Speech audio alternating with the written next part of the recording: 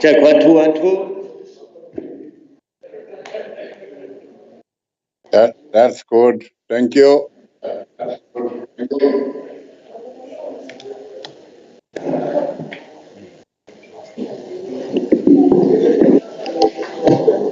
Check 1 2 1 2.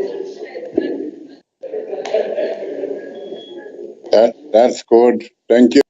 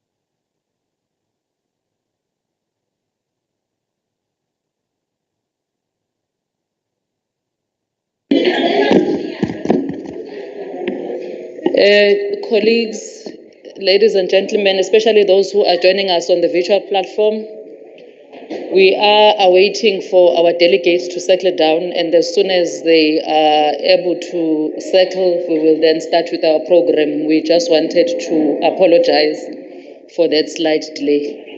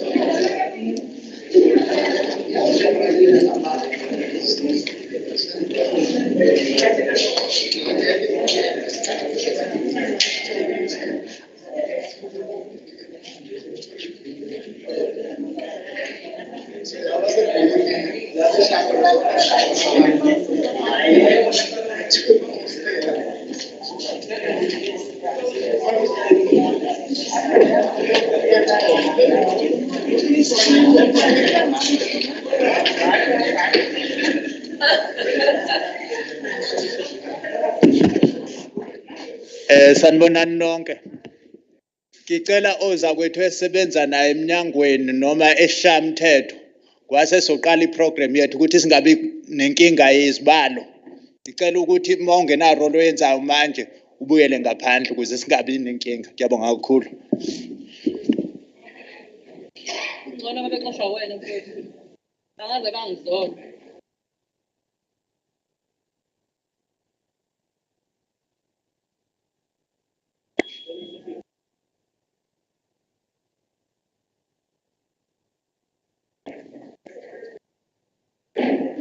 Hello?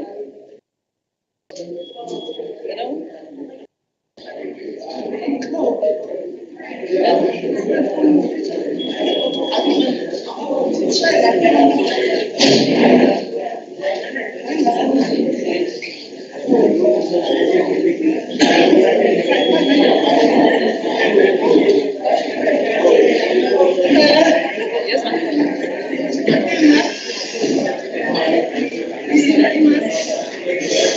Okay.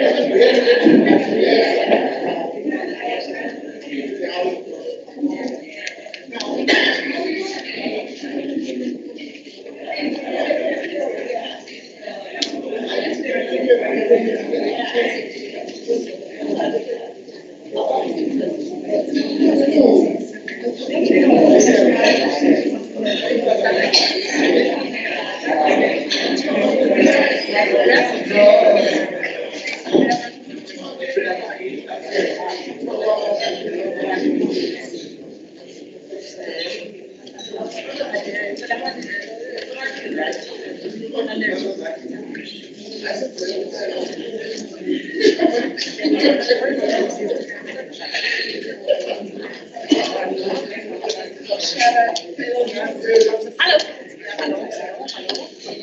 I'm alright. Good, good. I'm coming to say, shut up. I know I can count on one person today. There's potholes. Which road did you use? This one time I knew I turned left. This Oh no, you used the wrong one. That's the one that I used when I was going back. And my course yesterday, we regretted it. You should have used the other one. I didn't even know what other one my Google It's was. the, yeah, Google will send you to this one because it's closer. but the potholes are bad. Yes, yes, yes. Singaqala umfundisi Okay. visual.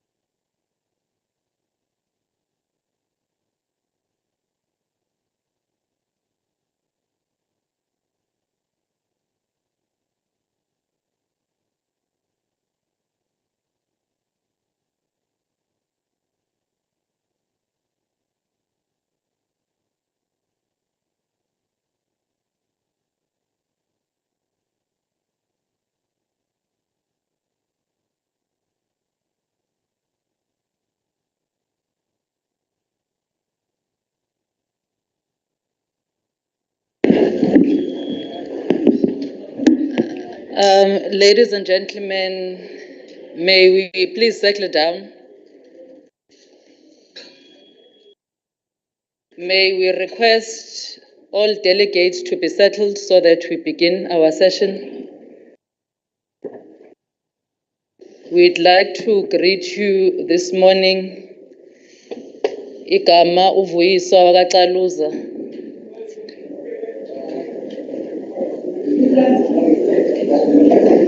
May we get the table at the back to kindly keep in order. Thank you. As we were saying, Igama uVuyiswa wakaXaluza have been requested to direct the program. As delegates might know,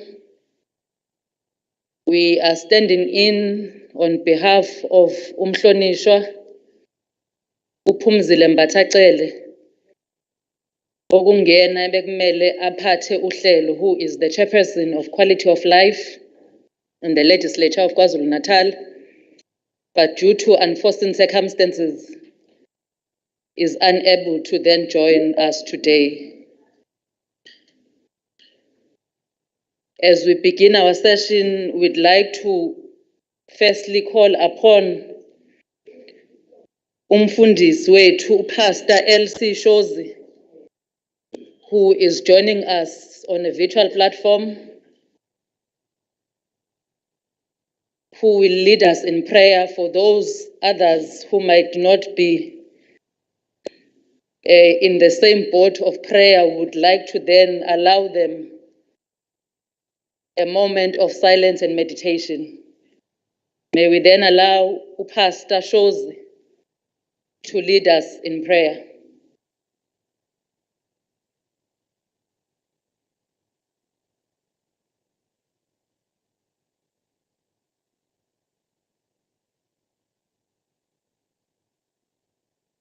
Can colleagues check with Umfundis?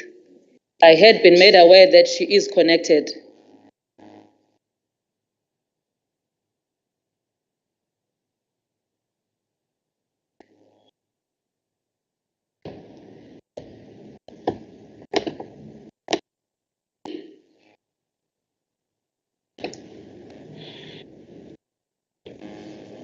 Yes, sis.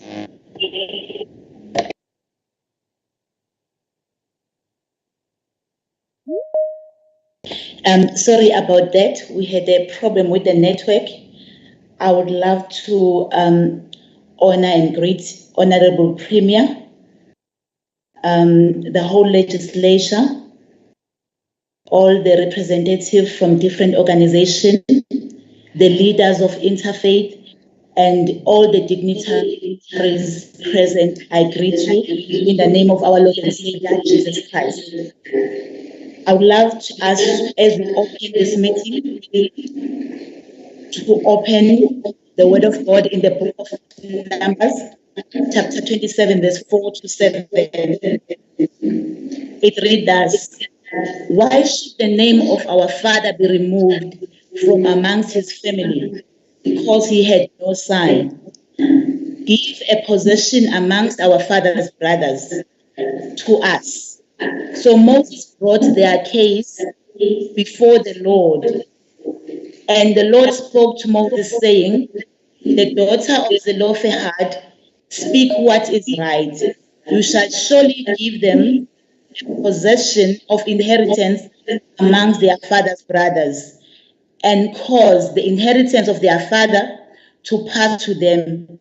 And you shall speak to the children of Israel, saying, if a man dies and has no son, then you shall cause his inheritance to pass to his daughters. Malibonge igama lenkosi. From the scripture that we have read, we find a passage whereby there's a scenario presented here in Israel where women were not allowed to own land or any possession. And in fact, in Israel, a woman was treated like a property of his father and could only be transferred to her husband upon marriage after they've paid, the bridal payment. That's all that they were worth. And according to their tradition, they were not entitled to any kind of inheritance. But we find these 5 daughters of Zelophehad who had died in the wilderness before they entered the promised land. So their father had died, so they were not entitled to receive anything. All his entitlement was to be given to his brothers. So these women, they did something out of the ordinary. They decided to approach Moses and plead their case, for the status quo that was there. And we find that these women they took a bold step and approached Moses, they approached the priest, they approached the ruling governors at that time, and came with this thing, of requesting their father's inheritance to be given to them. And the Bible tells us that this matter, because it was unique on its own, Moses had to go to God and ask God what should he do. And what we find is amazing, is that God approved of this thing, new as it was. He approved of it and he said, yes, these daughters are speaking what is right. Give to them what is due to them. So we see these bold women were able to influence the law. They even affected God to change law in the time where things were not working into their favor. So what I want us to learn in this as we go and approach God is that God is a God of justice. God is a God, of fairness. God's intention is not for women to be disadvantaged at any given level. And he's able to change things also to suit them. So as we approach God in prayer this morning, in this month of women, we pray that God will help each and every one of us to have that understanding. And I want to challenge all the women in this place that as we remember the women back then who fought for the rights of women, we also need to know that even in the Bible, there have been women who have stood up for what is due to them, and they've even approached the status quo of the time and influenced the change in the law, even by God himself, with all humility and dignity. I want all women to know in this place that if we do not stand up and speak, if we sit down, we will not be able to inherit whatever that is due to us. We must take a lesson from these women, the 5 daughters of Zelophehad, and see how they approached God and see how they took this bold step and changed the status quo. And I would like us to pray on that word. Dear Father, we come to you this morning in the name of our Lord and Savior. We pray that God, as we open this meeting, we pray that you grant us wisdom, knowledge, and understanding. We pray that every speaker will present in platform. We pray in our country as we celebrate the month of women, remembering the women who fought against injustice back then in 1956. We pray that even in 2021 and beyond, you raise more women with the heart to fight for the right, to fight for the dignity, to fight for the economic freedom of all women in our nation. We pray against all kinds of injustices and every obstacle that hinders progress in our nation. And we pray your blessing upon each and every representative in this place this morning as we open this meeting in Jesus' name. Amen and amen.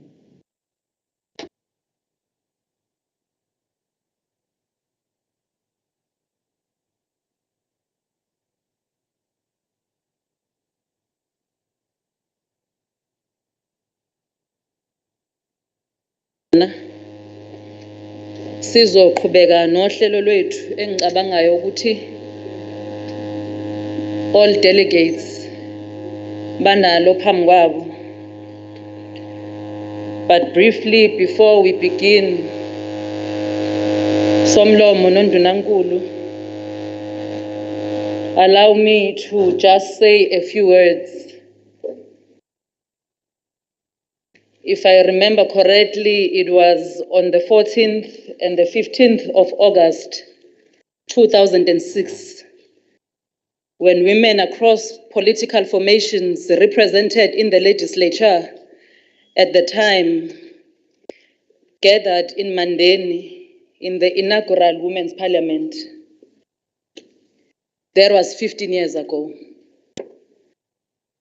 A parliament that is on record to have been attended by more than 5,000 community members. No one knew that 15 years later, we would be gathered here, no longer 5,000 in numbers, but just 50 of us to continue the journey of fighting for full women emancipation. We stand here proud, Somlomo, of the journey that was started by Honorable Speaker of the time, Ubaba UTW Mchunu Umacingwane.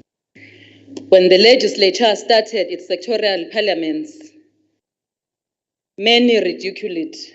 I remember abanye bethi hambani niyo attend lesikesh senu.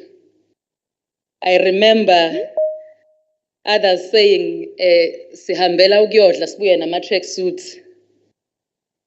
Honorable Speaker noNdunankulu, I stand here today very proud to be a product of these sectorial parliaments, where young people, workers, people with disability, and women come together to deliberate on issues as Tindabona. I remember in one women's parliament, lapho kwakhalwa khona kakhulu ngezibalo zabantu besifazana abaphethe emnyangweni kahulumeni. Namhlanje kuyajabulisa ukubona isibalo sabesifazane kwabayizinhloko zeminyango sesandile eNdunankulu. Kwakhala kakhulu nangokunikezwa kwabesifazane amathuba ezomnotho. Sizwile futhi saphinde sabona ukuhlelelwa kwabesifazane, ingxenye ebekelwe bona ukuthi bahlomule kwezomnotho.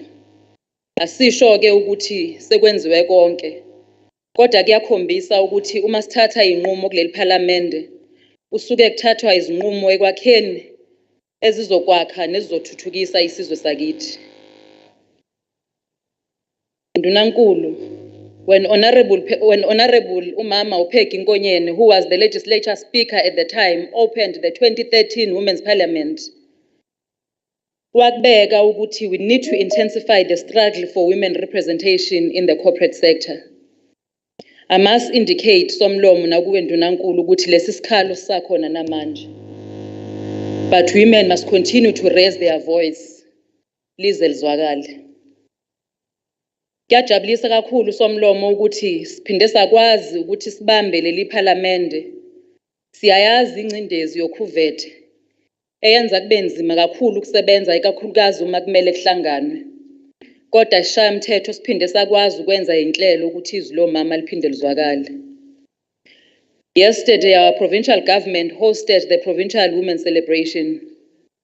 Kuthina, this was not just a tribute to the thousands of women who marched in 1956, but also a tribute to every woman who has taken the baton and continue to champion the struggle for women emancipation. This year, we celebrate the Women's Day under the theme, the Year of Charlotte Manyamaxeke, Realizing Women's Rights. Umama Charlotte Maxeke was one of the outstanding Black women to ever walk on the South African soil and the entire world. She was the first Black woman to graduate with a BSc degree. Kodwa akathanga uma ngabe nesefundile wabona ukuthi akabe nomona nemfundo. Using her church, she was heavily involved in the advocating for education of a Black South African. And we say she was indeed selfless. But also, as we celebrate our heroines, I wouldn't be doing justice if I don't acknowledge a teacher, a fearless fighter against women oppression, our mother whose shoulder we proudly stand on. As we celebrate her 96th birthday on the 15th of August, we salute Umama uGertrude Ntiti Shophe. Somlomo nakuwe ndunankulu, whilst we acknowledge the many strides that have been achieved, we can never proudly stand here for as long as women must work extra hard to prove that they qualify for position. For as long as some amongst us disregard qualification, capacity and capability and insist ukuthi hayi lo mfazi ungene ngekota. We must reject anyone who still has the mentality yokuthi indawo yomfazi isekhishini. Women must be equal partners to men counterparts in our society. Both men and women must work towards a common goal in eradicating patriarchy in our society. Somlomo nakuwe ndunankulu sithi ke it's not all doom and gloom for women of this province in particular. We are pleased to reiterate the congratulatory remarks that has been echoed by most progressive women formations across the province and the country in congratulating women who have been recently appointed by the President to the National Executive. In particular, I would like to appreciate and applaud on behalf of Dr. Nobuhle Nkabane waseMzimkhulu for her new appointment as the Deputy Minister of Minerals and Energy, taking over from our late Baveli Lehlongwa, who was a young woman from our province. Sithi makaqhubeke alale ngokuthula. Young women taking strategic position in government bring hope of the future that embraces equity. At no point women must delegate a responsibility of women emancipation. Women must continue leading the struggle and breaking new grounds. With those very few opening remarks, allow me to acknowledge the presence of our Honorable Speaker, Umama Umakhubela, the Deputy Speaker of the Legislature, Ubaba Umvelase, our Premier, Umhlonishwa uKhuzeni. Sibingelele kubaba, uMEC, uRavi Pillay. Sibingelele kongqongqoshe abasijoyinile virtually. Siyazi ukuthi ukhona ubaba SE Hlomuga ungqongqoshe wakaKhokta. MEC for Arts and Culture umhlonishwa uMavimbela. MEC for Transport and Community Safety umama uPeggy Nkonyeni. MEC for Human Settlement umhlonishwa ubaba uJomo wakasibiya. Our leader of government business umhlonishwa umama uNomsadu Bencube. MEC for Health umhlonishwa umama uSimelane. MEC for Social Development umama uKhoza. Si acknowledge i-apology kamhlonishwa umama uBongi Sithole Mloyo, MEC for Agriculture. Sibingelele ngokukhulu ukuzithoba usokhaya umama, umeya, umama ukhansela unciki. Sibingelele ama-whips akhona ngokukhulu ukuzithoba sibingelele udadewethu kaManzini, the Deputy Chair of Chairs, uMakhosazana wakwaZungu. Siphinde sibingelele ku-Secretary of the Legislature, umama uNerusha Umanaidu, and the entire team of the legislature. Bese ngokukhulu ke ukuzithoba sibingelele kuma-delegates across all formations. Siyabingelela kubo bonke ozakwethu abakhona. I think I did not mention the whips. We do have ubaba uTV Xulu. Hayi bengabonanga ke ngiyaqala kanjani ngo-TV. Ngiyeke ukubingelela. Sengaze madoda ngiphucwe isikhundlana engisiphathisiwe. Sotswebho omkhulu wesishaya umthetho. Baba uNcamalala. Siyabingelela. Ukhona ubaba ukunene. Ukhona ubaba uZwakele wakaMncwangu. Sibingelele kumama uDlamini. Sibingelele kumama uRape. And all members who are here that I might not have seen, whom others might be outside. As we continue with our program, we'd like to call upon the stage umama umeya unciki azosinikeza amazwi okusamukela ukhansela okungiyena ophethe umzwabantu local municipality.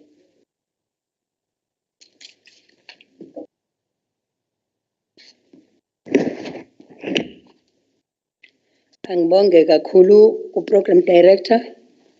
Greetings to the Honorable Premier of KwaZulu-Natal, the Honorable S. Zikalala. Greetings to the Honorable Speaker, Honorable Nontembeko Boyce, members of the Provincial Legislature, members of the Executive Council, traditional leaders, delegates, mayors of the Ugu, family of municipalities, council, speakers present, councillors, distinguished guests.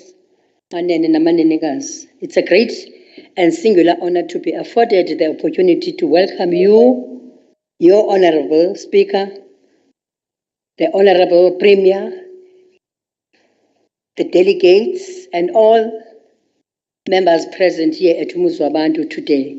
It's a great privilege that out of all the municipalities in the province, our municipality was identified and given the honor to host this august occasion. Today's Women's Parliament follows the KZN Provincial Women's Day celebration, which was also held here in Umuzwabantu only yesterday, and it was a very great success. We hosted this occasion in the year of Umama Charlotte Manye Maxege, a social and a political activist whose exceptional contribution to the struggle for women's rights continues to be an inspiration to all posthumously.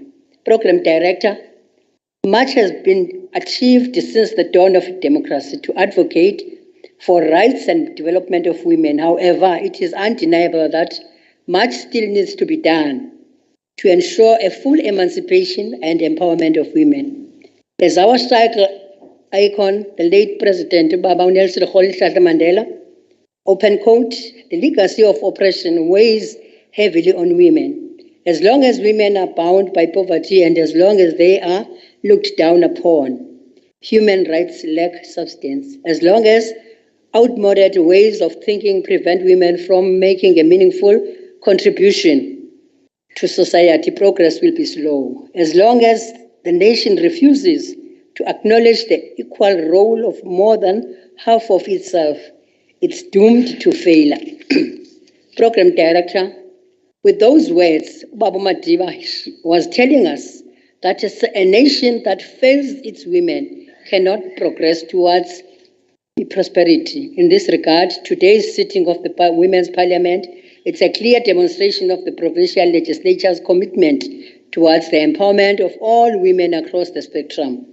I must indicate that as Umuzwabantu, we remain resolute that we can triumph over these and many other challenges and social ills through the partnership we have with OSS stakeholders, war rooms, ward committees, and all the working with Amakosi and all other stakeholders. Program Director, we are encouraged by the successes we have attained over the years from working with these stakeholders, and we intend to continue capitalizing on this to execute programs for women empowerment and development. Our municipality is a hive of activity throughout the year with programs for women that we do in partnership with the Office of the Premier and all the provincial departments. For this, I thank the Honorable Premier and all the MECs. Without your support, this would not be possible. Next on our list is the community dialogue that is planned in partnership with the Office of the Premier to be held on the 19th of August 2021 here at Umuzwabantu. I want to assure the House that no efforts will be spared in ensuring that the participation of women in this program is prioritized and enhanced, as they are the important pillar of our communities. Program Director, also through our municipal local economic development programs, we are determined to enhance the participation of women in both the formal and informal sector of our economy. In doing this, women would not only be able to put food on their table, but also to create employment opportunities for others, which would assist us in reducing poverty in communities where they operate. Program Director, I think I would not be doing justice if I do not convey my utmost gratitude as a deployee to this municipality, to the Honorable Speaker of the Provincial Legislature and the members of the Provincial Legislature for the regular oversight visits to Umuzwabantu. It is through this program that many service delivery challenges have been identified and duly addressed to improve lives of our people and women in particular. With those few words, I welcome you all to Umuzwabantu. May the deliberations and presentations be insightful and contribute towards resourcing our women of KwaZulu-Natal from the triple challenges of poverty, unemployment, and inequality. May the outcome of the sitting give rise to improved policy and legislative oversight mechanisms that strengthen interventions aimed at removing structural, institutional, and cultural barriers to gender mainstreaming and women development. Alibongwe. Malibongwe. Yabong.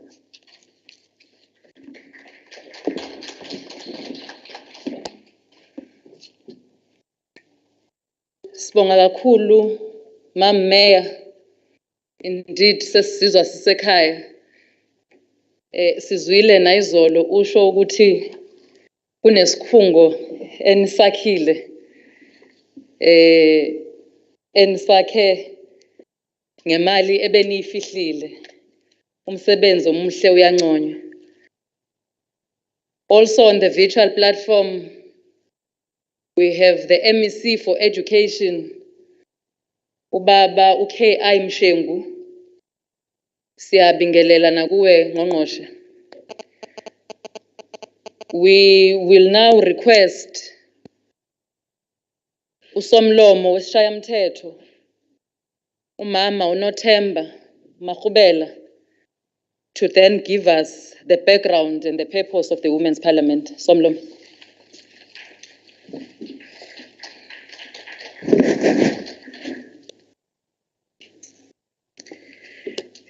Program Director, Honorable Deputy Chief Whip Mamguni, Honorable Premier,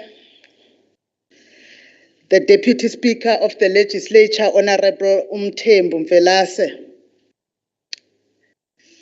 the Chief Whip of the Legislature, the Leader of the Official Opposition, members of the Executive Council and the members of the Legislature,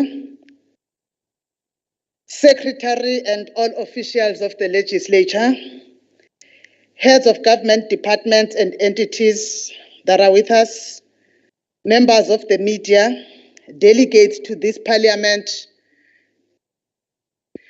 Inkosi yesizwe ephansi kwaso leliholo ngiyazi ukuthi Mam Mayor sikwahloma endlini. Inkosi yesizwe yalana esizweni esikusona eWard 7. Phinde futhi kube khona inkosi yesizwe sakwaMachi. Amakhosi mabili akhelele ward. Mamu Mayor, dadewethu Madlamini, ngikhohlwe premier isikhathi esiningi mangile imizwa abantu ukuthi ngithi Mamu Mayor when I'm speaking to the honorable mayor kujaheke ukubizana ngodadewethu.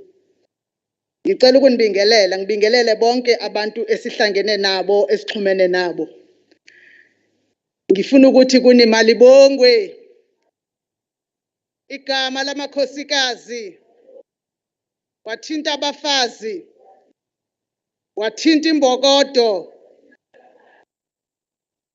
Ngicela ukunibingelela nonke zakhamuzi zesifundazwe sakithi KwaZulu-Natal, kakhulukazi kwinyanga yamakhosikazi. Ngicela ukubingelela amakhosikazi kule nyanga lapho esithi sibheke iqhaza elibanjwe ngamakhosikazi ekwakhiweni kwesizwe. Also a month where we do not only recognize the role that they played during the local liberation struggle for the freedoms we enjoy today, but also looking at how we can overcome hardships faced by women today.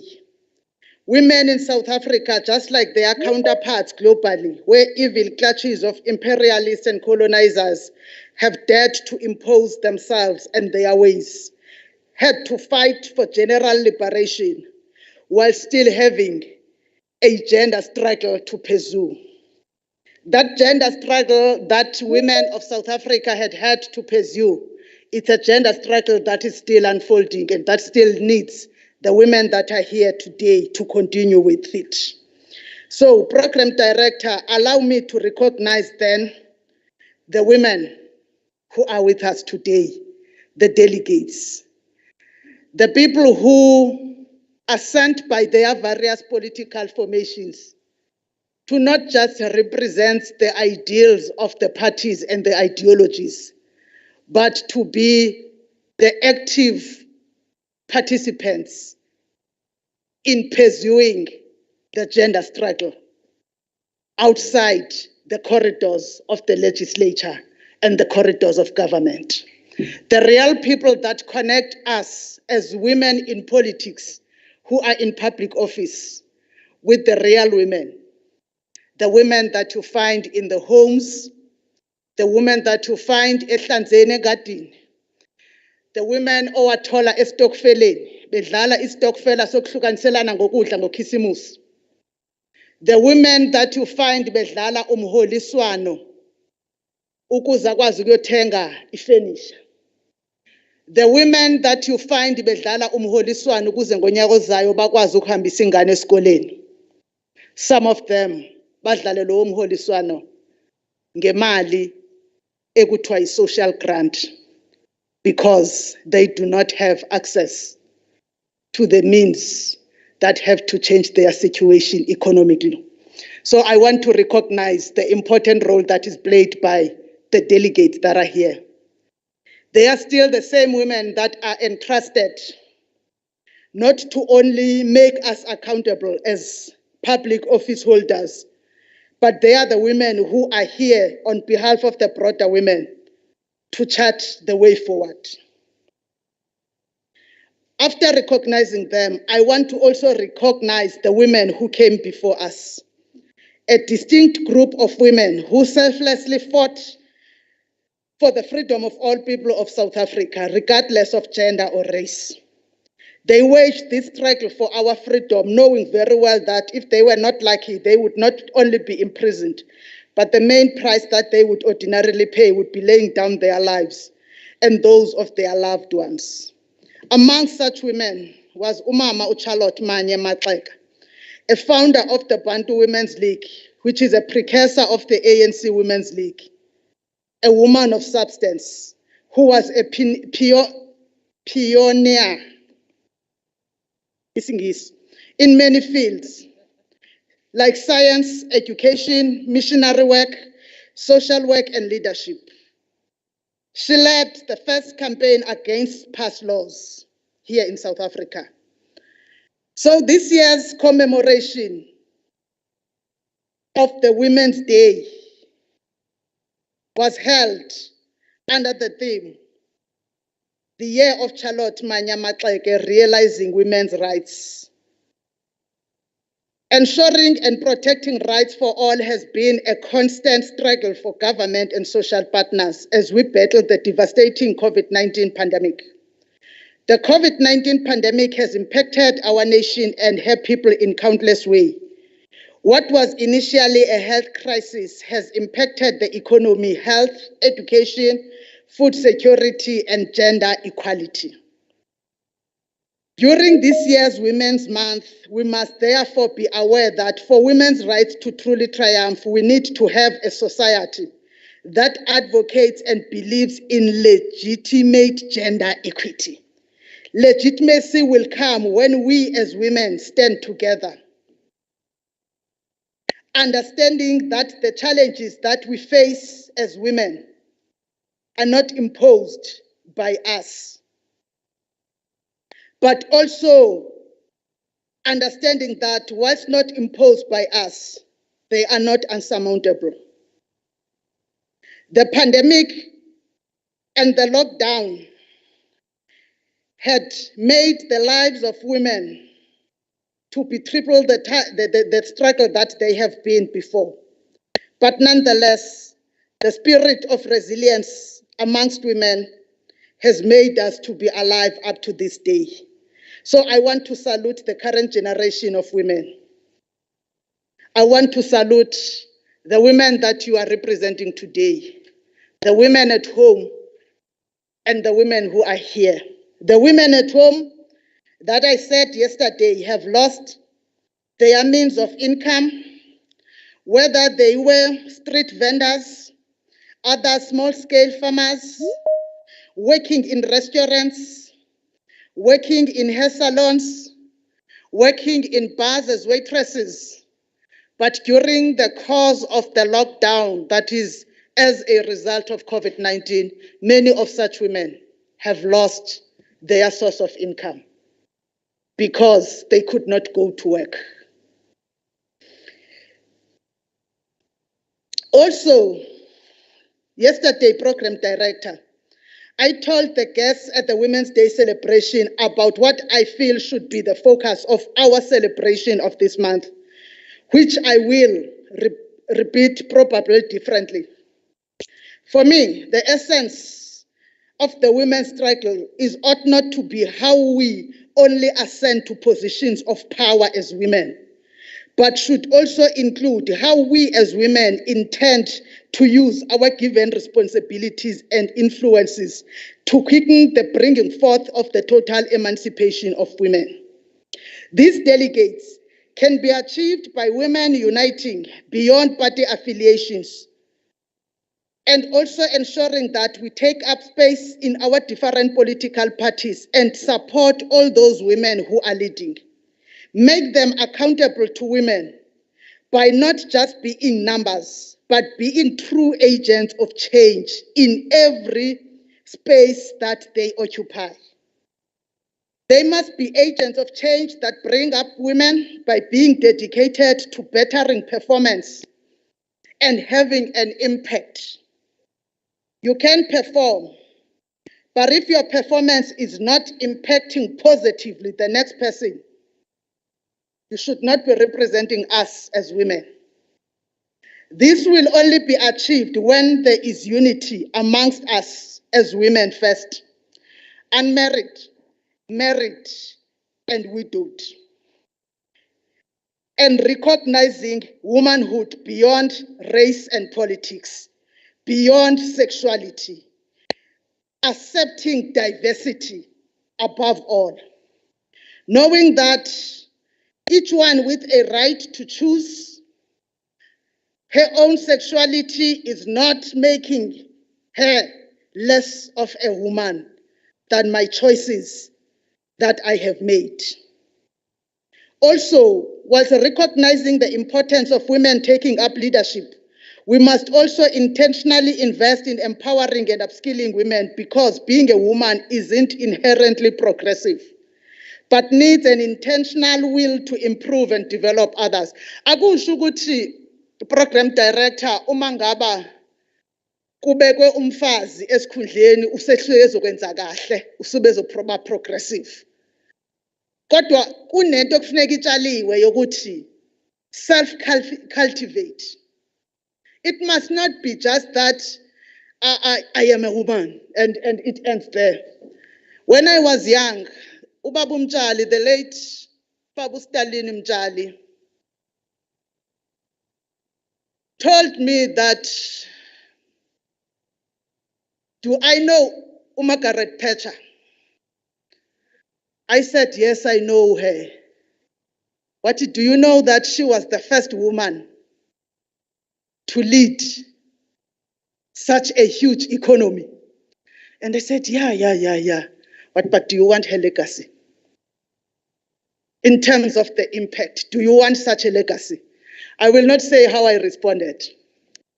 But what is important is that the impact of a woman and being a woman doesn't inherently come with you being progressive, so to say. There's something more that we need to understand and that we need to cultivate as women that are gathered here today, so that we build better women that will listen to the calling of Mama Manyama Tleke to bring others as they develop.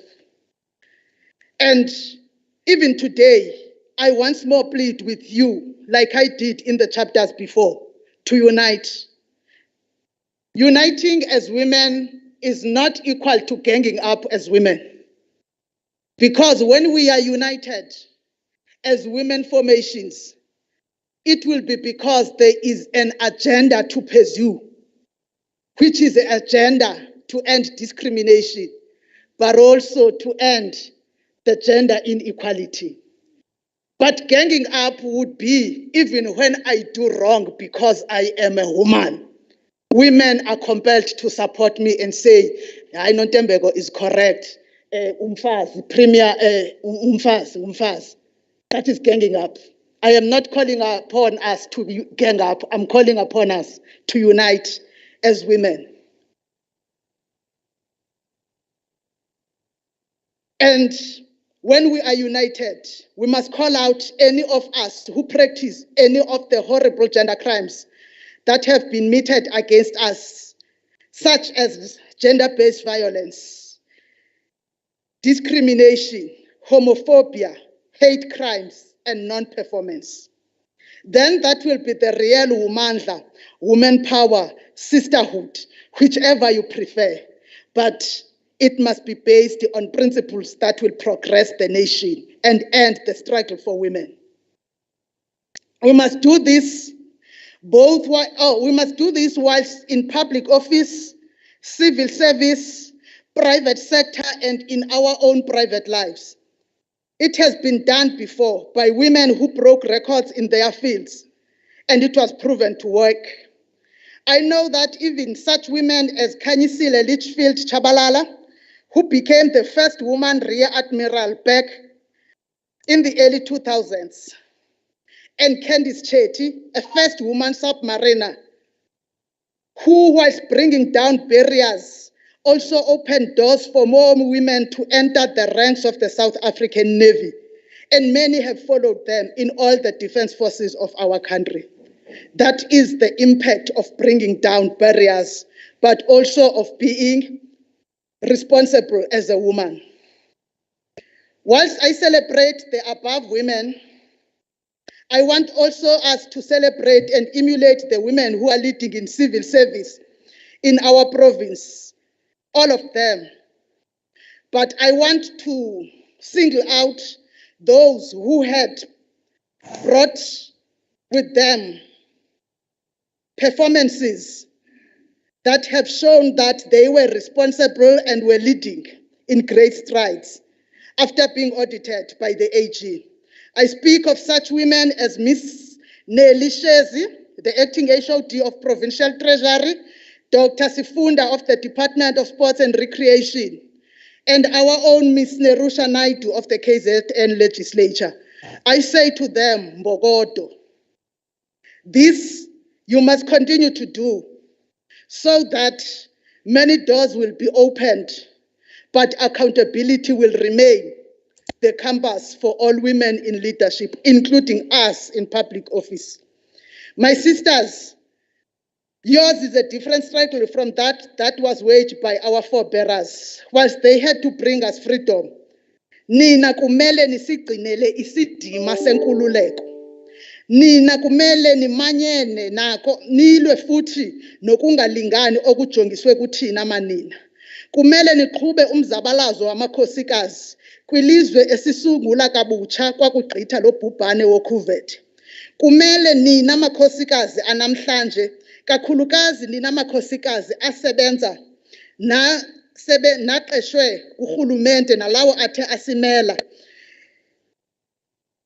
nilwe nokwakhiwa kabusha komnotho nobutyebi belizwe lethu.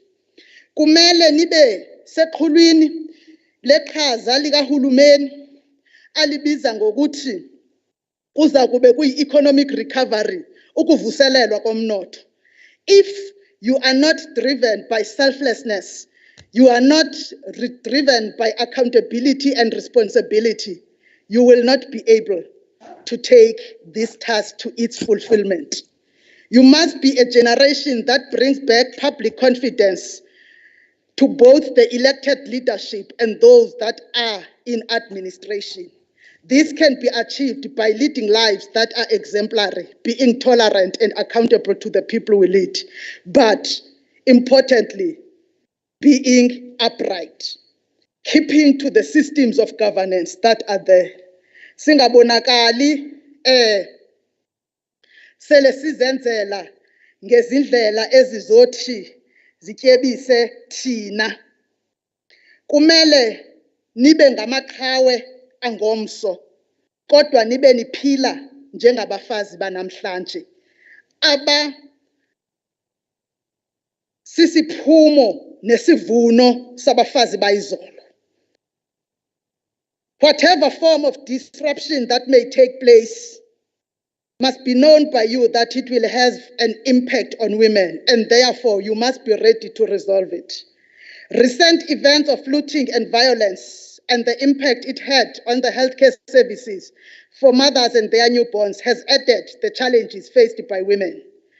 The chaos that we saw during the violence in KwaZulu-Natal echoed the kind of disruptions that we do not want to associate with.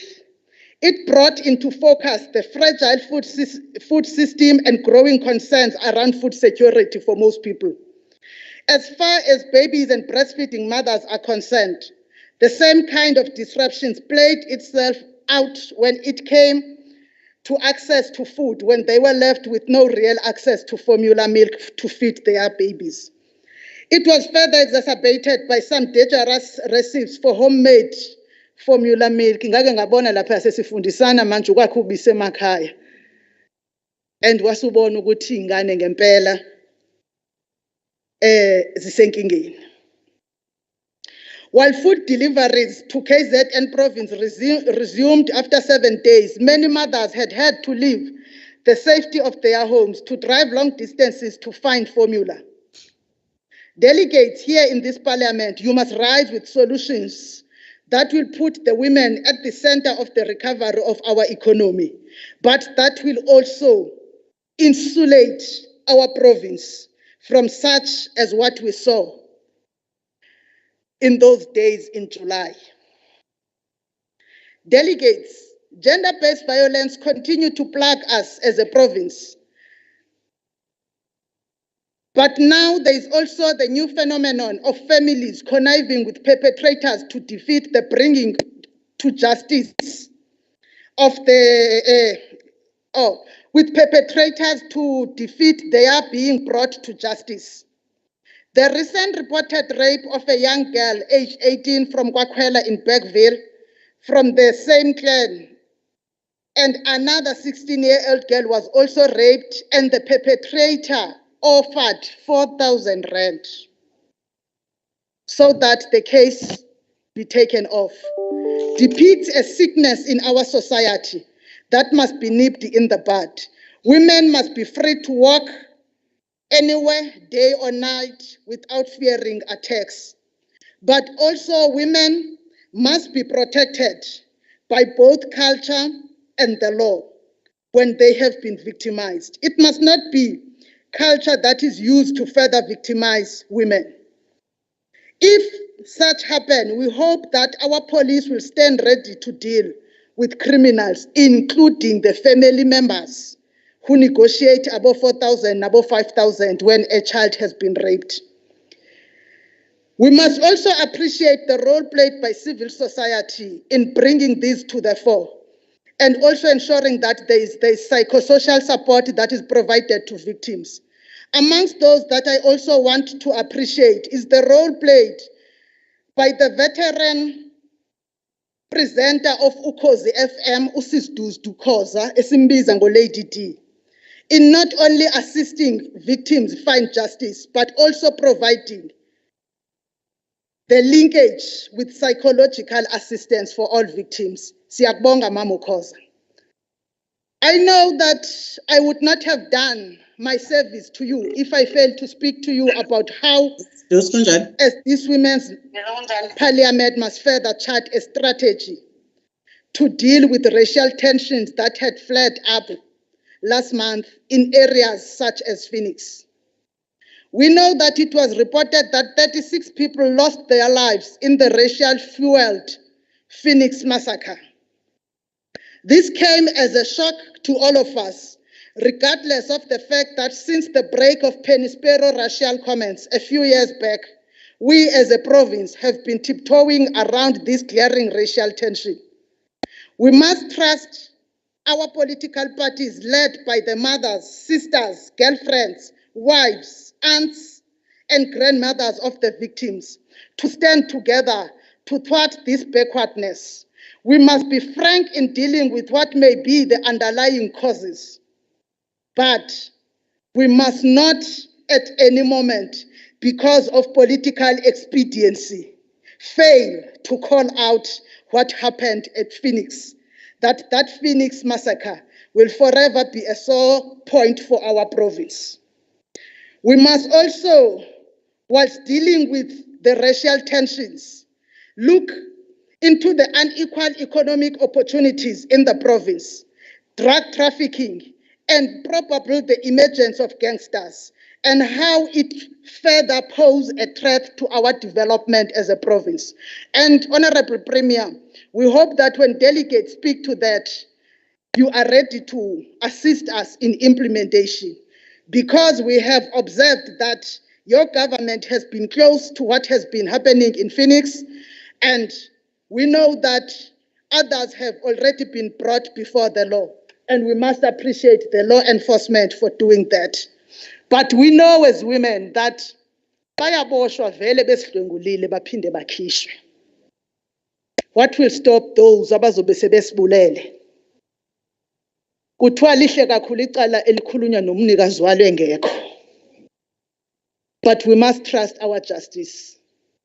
And as these women formations, we must be able to stand up and fight for justice for all those who perished and were injured at Phoenix in the past weeks. These terrible episodes sent a message to all of us that the struggle for women emancipation is far from being over. This is a continued call for us as women, partnering with all progressive men, that we must continue the struggle for total emancipation of women and the girl child. We must know that for as long as gender-based violence and femicide is prevalent, no economic freedom will come to us, and we will never be able to really be equal to our male counterparts. Therefore, we have nothing else that we must be expecting except for the total emancipation of women and the girl child. We know that when we met virtually last year, which was the first time that we met virtually, and which I must appreciate the cooperation that as an institution we received from the women formations, because there was nothing we could have done. We had made some resolutions. When we are gathering now here today, we are going to be having an opportunity where the Premier would be reporting on us, to us, on how far government has gone with the implementation of last year's resolutions. But also there are various stakeholders, including the Department of Social Development and the Department of Economic Development, Tourism and Environmental Affairs, that will make presentations to us. Sazi ukuthi uma undunankulu ethi Operation Vula, akukho Operation Vula nje kuphele lapho, is Operation Vula umnotho abafazi bangene. But it must further go beyond ukuvula singene. We must be sustained and developed in the economy. There must be no areas of the economy where you do not find women, where we still celebrate to see a woman, oh hayi ke kaloku xa sithetha ngaleni into umfazi okhona phanga uvuyiswa akho enye into ozayijonga. We are past that time. It was nice when it happened. It was very nice, we enjoyed it. Now we no longer enjoy it. We now move beyond government to say to women that have been developed over the years in the various fields of the economy, Operation Vula nakuwe, vulelo dadwenu ngasemuva, bangene in the same fields. Because if we remain with only thinking that Operation Vula will be done by government, we will never achieve it.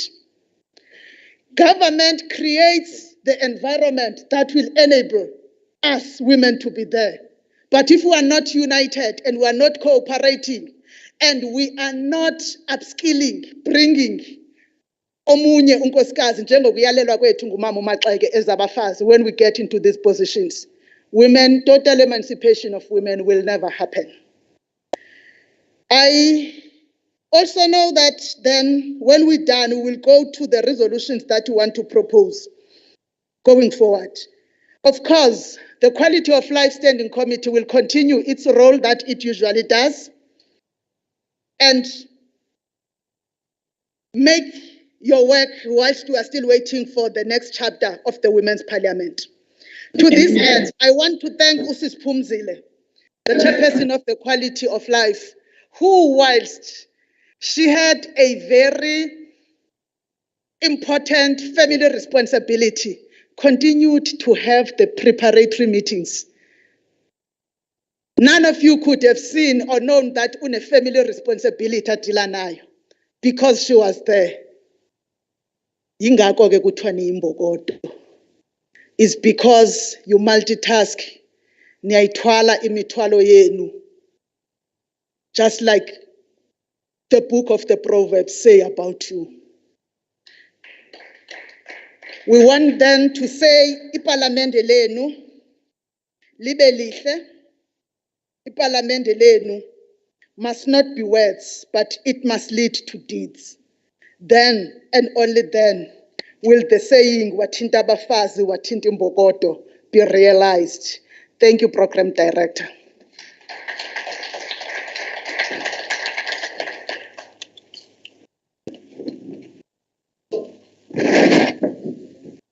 Sibonga kakhulu Somlomo. May we once again give the speaker a round of applause. Sibonge kakhulu Mahubela. Kunzima ukuthi umlungu mesakhuluma usukume umchazelo ukuthi isikhathi engathi sesishayile. Kodwa ke we are slightly behind scheduled time, but we are hoping ukuthi mase siya kuma presentations will be able to manage our time accordingly, because the reports that were given that we are expecting from the Premier obviously can't be interrupted as well, because it speaks to the resolutions that we took in the previous Women's Parliament. We will then call upon the Premier of the province of KwaZulu-Natal, Baba Ukhuzen, to then give us the responses to the 2020 Women's Parliament resolutions. Premier.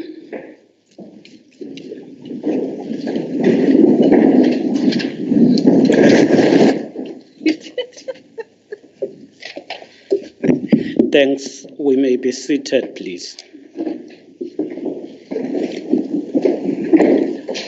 Program Director, Honorable Deputy Chief Whip, Honorable Kaluza, Honorable Speaker of the Legislature, Honorable Boys, Deputy Speaker of the Legislature, Honorable Mthembu, members of the Executive Council, all of them, especially MEC Pillay, who is here and will present later, and MEC Khoza, who will also have time to present later. The Chief Whip of the Legislature, Honorable Zuma, and all members of the Whippery, the Deputy Chair of Chairs, Honorable Zungu, leaders of all opposition parties that are here today, my greetings to members of this House who are here to participate and started participating from yesterday. It is very touching to see that political parties have placed this platform and take this platform so serious to the point that you assembled the most senior delegations from your parties. Compatriots and all, and we want to also greet the mayor of Umzwabantu, the mayor, Honorable Nciki, as well as all councillors from the family of the municipalities of Uku. Compatriots, we gathered during Women's Month to present the 2020 Women's Parliament Progress Report covering the resolutions we took together to promote the status and well-being of women of our province. We take immense pride in the work that is done by this legislature. It is an activist parliament of the people, both in words and deed. It lives in the lives of the women, the poor, and marginalized of our land. We salute the legislature for hosting this session of the 2021 Women's Parliament amongst the people of Umzwabantu local municipality. This is a fulfillment of the Freedom Charter's proclamation, which boldly states that the people shall govern and that no government can justly claim authority unless it is based on the will of all the people. The Freedom Charter, which remains a torchbearer of the ANC-led government, was the product of a long campaign from August 1953 until the 26th of June 1955. During the Women's Month, we salute the countless women in the Multiracial Federation of South African Women the Congress Alliance, and the Congress of the People that organized and collected demands that were incorporated into the Freedom Charter. It was again these heroic women who in 1956 organized the biggest march in the history of our country to the city of government to protect against JG's freedom and the tyranny of the past laws. Pay tribute to women like Istwalandwe, Mama Lillian Nguyi, Dorothy Nyembe, Betha Nkoa, Francis Bard, Helen Joseph, Ruth First, Rahima Musa, Florence Mkhize, Fatima Mir, Istwalandwe, Sophie De Brain Williams, and many more others. These women, nalabo mama, abalandela ngeminyaka yama-80s, baba ingxenye yomzabalazo owamelwa kumbe owawuqalwe ngumama uCharlotte Maxeke eminyakeni engu-150 edlule. They took the baton and followed her wise counsel that, and I quote, "This work is not for yourself. Kill the spirit of self and don't live above your people, but live with them. And if you can rise, bring someone with you," close quote. I want to emphasize and underline two important messages from this quotation. The first, live among the people. Don't live above them. I wonder whether we all consciously understand the meaning of this statement.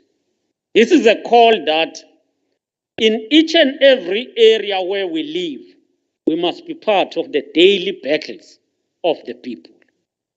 But it also says, if you can rise, bring someone with you. Don't think you will emerge on your own, but rise with the people themselves.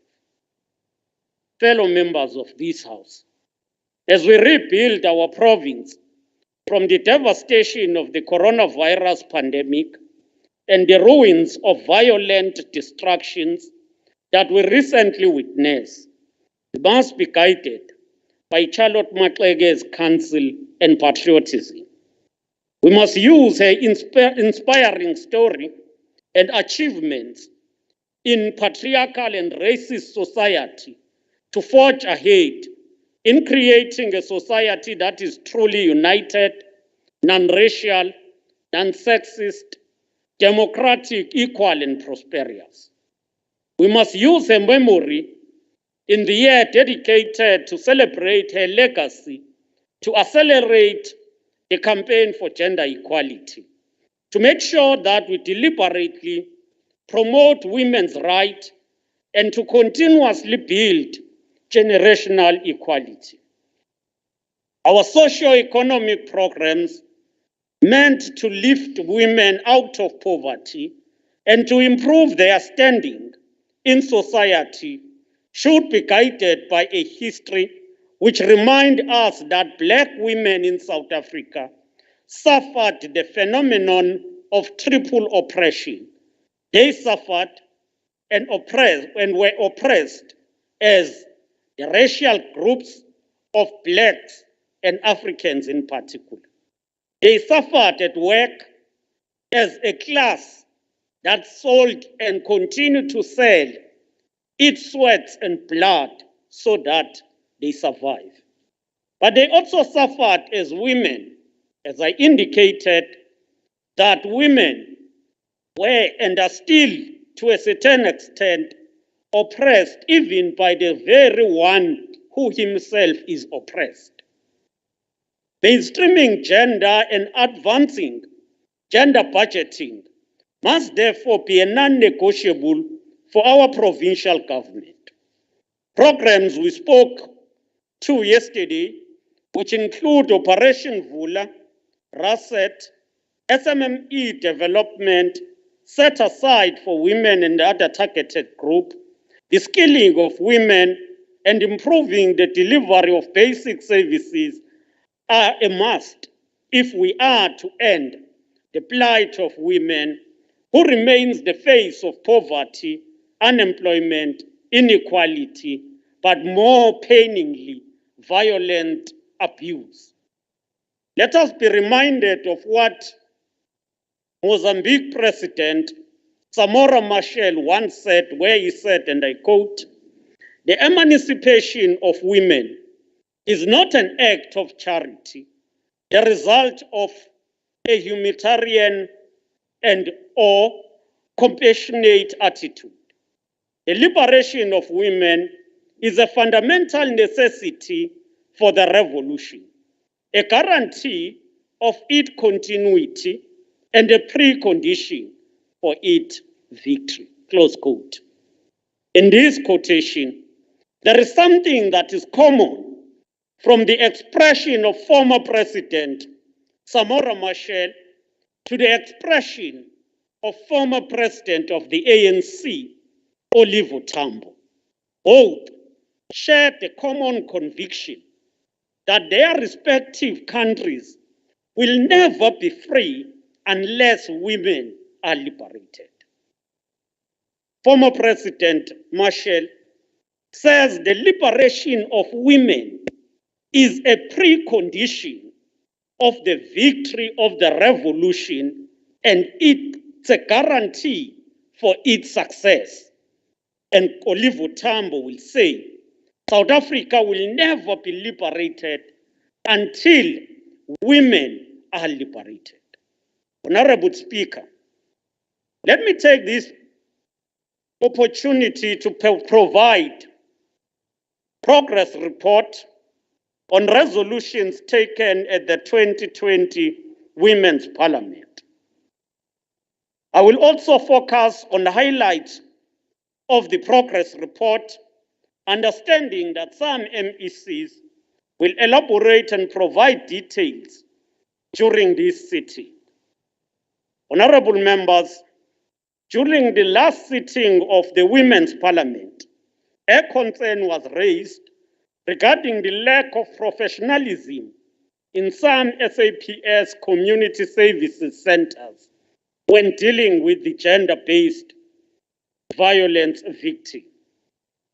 The 2020 Women's Parliament then resolved that the Department of Community Safe and Liaison should pay a special attention in capacitating SAPS to handle GBV cases seriously and with professionalism. We can report today that SAPS and the Department of Community Safety and Liaison is rolling out the training for SAPS members in dealing with gender-based violence cases and victims. They've introduced a monitoring tool that they use to assess or to dictate non-compliance by members. In this regard, 183 social workers and 60 volunteers from social development were employed at police stations to attend to gender-based violence cases. In addition to this, the Department of Community Safety and Liaison hosted a training workshop for all eThekwini centers on human trafficking behavioral change, which is a program that focuses especially on men and boys. Gender-based violence awareness campaigns implemented since the last year have reached not less than 66,806 people in the province. Honorable Chair, the Women's Parliament in 2020 also resolved that the provincial government should attend to the issue of farm workers and enforce the application of the minimum wage as prescribed in law. We can report here that the research indicates that the failure to pay the minimum wage in farm areas affect both women and men. In this regard, inspectors of the Department of Employment and Labor continues to conduct inspections to monitor compliance with Minimum Wage Act. In 2020-2021, a total of 1,572 inspections were conducted in the farming sector, and a total of 17 cases were referred for prosecution for failure to comply with the enforcement notices issued. During the first quarter of this financial year, which is from April 1 to the 30th of June, a total of 117 inspections were conducted in the farming sector, and 9 cases have been referred for prosecution. And this is the work of the government and the government at work.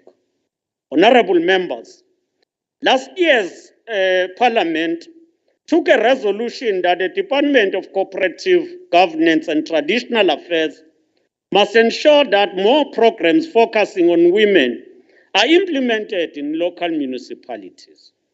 COGTA is heeding the call. Today, we report that COGTA, in partnership with civil society, religious sector, and traditional leaders, have implemented 4 workshops on local government toolkit.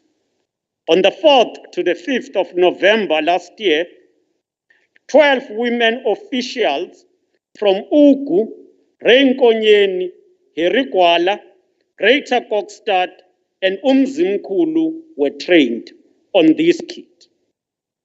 The full report gives figures of other municipalities that received training is also available to the members of this House. Female Amakosi from all 11 districts also participated in the gender-based violence dialogue hosted by COGTA on the 24th of July 2020. The female traditional leaders and Ondlunkulu participated in the commemoration of International Women's Day coordinated by the Office of the Premier and the Department of COGTA on the 8th of March 2021. The aim of their participation was to empower Ondlunkulu Bezizwe to become champions of rural development within their respective traditional communities and encourage Ondlunkulu and the rural women to participate in the cooperative movement in KwaZulu-Natal and effectively contribute to economic growth of the rural areas.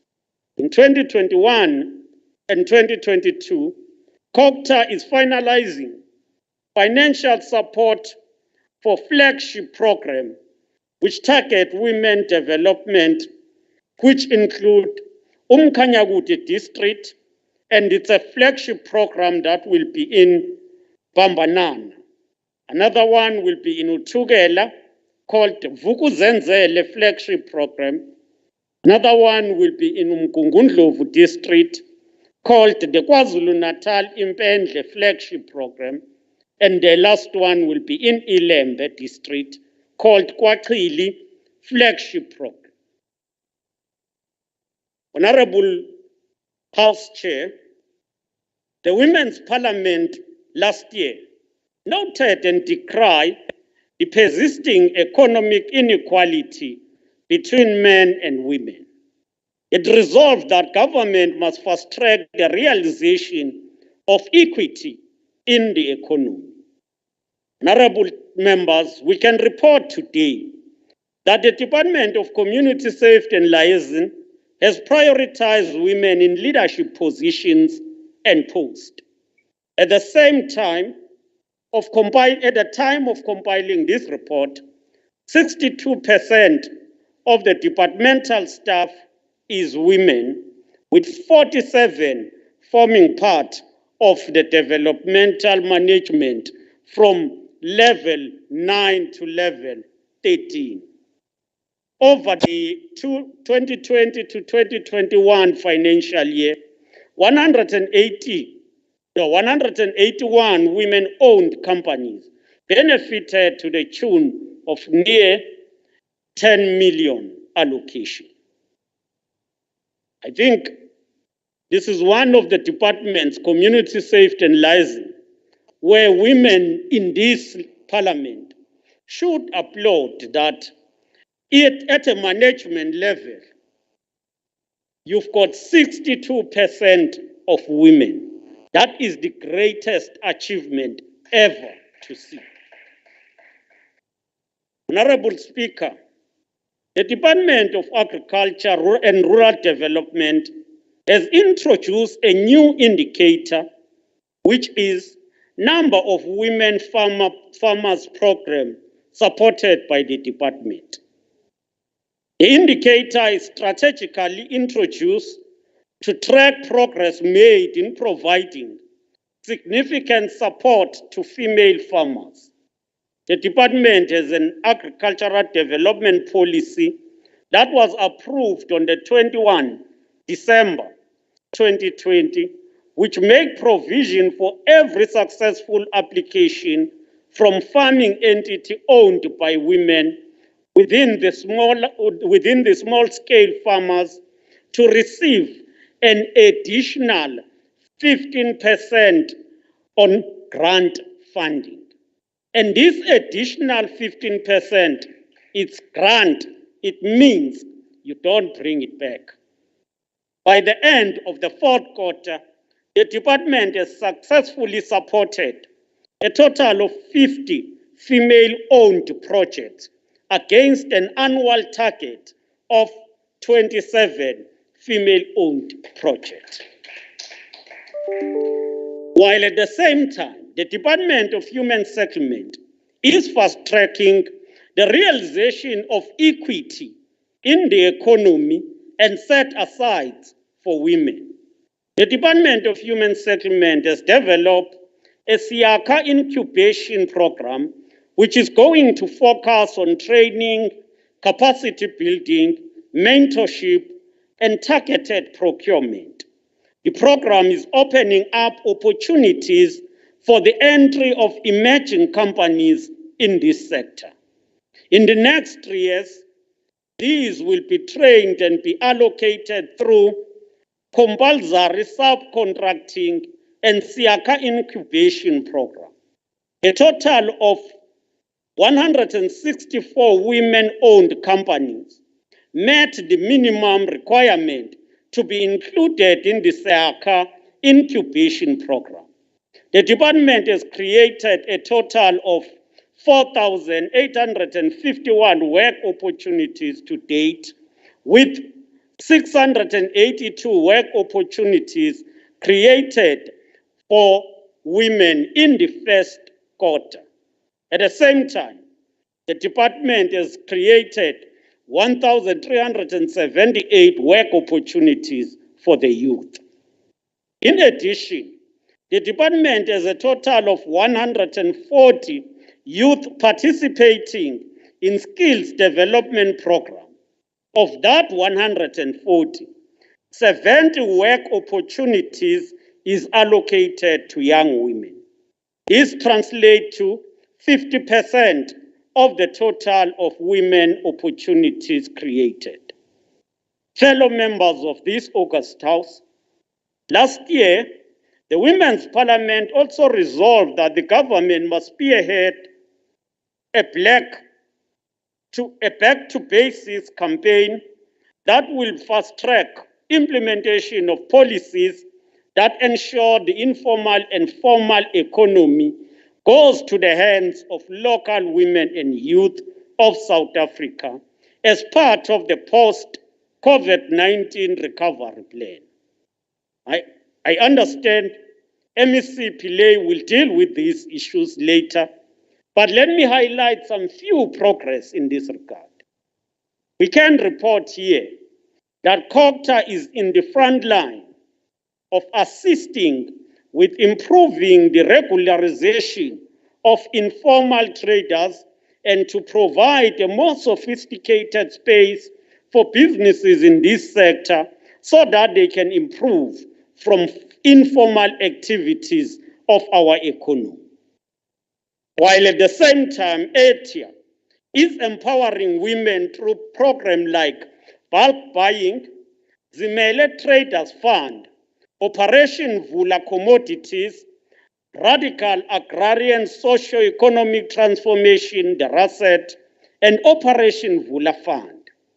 Economic Development, Tourism, and Environmental Affairs has approved a funding for 443 women-owned businesses, which represent 43% of the total successful applicants for Operation Vula Fund.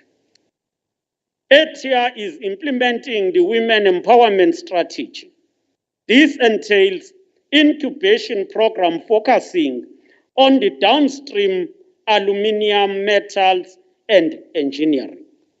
So, we're decisive that women should not be left in cooperatives or in tenders of government, but they should also enter the Black Industrialist Program and manufacture as artists, as artisans and engineers. This program also directly and indirectly linked with other related industries, such as women in construction. 30 women entrepreneurs have benefited on the program, with several trainings focusing on skills development in specific sectors that are relevant, mentorship, access to infrastructure, and compliance with those relevant industries. ATIA is also a 12-month SMME mentorship program, which is executed under Itala Development Finance Corporation. I can say this is one of the successful programs that seek to appreciate the role of women in the economic development under the program of Imbokodo Iyazenzel. And this program starts from the district and culminates at a provincial level, where 20 winners compete on their own and one gets support, one who emerge as a winner, then get assisted, but all of them get some kind of the support.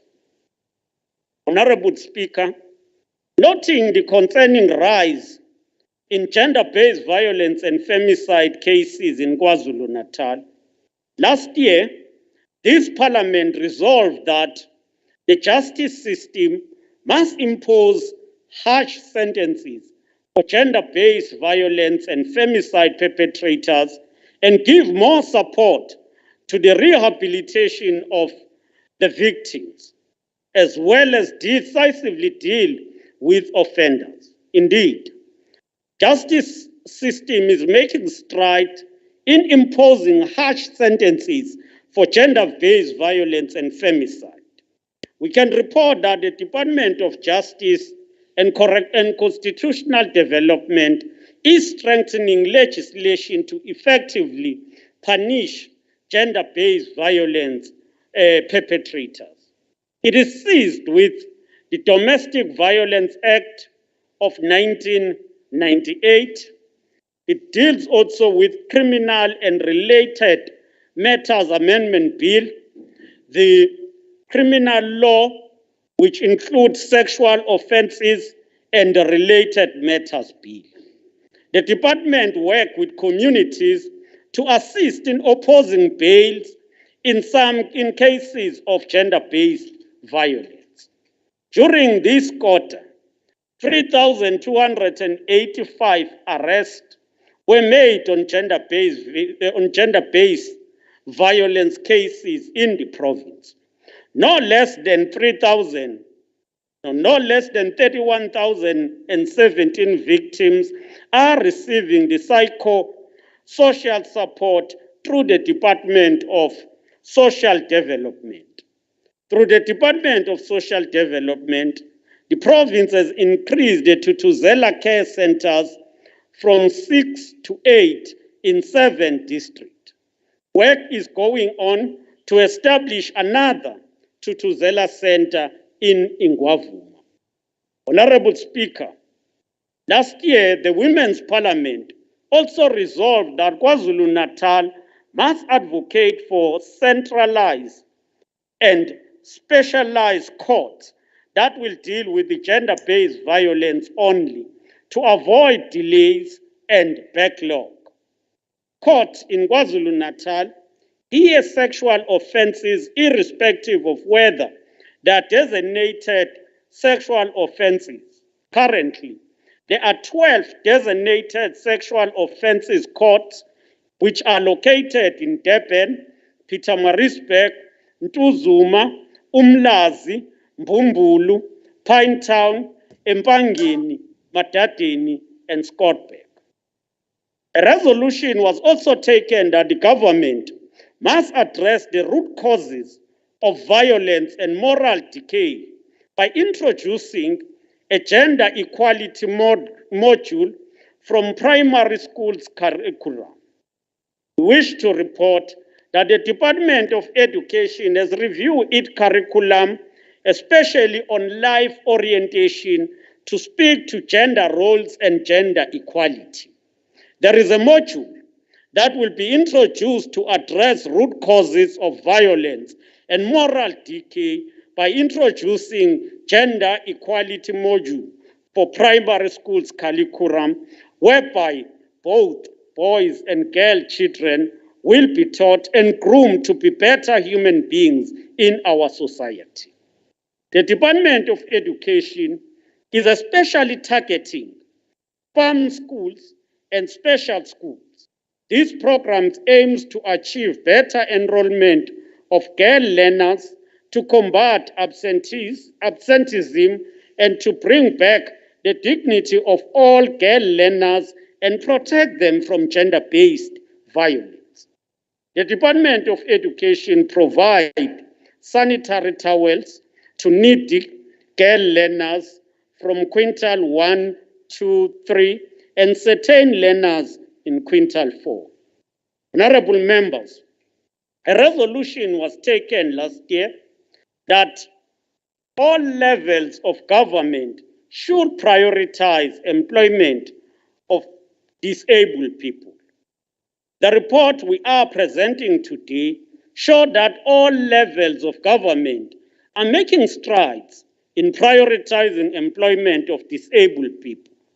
COGTA has set an example by exceeding the 2% target to be at 2.4. The provincial treasury has done well to have reached the 2% target, and all departments are above 1% and clearly determined to meet the target. On the resolution that women living with disabilities must be part of the mainstream economy, we can report that the Department of Transport supply chain mechanism policy is aligned with the preferential procurement regulation. The radical economic transformation objectives of the departments are implemented by utilizing a holistic and a focused strategy to promote Black economic empowerment by ensuring that 5% procurement goes to disabled people. COGTA, ATIA, and SALCA are working together through the inter-provincial task team coordinated by the Department of Small Business on red tape reduction and ease of doing businesses. Community work program is directly benefiting 82.6 through employment opportunities. At least 306 participants in the program are women who are disabled. The Women's Parliament also resolved that the law enforcement must prioritize safety for women living with albinism as they live in fear of being killed for muti or umuti.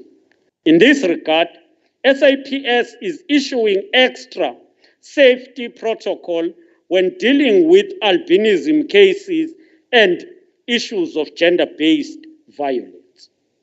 Honorable Speaker and members of the House, the 2020 Women's Parliament was justifiably appalled by allegations of corruption and malfeasance regarding funds meant to fight COVID-19 and save the lives of our people.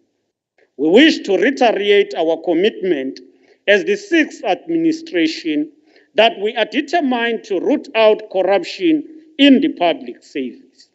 We agree with the last year's resolution that law enforcement agencies must be supported in investigating these allegations. We can report that the Office of the Premier initiated the process that led to the investigation of alleged corruption. SAPS, SIU, NPA, and the Department of Justice have worked tirelessly with the investigations. Some suspects have seen their day in court, monies have been recovered, and other cases are still under the prosecution processes. Honorable members, I present this progress report as a high level of work done on the implementation of last year's Women Parliament, while details will be presented by members of the Executive Council. This report on its own attests to the struggle to realize a truly non-sexist society. To say that progress in dealing and addressing patriarchy is correct. There is progress in addressing inequality and in dealing with gender inequality. But to think that all have been achieved will be incorrect and misleading. There is still more work to be done, and as government, we are determined and more committed to address all challenges that hinder progress on women emancipation. Thus, as we deliberate on this report during our discussion, may our discussions and resolutions be inspired by the need to restore the dignity and honor of all women of KwaZulu-Natal. Working together, let us walk in the footsteps of Charlotte Maxeke to advance women's rights and to achieve generational equality in our lifetime. It is time to rise with all the women of our province to rebuild the KwaZulu-Natal of our dreams. Together, let's grow KwaZulu-Natal. Honorable Chair, I thank you.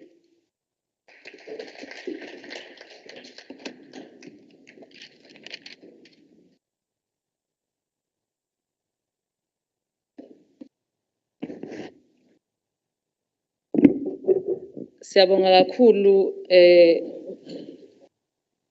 Premier Khuzeni.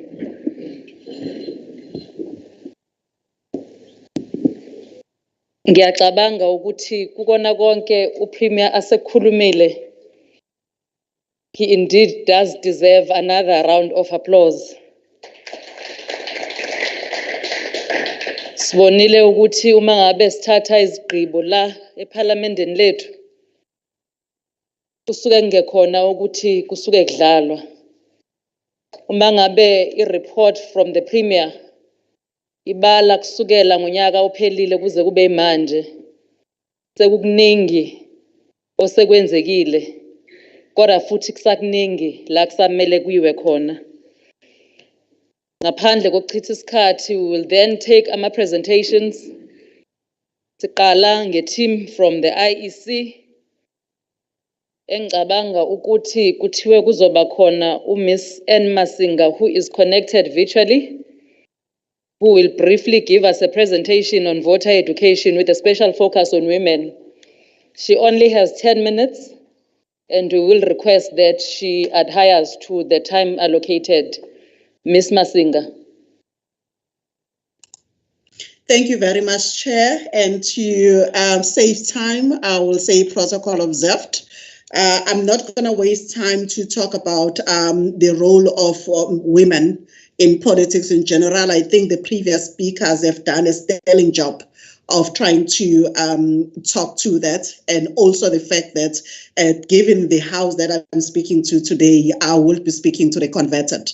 So I'll try and be very brief. I will just summarize the processes in terms of where we are, in terms of the preparation for the elections, because I think that's what people are interested in. You will recall that the Electoral Commission had commissioned the former Deputy Chief Justice to head an inquiry into whether the elections, if held, as announced by the President on the 27th of October, will be free and fair, given that the time that we are in at the moment in terms of COVID. The Commission subsequently received that report. It is available on the IEC website for anyone who is interested. But the central thesis of the report is that it would be impossible to hold a free and fair election if that election was to proceed in October as announced. The bottom line is that unless we have achieved herd immunity as a country, and a free and fair election may not be achieved, because we are aware that unless we have vaccinated at the level at which we should be as a country, which is 67%, which is what the health experts are saying, will give us the herd immunity that we need as a country, which will put the population of vaccinated at 40 million. It will be risky for the Electoral Commission to proceed with the election in October this year. We therefore, as the Electoral Commission, took a decision after consulting with the various sectors, including political parties, the health fraternity, and a whole lot of other civil society organizations that make presentations at the inquiry, that it makes sense for us to go and approach the Electoral Court as the Commission to seek a postponement. And on that score, we also took a decision after receiving the report as the Commission to postpone the registration weekend that should have been held at the end of the past month.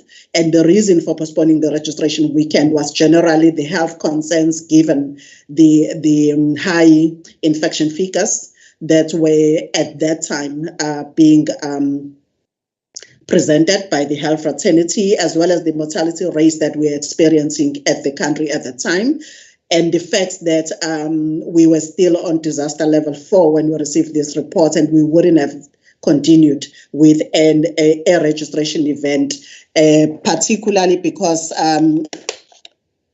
political gatherings are banned in any level other than level 1 or adjusted level 2 in the country. And at the time, we were sitting at disaster level 4. And the projections, of course, I've already touched on. We have been told by the health experts that the low transmission period in the country will be between the months of September, October, and November this year, which then says to us we need to try and work outside of this and work within the low transmission period as such. Now, there was a little bit of confusion whilst we were approaching the Constitutional Court as the Electoral Commission, the Minister of Culture nationally proclaimed the election of the 27th. We do acknowledge as the Electoral Commission that it is the minister's constitutional obligation to proclaim an election date in the absence of a court order which postponed the elections. So as soon as the minister then proclaimed the election date of the 27th, we were then obligated as the Electoral Commission to issue an election timetable in line with the proclaimed election date. Now, the implications of the proclamation by the minister on the 3rd of August is that the voters' roll for the purposes of the 27th of October elections then closed at midnight on the 3rd of August. And then that date also signaled the opening up of the voters' roll inspection period, which is a new introduction into the timetable for the elections, which we've never held before, which is a legal period within which people can lodge objections into the voters' roll. That also opened candidate nomination. We are aware that we are receiving submissions in our offices at the moment from political parties and independents that intended contesting the elections on the 27th of October. And candidate nomination opened last week and will remain open until the 23rd of August. We are compelled as the Electoral Commission to continue with the existing timetable in the absence of an order from the Constitutional Court postponing an election. I thought I'll just touch on that because it's quite a topical issue at the moment. I thought I'll also touch, whilst in terms of the current timetable, candidate nomination has opened. The deposits for contesting elections have not changed from 2016, where if you are contesting a metro, it's 3,500. If you are contesting a municipality, it's 2,000 rands. And if you are contesting a ward as an independent or as a party that does not intend to contest the entire municipality, the ward remains at 1,000 rands. So generally, these are the figures that we worked with in 2016, which were actually a decrease of 12% and 20% for metros and local councils respectively, compared to the figures that we worked with in 2011. The intended objective was to look at opening up the space for citizens who want to contest, but also try to obviate frivolity, because once it becomes too cheap, you will then end up with a ballot paper that is a bookless that people will have to page through. But generally, to summarize, if you are contesting the entire country and the entire municipality that exists in the country, whether it's a district, local, or a metro, it's going to cost you 482,000 to contest the country. If you are going to contest the entire KZN, the metro, the 10 districts, and the 43 local councils, it will cost you 99,500. Now, in terms of the way forward, what we are requesting specifically from the Electoral Court as the Electoral Commission is that we are seeking relief from the court to be able to hold the election outside of the 90 days that is prescribed by the Constitution, because the Constitution is very clear. In terms of the Constitution, on the 3rd of August, the term of office for the current sitting councils expired. We then have 90 days as the Electoral Commission to reconstitute municipal councils. So we are seeking relief from the court to hold elections outside of the 90-day period, and that 90-day period expires on the 1st of November. We are also seeking relief to get authorization from the minister, for the Minister of Courts and nationally, to withdraw the notice that is already issued on the 27th of October elections. And we are saying, can the court authorize the issuing of a fresh notice calling an election and setting a date at no later than the 28th of February as advised by the fraternity. I must indicate that the first of election, whilst we are asking for that as the Electoral Commission, all the health experts that made presentations at the Mosanega inquiry will be invited to also make submissions at the Constitutional Court as confirmatory affidavits, because when they made submissions to the Mosanega inquiry, those were not sworn affidavits. We do expect that at a time when they make these submissions, because the situation is quite fluid in terms of the behavior of the virus and in terms of how the country is doing in terms of the vaccination program, it is highly possible that the February dates that we are requesting as a deadline as the Electoral Commission may not even be achieved if the latest predictions are that even in February, we wouldn't have achieved the herd immunity as a country. We therefore want to use every platform that we get as the Electoral Commission to encourage people to go and vaccinate, because the more people vaccinate in the country, the sooner we can get an idea of whether by February we would have achieved the herd immunity that will then enable us as the Electoral Commission to proceed with the elections. We then have an alternative relief that we are seeking from the court. If we are not successful in getting a postponement to February 22, the latest, we are saying to the Constitutional Court, even if we don't get that postponement, it is impractical for us to still continue with an election on the 27th of October, given that we have not been able as the Electoral Commission to undertake a general voter registration drive, which has become synonymous with elections. Is not a legal requirement, but we have created an expectation in the country that every time we're going to have an election, we have a voter registration weekend. And looking at where we are now and looking at 27th of October, it will not be possible. Ms. Masinga, may we request that you round up, ma'am? Okay, thank you very much. Maybe rounding up will be, for me, an alternative relief that we are seeking from the courts, that the courts must then deem it unconstitutional and invalid for us as the Electoral Commission not to hold this weekend and not to hold an election. And we are saying, can the courts then rule that as unconstitutional, but then suspend that judgment until February 22 or whatever other time that will be given by the court in terms of a postponement. We are also seeking an order that the current sitting municipal councils remain competent until such time that we have elected newly elected councils. That is to help with avoiding uncertainty about the legal status of the current sitting municipal councils. So that, Chair, summarizes for us what we are seeking from the court. Maybe just 2 sentences as a way of wrapping up. We then have an alternative planning option as the Electoral Commission. Should we be granted what we are looking for from the court, we are intending to then hold a registration weekend in September this year, and then opening up candidate nomination and registration again to be able to then present the opportunities for both the voters and political parties in preparation for a February 22 election. That I will leave it at that. I will not go into any further detail. I hope I've given clarity in terms of where we are as the Electoral Commission. Thank you very much.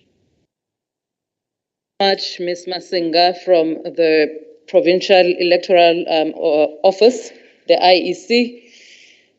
We really, colleagues, do not mean to be rude, but because we are all given times that we must present within, we will request that all our presenters do assist us in abiding by those times that have been given to them.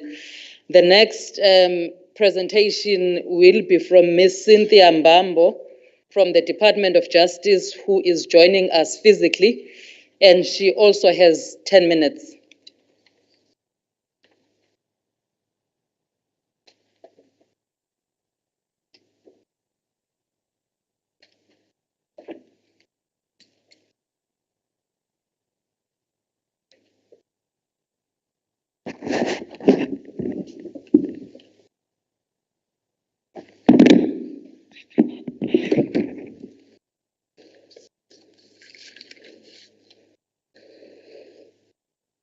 Program Director, Honorable Premier of KwaZulu-Natal, Mr. Sihle Zikalala, Honorable Speaker of the KwaZulu-Natal Legislature, Ms. Nontembeko of Boys, Honorable Mayor of the Umuzi Wabantu Municipality, Councillor Nciki, all councillors present, Deputy Chief Whip present, MEC for Economic Development, Mr. Pillay,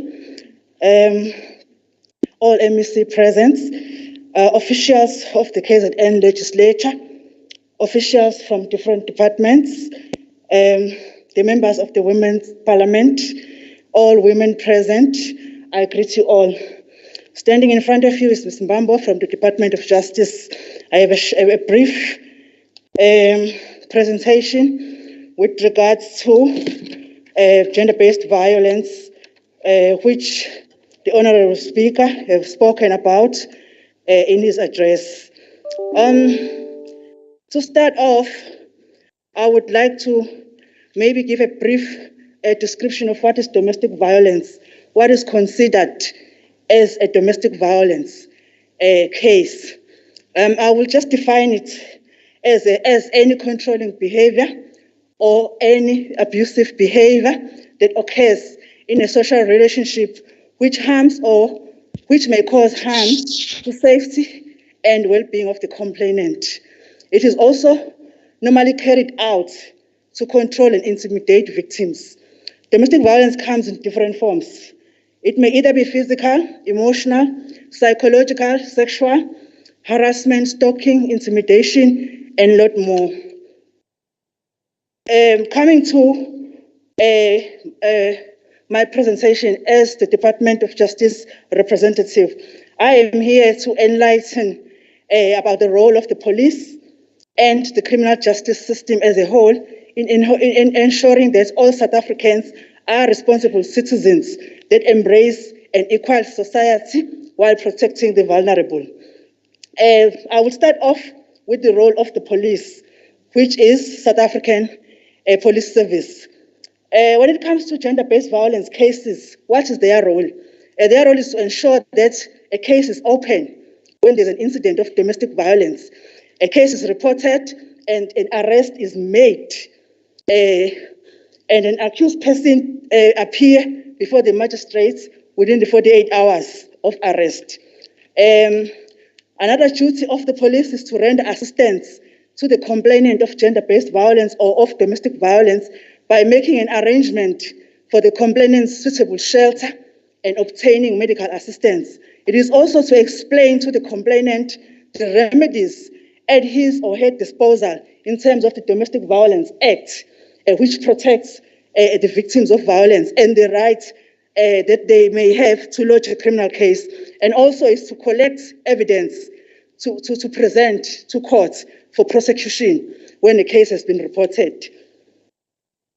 And also, lastly, with the duties of the police, it is also to make sure that once an application of the protection order is made by the complainant, they go and serve and bring back the return of service to the court to notify the court that the respondent has been informed of the application of protection order.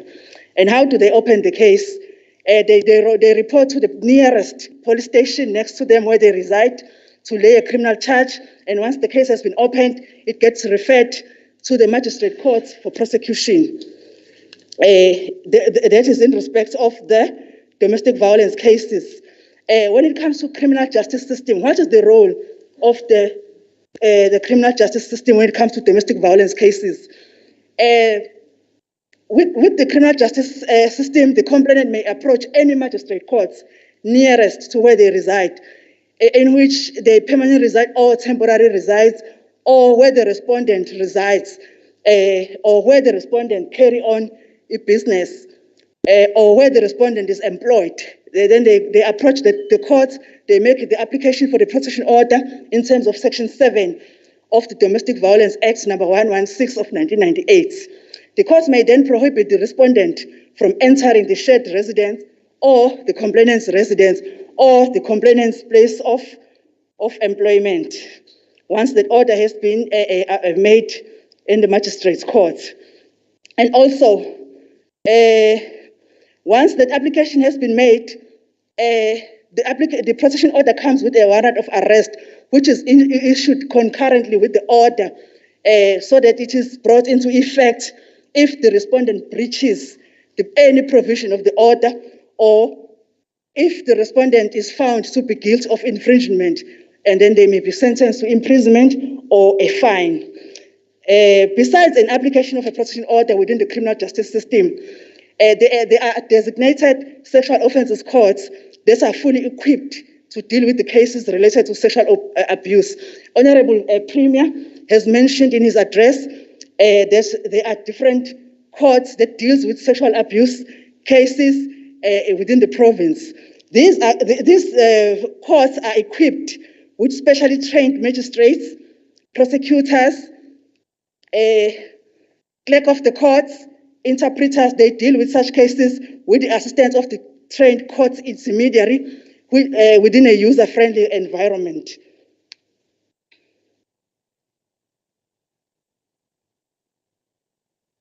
And also, while explaining that, there are also various pieces of legislation which the Department of Justice works with, which includes Domestic Violence Act number 116 of 1998, the Protection from Harassment Act, the Maintenance Act, the Sexual Offences Act, and many more, which protects the victims of domestic violence or gender-based violence victims. And also, besides the various pieces of legislation, there are different programs that the department is engaging on, which one of them I will just mention only a few. The first one is the Under the Tree Dialogue, which is a national program initiated in response to the President's announcement that was made in 2019 of the National Emergency Plan response in terms of gender-based violence and femicide cases. These dialogues are aimed at raising awareness and positively changing the attitudes of men and young women and young boys towards women. Through this men and young boys dialogue, the department wants to encourage and educate men about the impact of abuse on the victims and on families. It also seeks to redefine manhood by challenging and breaking down negative stereotypes about women within our communities. During these dialogues, men are encouraged to resolve conflicts without resorting to any abusive behavior or any violence towards women. And also there is an online application for protection order, which is now introduced by the department in order to make things easy for the victims in the comfort of their home. This is a tool that is only being introduced whereby the applicants will be doing an online application for protection orders at their home. This is only a project that is being piloted. It's not yet fully operational in all the courts, but it has been implemented. And the aim of this online tool is to get it fully operational in all the courts. There is also another program that the department is embarking on, which is called 100 Days Challenge.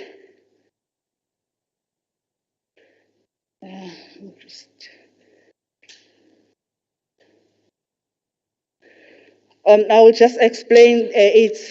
It happens to be not on the slides. The 100 Days Challenge also speaks to cases of domestic violence where the department is trying to make sure that they finalize all those cases within a short period of time so that there is no backlog in domestic violence cases, to make sure that the perpetrators are brought to book and there is closure from the family in a short period of time. This 100 days starts when an application is made right until the case is finalized and the accused is sentenced to imprisonment or to fine. This program has been also implemented in various courts, whereby it is consisted of a team of magistrates, magistrates. It consists of a magistrate, a court clerk, an interpreter, the court manager, the magistrate that deals with domestic violence cases, to ensure that cases are finalized within 100 days or even before. Honorable Speaker, allow me in closing to indicate that as the Department of Justice, we wish all the victims of domestic violence to come forward and open the cases so that perpetrators may also be brought to book and justice may be served. I thank you.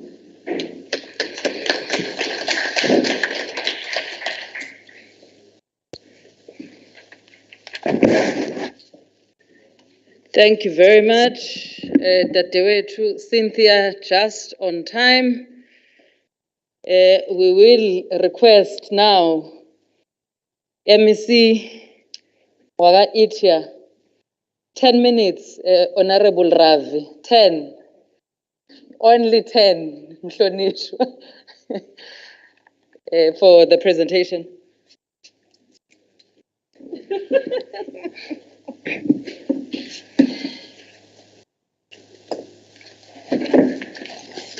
Thank you very much, Program Director, Deputy Chief Whip Koruza.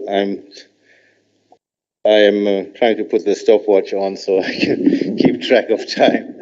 It's going to be quite a mission to summarize what is normally delivered over at least half an hour to an hour, but let me try.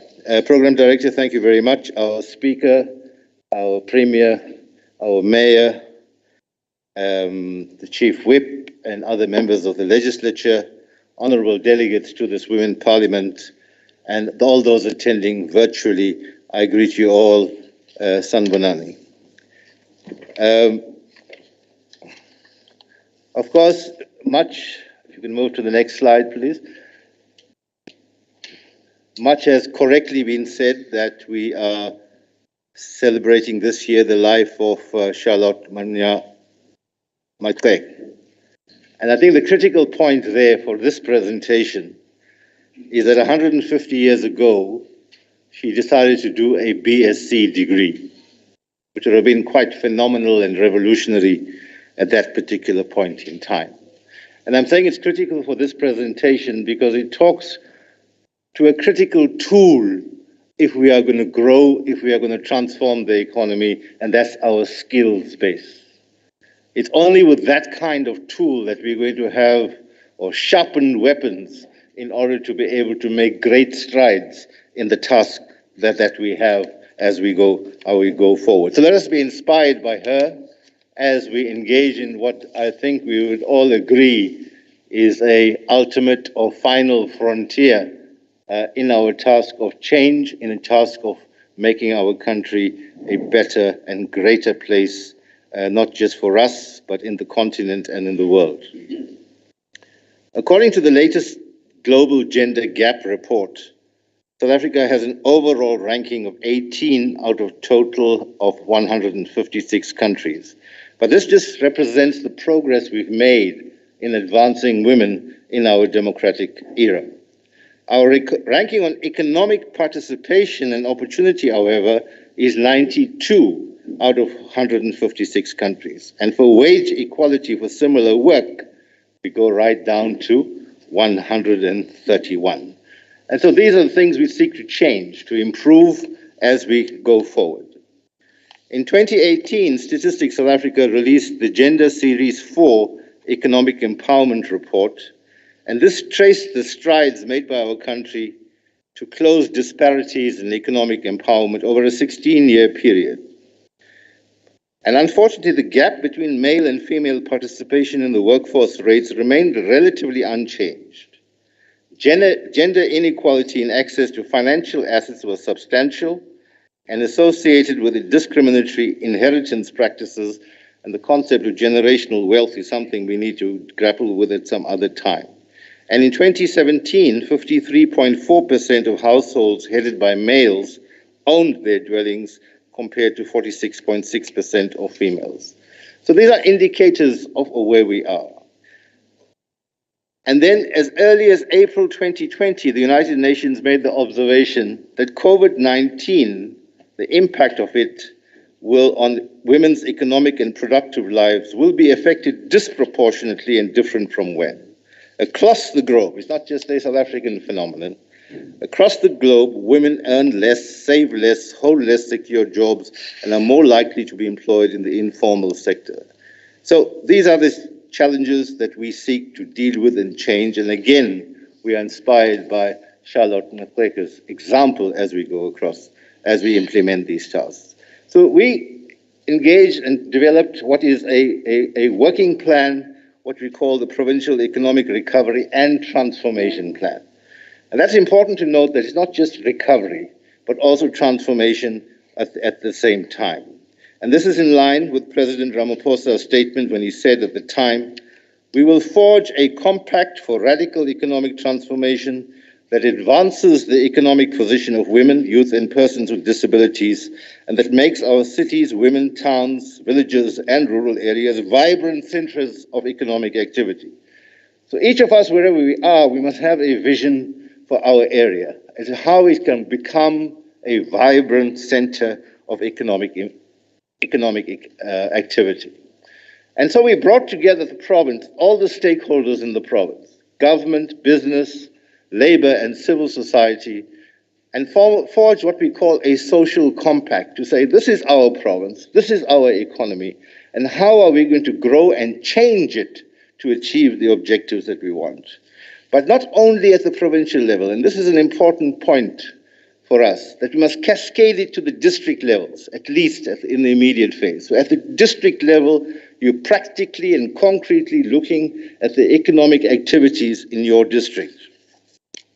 Now, there are certain cross-cutting programs or principles which must infuse everything. Entrepreneurship development, that's SMMEs and co-ops, township and rural economic development, that must again, in whatever sphere, we must say, how does this have impact in townships and rural areas? Women, youth, military veterans, and people with disability, the informal economy, and then lastly, localization. Now, localization as a concept is something, again, we can speak for about an hour. But basically, we are saying we must move away from where we are using and eating and consuming things that are not made in our country. We want to try to make things ourselves. And the first example is the clothing and textile, which I'll speak to a little later on. But everything, if you talk about Operation Vula, which has been driven and conceptualized by the Premier, we're seeing our young people in particular starting to make things like detergents and cosmetics and opening bakeries and so on. It's all part of the operation. So where we can, we must be able to make things ourselves, employing local people, producing locally, and having access to market. Now, this next slide is important because we said, what is our economy in KZN? Because there's no point in KZN, although we had Kwashlati, there's no point in investing 100 million rand in diamond exploration because we are unlikely to find it. So what are our economic strengths? And we are fortunate in the sense that we are a diverse economy in KZN. We're the second biggest province in economic terms after Gauteng. We are 16% of the South African economy. So that diversity of the economy is a strength which we must be able to use. And so in alphabetical order, I think we need to move to that's the previous slide, I think. Agriculture and agro-processing, yes, that's the one. Clothing and textiles, which we'll speak about later. Creative industries. There's enormous job creation opportunity in the creative industries. Finance and services. The fourth industrial revolution and ICT and innovation, again, huge opportunity. Health innovation coming out of COVID, we're learning that. Industrial development. The informal sector we must deliberately target it as a sector. Infrastructure development, trade and investment, manufacturing, mining and mineral beneficiation, the oceans economy, and tourism, of course, which has always been a pillar of our economy and continues to be. Now, I can see I'm going to be running out of time seriously. Now, let me say that in each of these sectors, we have studied it and we have programs for it. And we're not imposing it, we are working with the sectors in each of those particular categories. And we want to learn from them, and then we want to influence how they do things. Remember, the state is 30% of the economy. The private sector represents 70% of the economy. So we have to have this dynamic interaction in order to influence the 100% to achieve the objectives that we want. So in agriculture and agro-processing, if you move to the next one, we set out there the programs that we want to implement, largely through the Department of Agriculture. It's supporting the small producer. The small producer must become what we call the subsistence producer, must be able to become a small grower, and from small grower move to actual commercial development. That's the plan we have. Department of Agriculture will give support to produce, but the key lesson throughout all our programs, we learned, you can produce, but you don't have market access, then there's no point. So the end result must be able to guarantee market access for that produce to be sold. And in between, there's logistics to be dealt with, packaging, agro-processing, and so on. And all of these things are part of RACID program, which is a very seriously driven program. I think in the last year, if I recall correctly, there were about 3,000 farmers who were able to produce 52 million rand of produce, which found its way onto the shelves of even some of the major chain stores. If you move to the next one, clothing and textile, let me say here that at one time we used to employ 300,000 people in KZN in the clothing and textile sector. That fell to 43,000, from 300 to 43,000. Why? Because for whatever reason we opened up too much. We were using imports. The clothing industry was flooded with imports, cheap imports that destroyed the industry. There's been significant policy change now. In fact, we believe it's grown up to about 90,000 employees, and it can grow much further. Even on the empowerment side, we have an example like in Msinga, where there's a young lady, Leli Kumalo, if I recall her name correctly. She took, with help from government, took an old factory site, revamped it, and today she's got an order, I think, from Fushini, if I recall correctly, and she'll be able to employ hundreds of people. We must continue to give support in terms of quality control, machinery, and so on. There are other examples which is a result of what is called the clothing master plan negotiated nationally, where the big companies have committed to push their local content from 35% to 65%. As a result, for example, I know of another factory which has got an order now from Woolworths, which will take its employees from 45 to almost 300. Now that's a local production in the clothing and textile. On the PPE side, we don't want departments to be using masks that are made in China. We can make our own masks. Our SMMEs can be brought into the value chain. Quite simply, we need to create the enabling environment. And that, of course, will apply to hospitals, linen, hospital uniforms, gowns, nurses, correctional services, and so on. The creative industries I've mentioned, I'm not going to go back to it, but suffice to say that there is even a film city on the cards. Another day we'll talk about why it was delayed, but that has an opportunity to create 6,000 jobs. The banking sector, we want to coordinate between the institutions like our own Itala, the DBSA, Land Bank, Growth Fund Trust, and even the private banks to contribute to a new financial empowerment infrastructure so that finance is available to our SMMEs. If we go to the fourth industrial revolution, and this is quite remarkable here, we want to improve the connectivity in KZN. And yes, the private companies are playing their role as well, which we want them to transform as well. But there's also opportunity in the township and rural economy. And not far from here, there's a place called KwaZulu, where just 2 months ago, a young black African entrepreneur, Nati Mbele, if I recall, launched his own white space internet service for the whole of that KwaZulu area. And in there is a commercial model where people, because you're paying for your data. I don't know how much you're paying, or you're paying for whatever packages. With this model, they can create a package which they argue is going to be much cheaper, and of course create entrepreneurs in the process. So the fourth industrial revolution is a key area. Program Director, I can see you being lenient. I'm going to take advantage. Okay, so let me be fair because I'm already 13 minutes, almost 14 minutes. So it's similarly in each sector, whether it's the health and innovation, the industrial development, we have special economic zones, the informal sector, which was spoken in detail about. Let me just mention infrastructure, because we think that water, electricity, and sanitation is just a local government issue. So water and electricity are key economic issues. If you don't have a regular supply of water, a business cannot run. An entrepreneur cannot operate their own businesses. So wherever you are deployed, whether you're in civil society or wherever, let's contribute to a new ethos of efficient government proper maintenance of our services and expansion of it. I'm not going to take advantage anymore, but let me just say that, Program Director, in each of these sectors, we have similarly unpacked it in a way that we want the economy not just to grow, but also to transform. I believe you all have the presentation, so you'll be able to go through it at your leisure. But let me just take the Operation Vula as the one practical example of what we're trying to do. Operation Vula will have 1,000 SMMEs across the province. It's just over 1,000. Will benefit in varying degrees, from 200,000 to 500,000 to 2 million rand of equipment.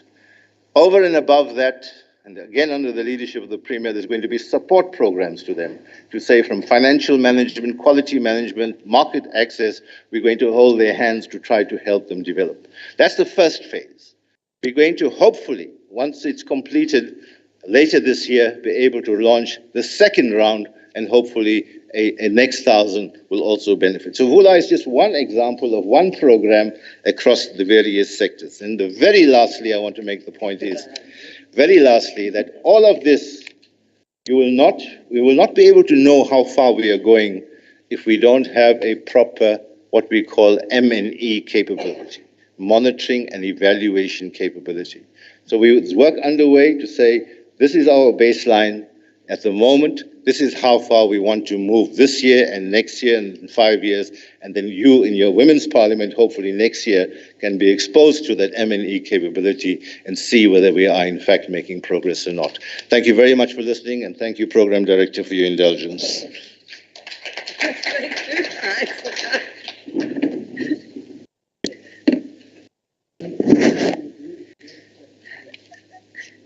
Thank you, Ravi, having taken an extra entire 6 minutes.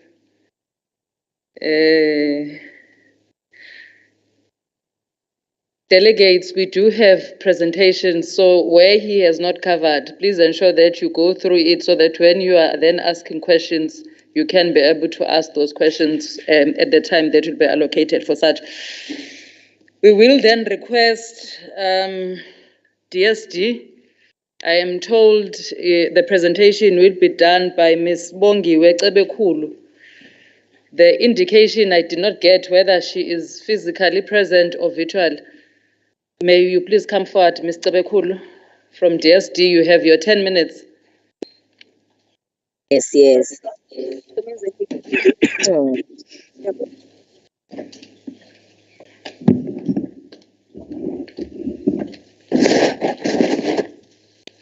Thank you.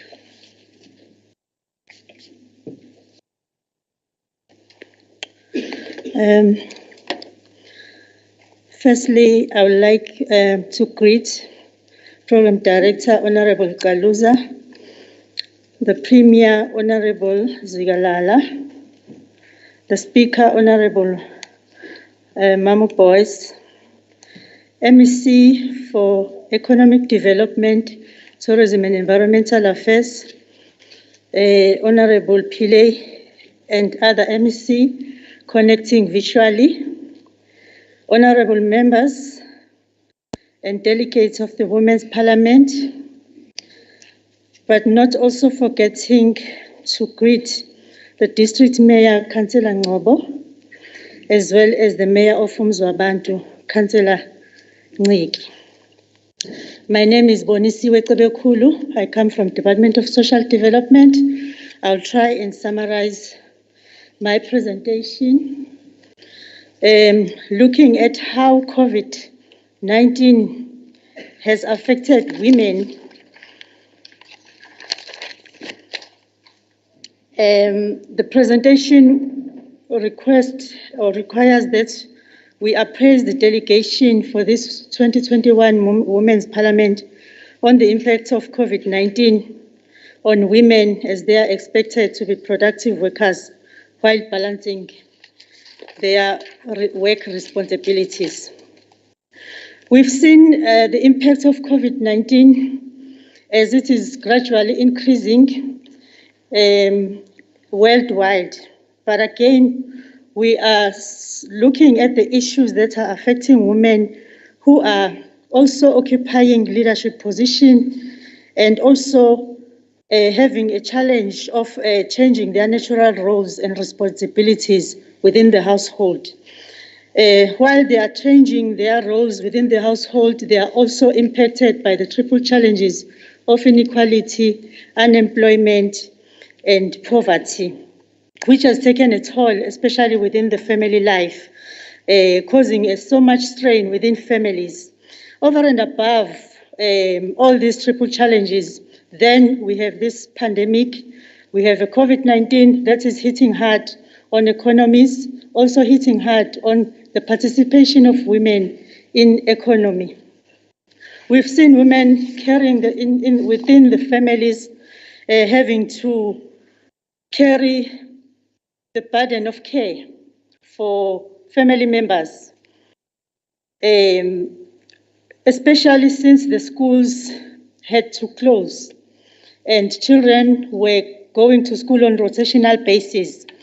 We've seen also the women being challenged in relation to adjusting to the fourth industrial revolution when it comes to digital technologies for work, digital technologies for education and communication in general, where children were not in par with the understanding that their parents have on issues of digital communication, and which has affected also the schooling of the children. We've seen that within the work environment also there was a less contribution in relation to the performance by women because of the challenges that they face in their homes. The work tools of trade were not coming forth in speed because it was an unexpected situation of the country confronted with the COVID-19 pandemic.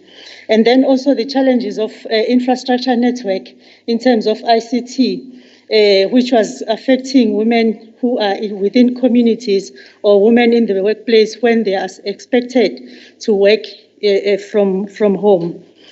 So we've seen a rise that has affected the parent and children relationship as well because of cyber bullying that has been taking place, which women now had to intervene in terms of supporting the children and creating awareness on issues related to cyber bullying and screen fatigue as well when they are supposed to assist children with their homework. Remember, the extra work and extra hours and more effort had to be put by women in ensuring that they support their families while they are working at home as well. The school closure then demanded that women should be there more than the 8 hours that they are used to when they are at work. We also highlighted that the pandemic also had some disadvantages again when women were confronted with a lot of meetings because the way of working was easier because we're connecting for meetings. So you will find that there are more than 3 or 4 meetings a day, which sometimes take longer and also created fatigue for women. And then it also, in terms of support, in terms of the work that they are giving at work, is not visible or available on time because of the distance. One is working from home, and the social distancing is also applicable if you are working at home. Essential workers were really struggling in ensuring that they strike the family balance issues within their families and responsibilities. And since they were also affected by the inequalities that were happening inside the home, in terms of roles, gender roles and responsibilities of parents, where women find themselves, that it was difficult to strike the balance when they are working from home. But moreover, there was another issue which is still one of the pandemics in our country, issues of gender-based violence, during the lockdown where women found themselves that they are locked with the abusers. They could not breathe, they could not move. Abusers gained freedom of control over their victims, which are women as well as children. They had to be, they had challenges in terms of reporting cases of abuse. Abusers would control them in terms of limiting them access to phones, internet, and other people, and which then compromised the state of vulnerability for women. And in this, women suffered a lot of psychological impact and well-being, which needed psychosocial support from government departments, especially our Department of Social Development, where we had to come up with strategies of ensuring that we provide online and telephonic psychosocial support, which was beneficial to women, but also disadvantaging them to get that comfort to meet the person that they are talking to, so that they can be free in terms of sharing their struggles.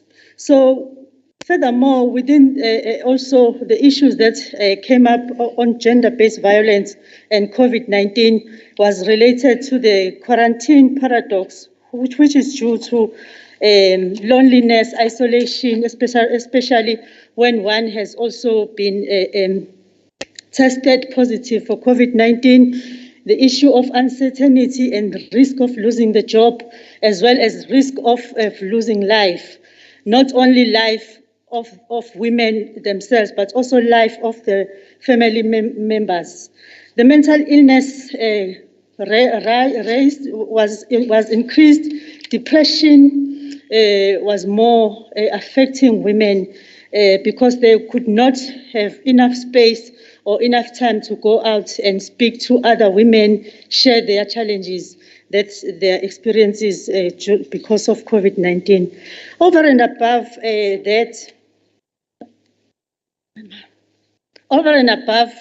it also impacted more on the socio-economic participation of women. Women that we know that are on the street, that are selling their produce or their products were also affected. They could not be in a position to go out and have a participation in the economy. I'm running out of time, as I'm told. But I believe the House will have the document from Social Development. We actually have two documents. The presentation that I'm doing now is more related on COVID-19 impact. The second presentation that is in front of the delegates is the one where we present our services and programs as the Department of Social Development in curbing or supporting women in terms of the impact of COVID-19 and how our services are spread throughout districts and what budget is available for such services to be implemented by the department. Because of time, let me stop there and also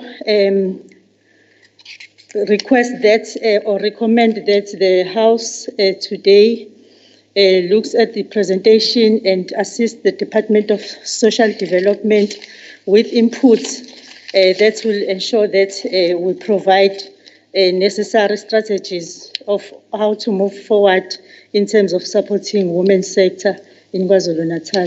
I thank you.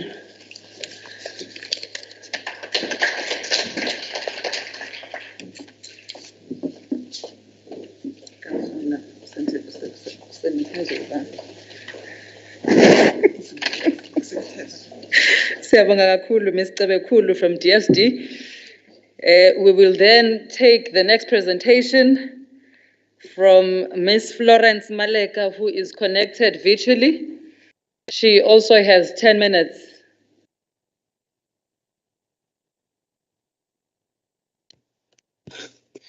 Good day, Chairperson. This is not Florence, it's Fanani, but I'm with Florence. It's Fanani Manugu from the DPSA.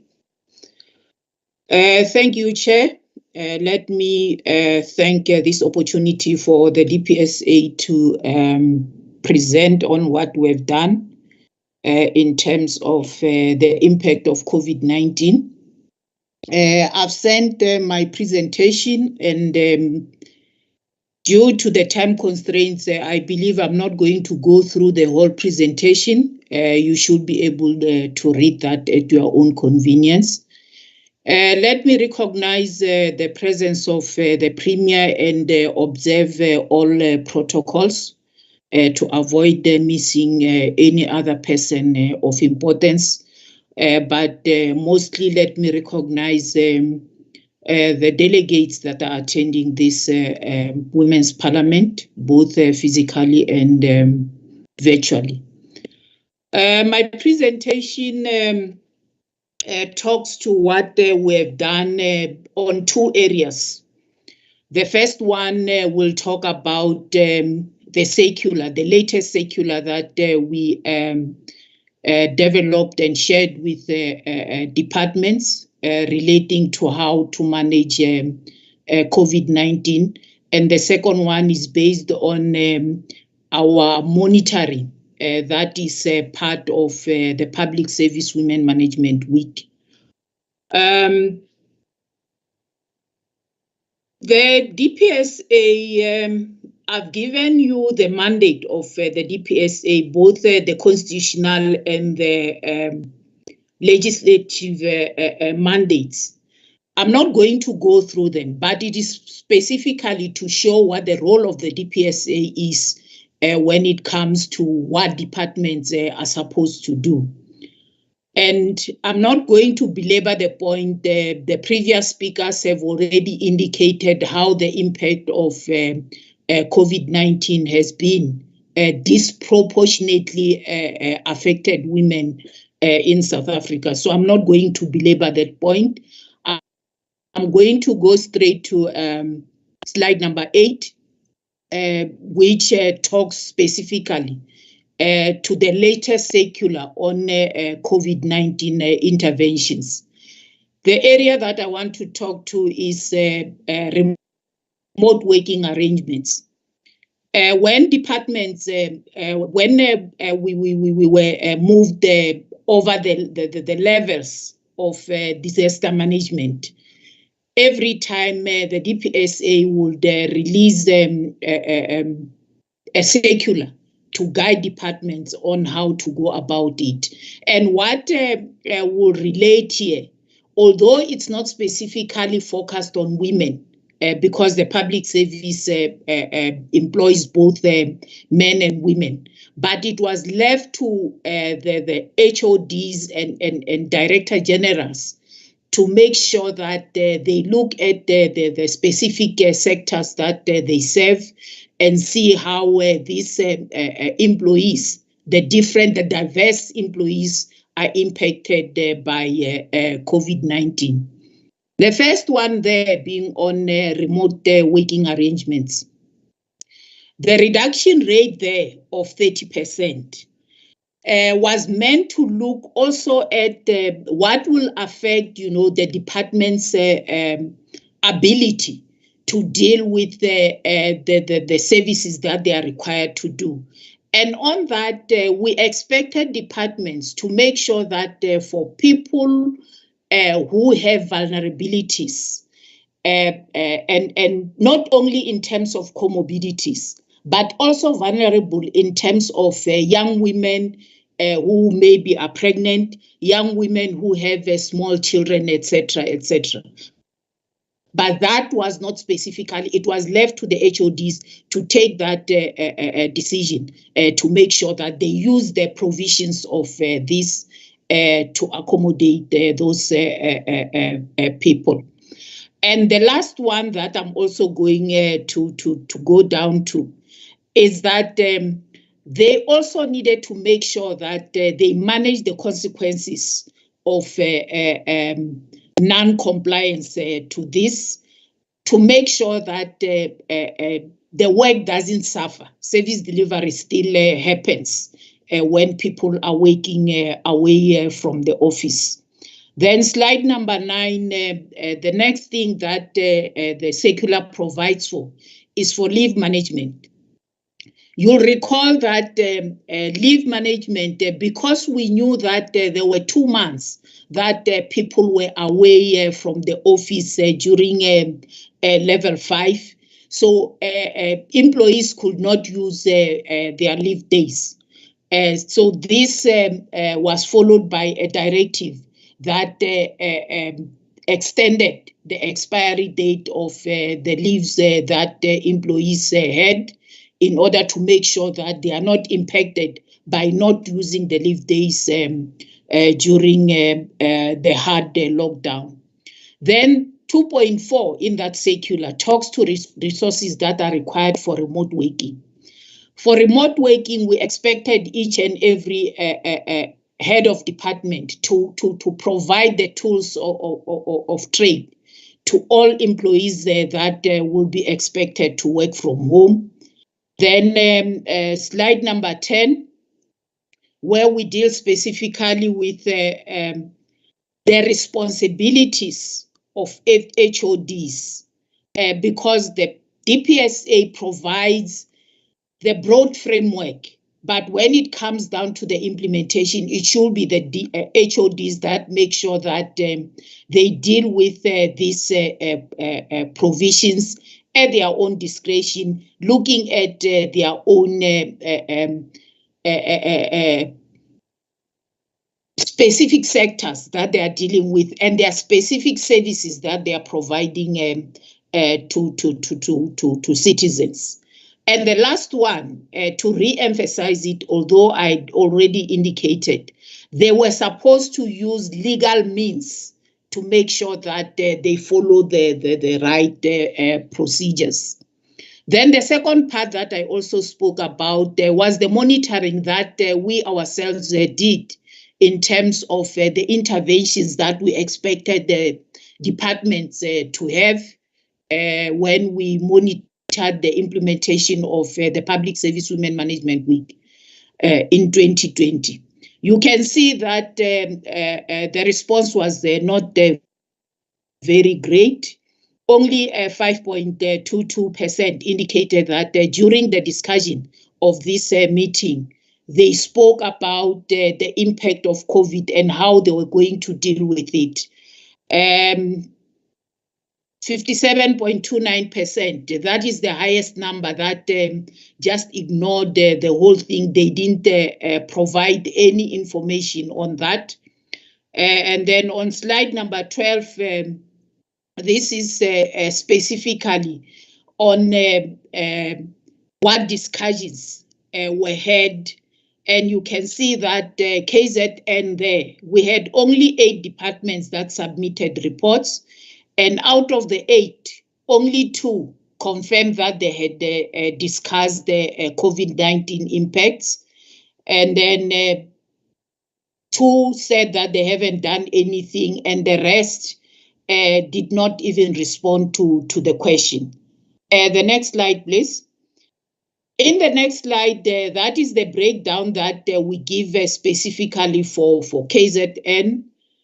Departments that submitted reports, you can see that we have arts and culture didn't submit, community safety and liaison. We have education has never submitted a report.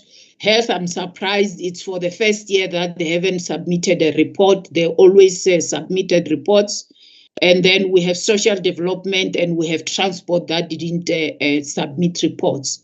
But the only departments that responded to the questions, it's human settlements and provincial treasury. And this is what they said they did to talk to the issue of COVID-19. In the human settlement, they had, for the first time in the strategic planning session, they said that they discussed the issues of gender in their program, but what they specifically said is that they had a panel of speakers that spoke about information which should help employees to deal with the impact of COVID-19. And then the provincial treasury had a speaker who spoke to them about dealing with the challenges of COVID-19 and how to juggle and work a breakdown.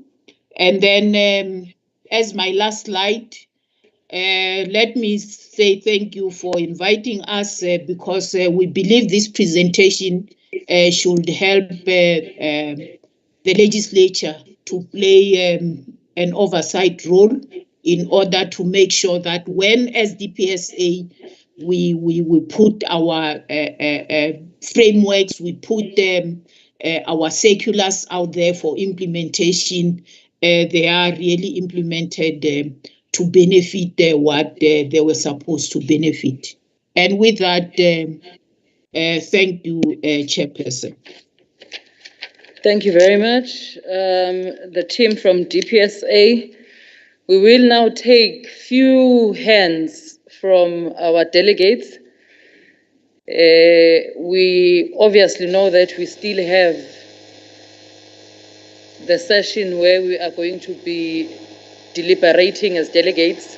So other matters, we request that you shelve it for that particular time. But for matters where we feel need to be responded to by our various panelists, we will then request that you raise few questions. We will request that a delegate, if it's possible, that you do not exceed 2 questions per member so that we are able to keep with time. I will then take the first and last set of hands. I do see the hand, which is the first one here. You will be number 2. I do not see anyone online.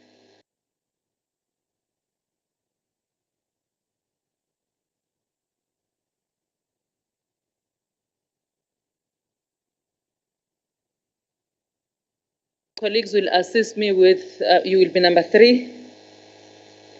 I do not see hands for those who are connected online. Let's take those sets as I indicated. It's the first and last set of hands.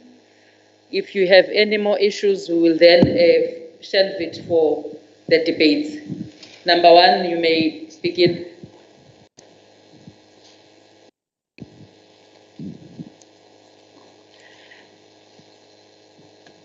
Good afternoon. I'm Jenny Black from the Democratic Alliance. I have 2 questions. The first one is for the Department of Justice. I hope she's still online. And then also for the Department of Social Development. I'll start with my first question with the Department of Social Development. I work quite closely with gender-based violence, KZN. And I've often mentioned to the ladies who I work with hand in hand and arm with against this pandemic that we are fighting of femicide and domestic violence and gender-based violence of all minorities, including the LGBTQ plus, sorry, somebody's going to shout at me, I think I got it wrong, and as well as men also being treated badly. But I see that you, again, saying you've got your White Door Centres of Hope. Is it possible that all delegates and the gender-based violence of KZN could get a list of where these White Door Centres are? Because we are constantly, on a daily basis, looking for a place of refuge for a woman or LGBTQI plus person or a male in a domestic violence situation, but we do not know or how to access these White Door. The only time I ever hear about the White Door is the last 4 years, once a year at Women's Parliament. It would be lovely if the people involved fighting gender-based violence actually got a list of those. That's the first question.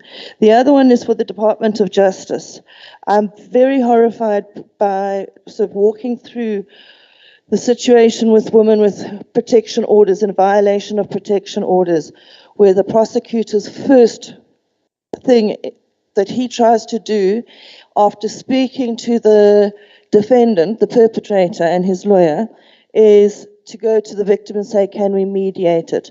And it's been a violation of a protection order. That should not happen. Never must a mediation happen over a protection order violation. It takes a lot of strength for a woman to step up and take a protection order. In fact, for any person to do that. And to say you're going to mediate it like it's a little silly argument, not acceptable. I'd like their response on that and why prosecutors tend to speak to the perpetrators and not to the victims. Thank you. Thank you. Number 2.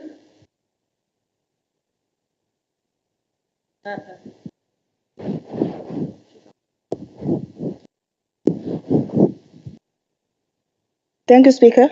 My name is Mavis Mdluli. Now, my question is directed to the Justice System, Justice Department.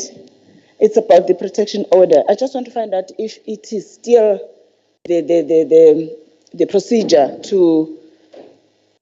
for the victim to be present when the protection order is delivered. Because in my view, the victim has been victimized, is terrified, and doesn't want to see her victim, her perpetrator.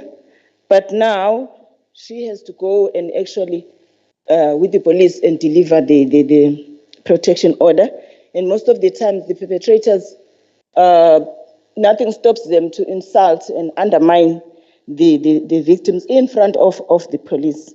If that is the case, I think they have to relook to that, because it actually adds more pain on the victim side.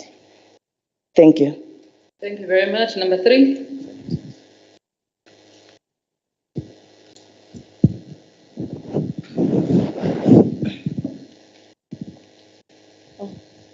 Thank you very much. Thank you, Program Director Ntomfuthi Kumete, for the IFP. I wish to find out from the MEC Ravi Pillay. He spoke about the program that is coming up within the province, whereby they will be assisting about 1,000 of women. I want to know how this is gonna be worked out. Is there maybe a system that is gonna use to make sure that the province is covered completely within the 1,000 that he's talking about, or there are specific areas that they are looking at the moment? Thank you very much. Can you please send the mic to the beautiful lady from the Justice Department so that she doesn't have to come up? Fellow delegates, we had requested that the Premier indulge us so that he is here when you ask questions in an event there are questions that are directed to him.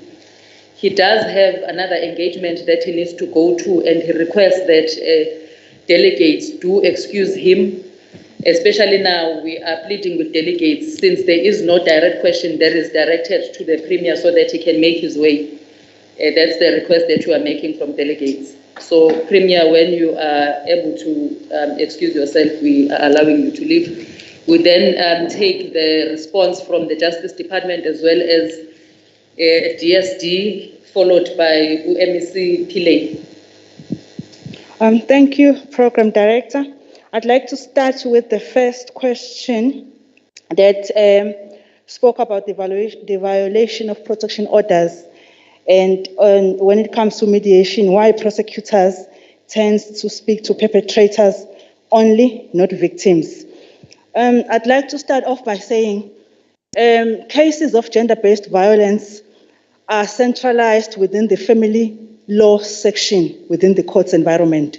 The reason why they are categorized as family law section, it is family orientated most of the time, because violence, you find that domestic violence takes place within the relationships, within families. Therefore, those cases are categorized within the family-centered environment. Hence, you would find that mediation speaks to ensuring that families are restored at the same time. I'm not going to speak much on prosecution because National Prosecuting Authority are their own entity. But when it comes to the criminal justice system, that is why I want to mention that it is family-orientated or family-centered for the reason of restoring families, even though some of the cases do not amount to mediation. However, the criminal justice system believes that in as much as they are trying to resolve the conflict or the abuse into ensuring that justice is served, but there is a family involved within the setting. That is the reason they will sometimes opt for mediation. It's not always the case, and sometimes they look at the dynamics of the case and then they will come up with that option. It's not always the option because there are convictions that relate to these cases.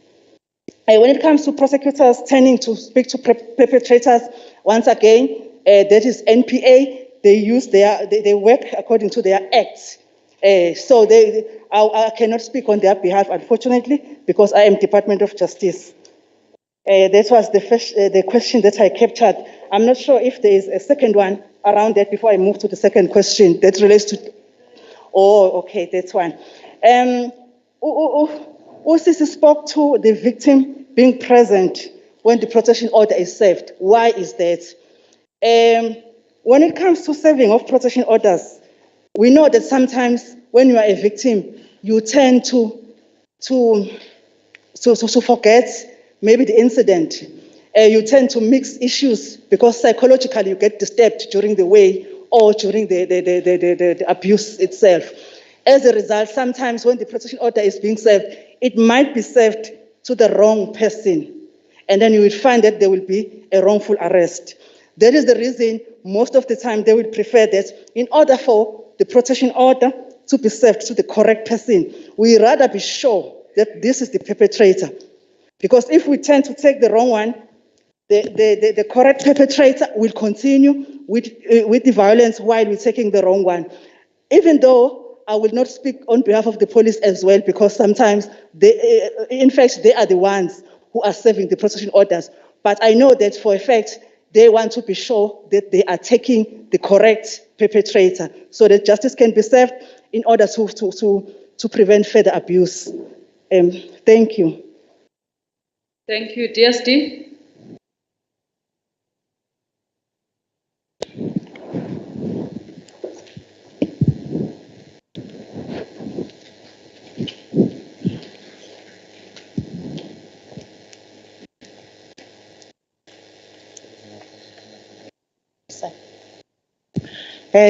Thank you very much for the question. I'm not the presenter. The presenter had to go out to the ladies' room, but I'm part of social development. In terms of the question that why the white doors are not known, it's easy, program director, we can share the addresses of the white doors that we have across the province. There are 29 in all. The information that is not easy to share is the information with regard to the shelters, because in the shelters, it's on the person goes there in support by the social worker or by the police officers. But the white doors, we can share that information. We do have them in the province. Thank you. Thank you very much. Can we bring the mic to Shonesha Okile, or he can even come to the floor?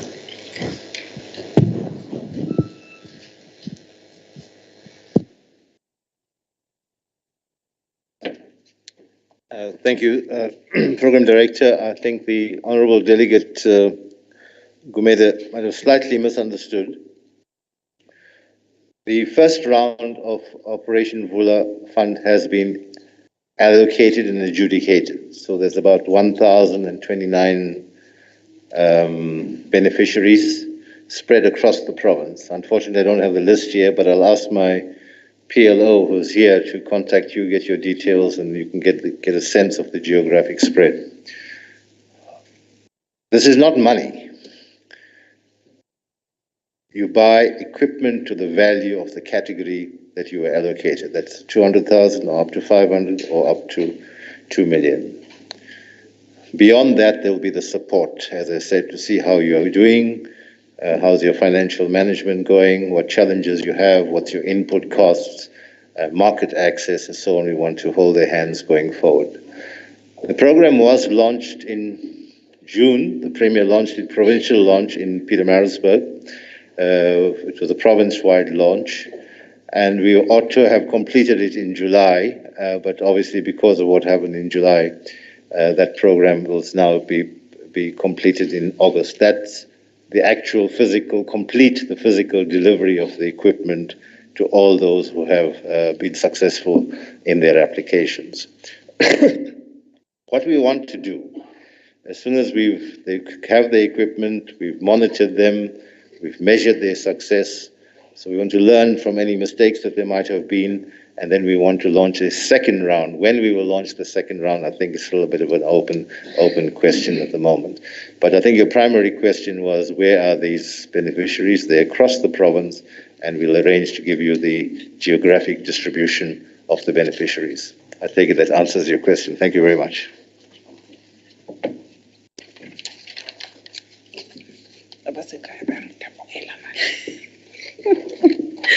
Thank you very much, MEC Pillay. We have now come to the debate session, colleagues, delegates.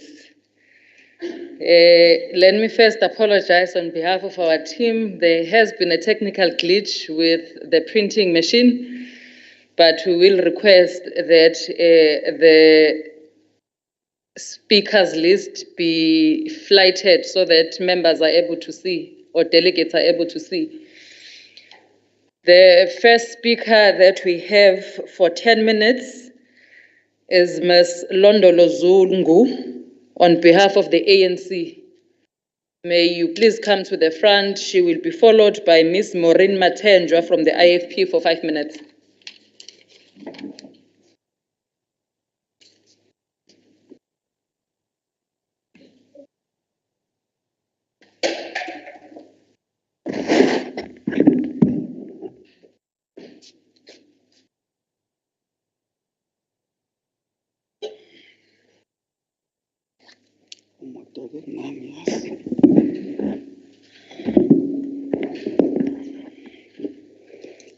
Thank you, Program Director. Good afternoon. Babu Sihlizi Galala Ingaseko, our MECs, the Mayor of Umswabantu, the delegates.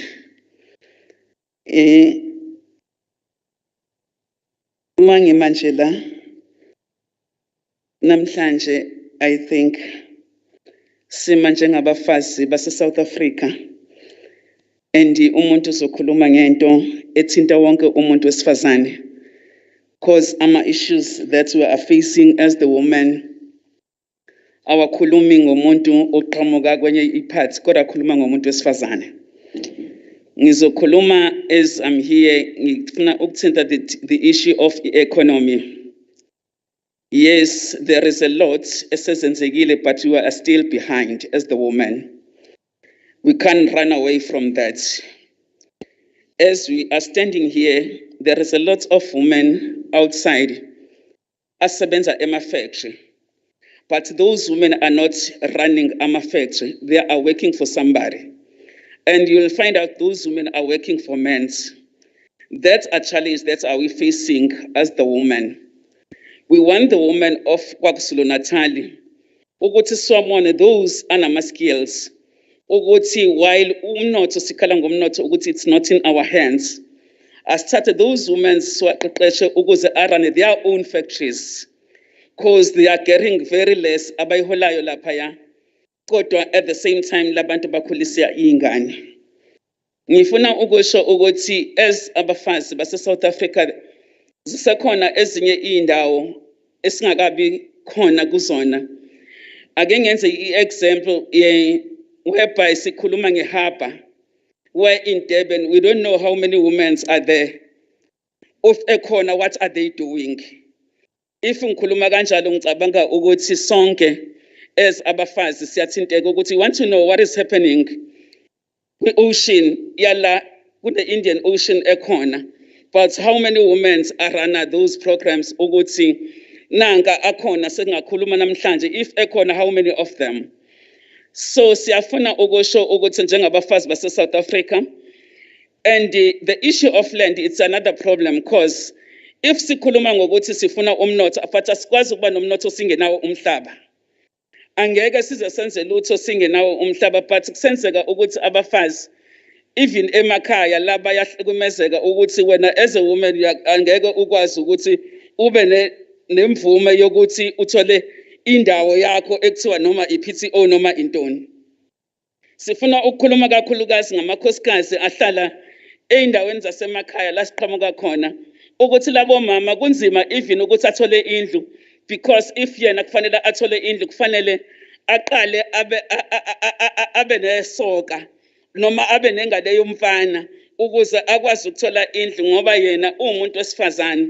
So those are the things ezithinta abantu besifazane engabheki ukuthi political ungakuphi, kodwa ezinye zezinto esifisa ukuthi uma kwenzeka akuphele njengamanje ngoba now sekuyisikhathi sokuthi noma sifike ku-2021 kusuka ku-94 but asekhona ama-challenges ey'ndaweni zasemakhaya. Sikhuluma ngabomama abahlala kuma-private land whereby bengakwazi even ukuthi bakhelwe indlu because uhlala yena kwi-private land, so kusho ukuthi akanayo i-right yokuthi abe nendlu leyo muntu wesifazane, and it's very hard even ukufihla umuntu wesifazane umzimba womuntu omshonele because yena uhlala kwi-private land.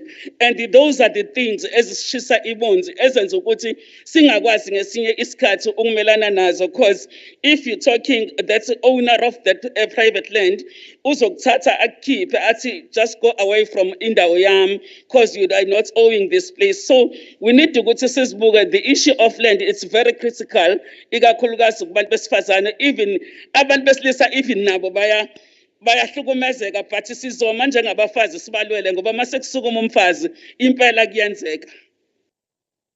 The issue of gender-based violence, siyakubuka ukuthi ezinye zezinto esidala ukuthi kube nalolu dlamo oluningi kangaka, it's just because abantu besifazane abasebenzi.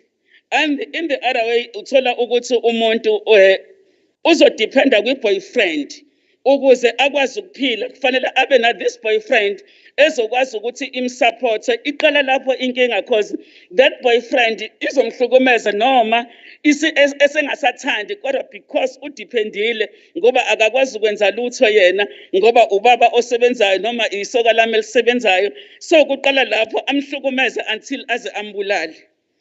Ezinye zezinto ezihlupha kakhulu abantu besifazane, and siyafuna ukusho ukuthi abantu besifazane from now sekufanele siqale sibaqeqeshe from the primary level.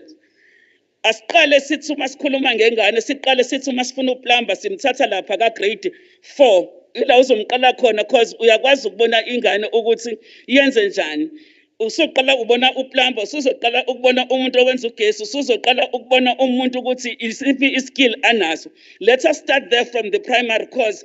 Uzothi efike high school uzobe sevele esazi ukuthi mina nguplumber, mina ngi-electrician, mina ngiyilokhu. So now sesiphelile isikhathi sokuthi sifunde ku-Jan van Riebeeck. Yes, we know ukuthi wafikanini but it's not helping us.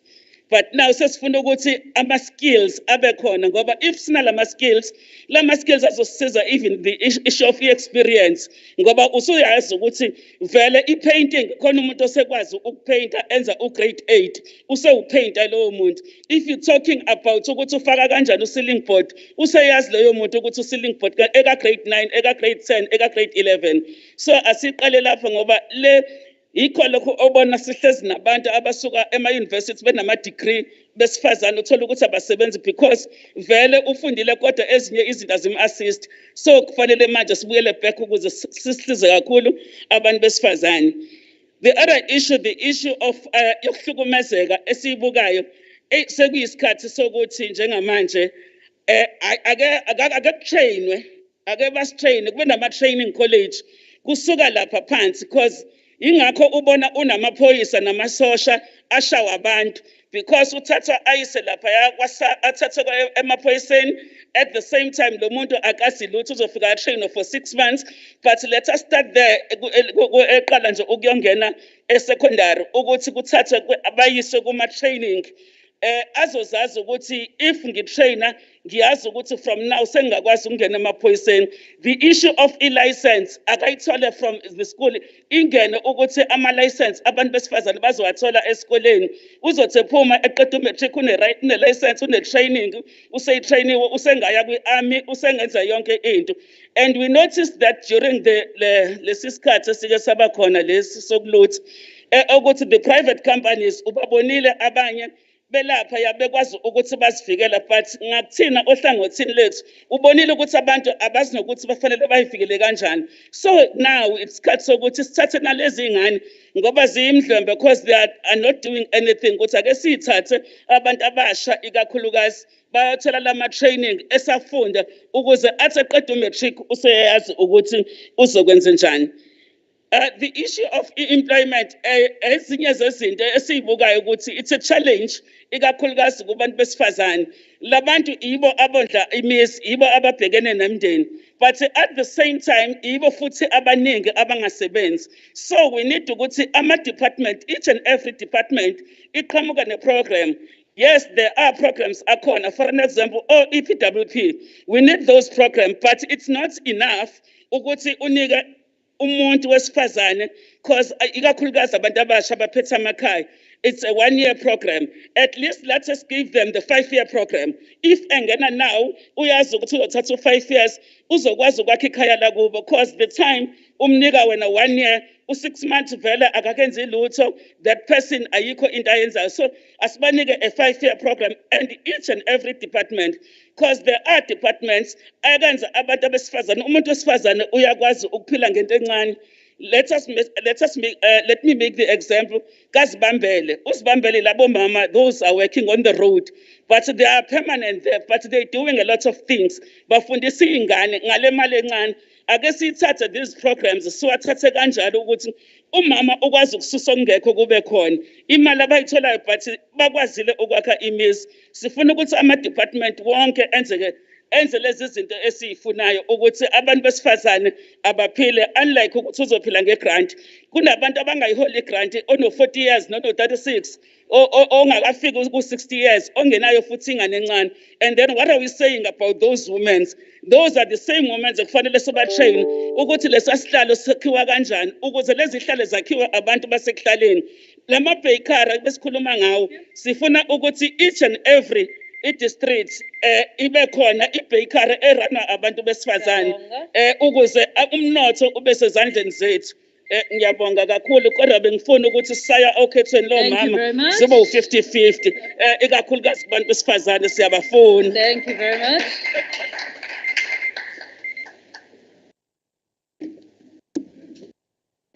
My fellow delegates, may we request, when your time is up, it means your time is up. You stop, you do not continue.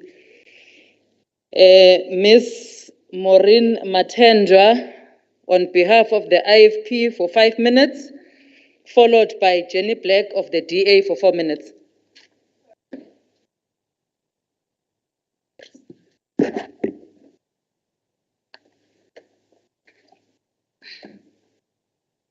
Ngithokoza mphathi wohlela ithuba nginikeza lona.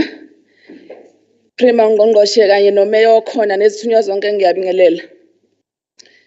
Yonke iminyaka kusetshenziswa izimali eziningi uhlelo emicimbi yokubungazwa kwenyanga yalolusuku lwabesifazane lapho abesifazane abayizinkulungwane ezingama-20 bezinhlanga ezahlukene bahlangana bamasha bebhekise komkhulu ePitoli bephikisana nomthetho wokuhamba bephethe ibhasi ngesandla. Siyakuthokozela nokho ukugujwa kwalolu suku, kodwa sicela ukuthi kungabi sengathi abesifazane bathile benza lo msebenzi. Kucace ukuthi abesifazane babekwenza lokhu ngokuhlanganyela. Sibezwe bonke abesifazane bebalwa abafana nokaMankosi Shandu noMesesinkomo nabanye. Abesifazane balisana nengcinezelo lena namandla abasalisana nayo nakulo hulumeni wentando yeningi.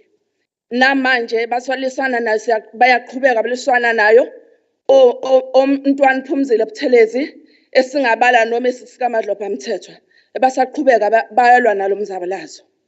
Yizo le micimbi yenziwa yonke iminyaka kodwa izibalo zikhomba ukuthi kusakhona ukucindezeleka kwabantu besifazane, indlala ububha kungabikho kwemisebenzi kanye nokuhlukunyezwa kwabantu besifazane nezingane.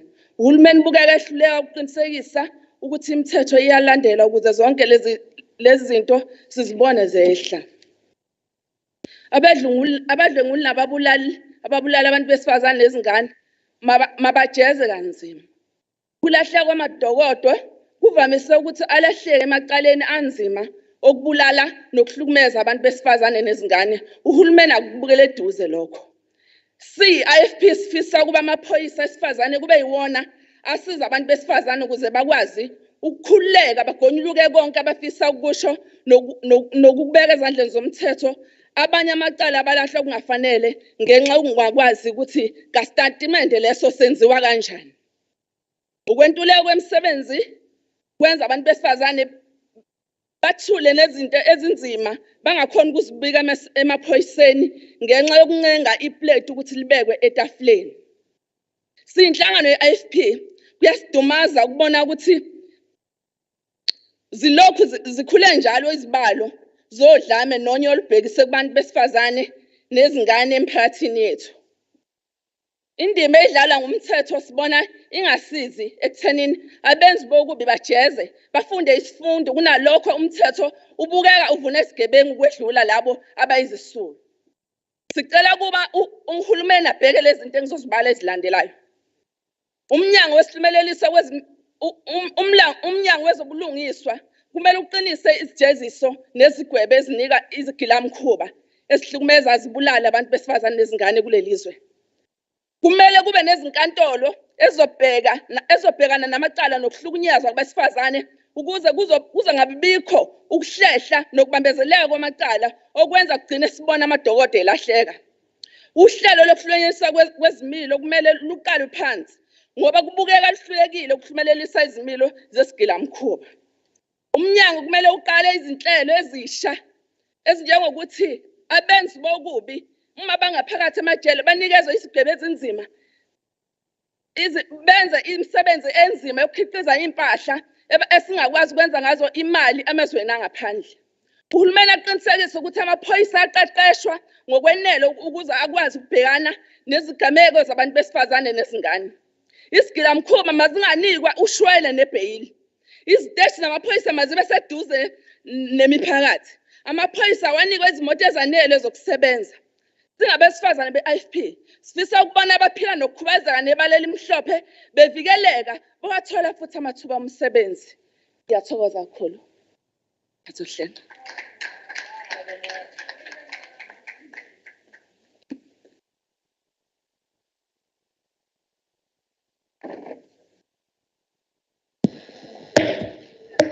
Thank you very much, Ms. Matendra. Nesikhathi usibambile. Sizocela Ms. Jenny Black on behalf of the DA for 4 minutes, followed by Hlengiwe Chiliza of the EFF.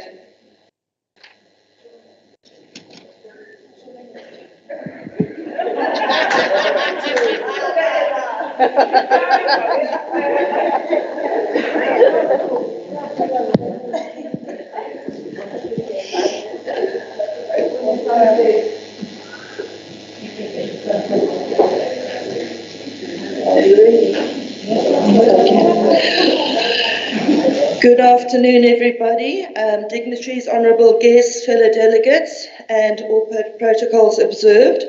It is with great pleasure, as a proud South African woman, member of the of the Democratic Alliance, as well as being an activist for gender-based violence and equality for women, that I get an opportunity to be heard today. As a South African woman, I'm extremely proud by the fact that the only 3 medals won at the Olympic Games were won by women. Tatiana Schoenmaker, gold and silver in swimming, as well as a new world record, and also Bianca Batender, a silver in surfing. Sadly, SASCOC, in its patriarchy, decided that they would not be receiving medal bonuses for the first time in our young democracy. I am pleased to acknowledge that due to public pressure and outrage, they have come to their senses and have today said that they will pay medal bonuses. And as women, we must be vigilant that this does not happen. We cannot allow that women be sidelined like this ever. Melinda Gates said, and I firmly believe this, women should not only have a seat at the table, they should be in every single room where policy and decisions are being made. It is now even more important that women participate in policy and decisions about and for women. Women's rights are at serious risk of declining further back as a result of COVID-19, as we've heard from the presentations, as well as the recent unrest, causing heightened poverty and GBV cases on the increase. It is estimated that in KZN alone will be lost due to the recent unrest, that there's going to be 150,000 jobs losses. Sadly, 2/3 of those job losses will be women, the same as it was during COVID. We now as a society should be fighting harder to achieve human rights for all women and girls. I find it surprising that the recent unrest that occurred, that all the focus is on 30 people that died in Phoenix. Don't get me wrong, that's tragic. But national and provincial government leadership are being disingenuous by focusing on Phoenix. This is race baiting, as over 300 people died during this unrest. What about the other 270 people? Why are we not talking about them? It's only focusing on Phoenix. Not acceptable. Men have never had to use the expression for themselves, breaking the glass ceiling. As society, we need to remove this as an expression and the thought process that limits how far women can rise, and I firmly believe that quota systems allow for exceptional women to be left behind. Angazi 50%, 100% if we're good for the job. Whoever's good for the job gets it. In the words of Kamala Harris, if you want to strengthen democracy, we must fight for gender equality, because here is the truth. Democracy is strongest when everyone participates. It is weakest when people are left out. I thank you for your time and for listening.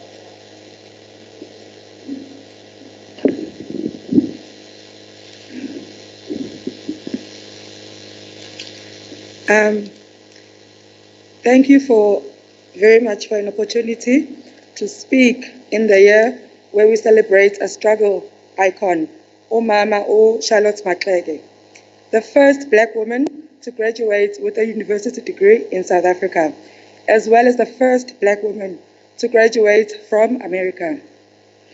A woman who led the anti-pass march in 1913.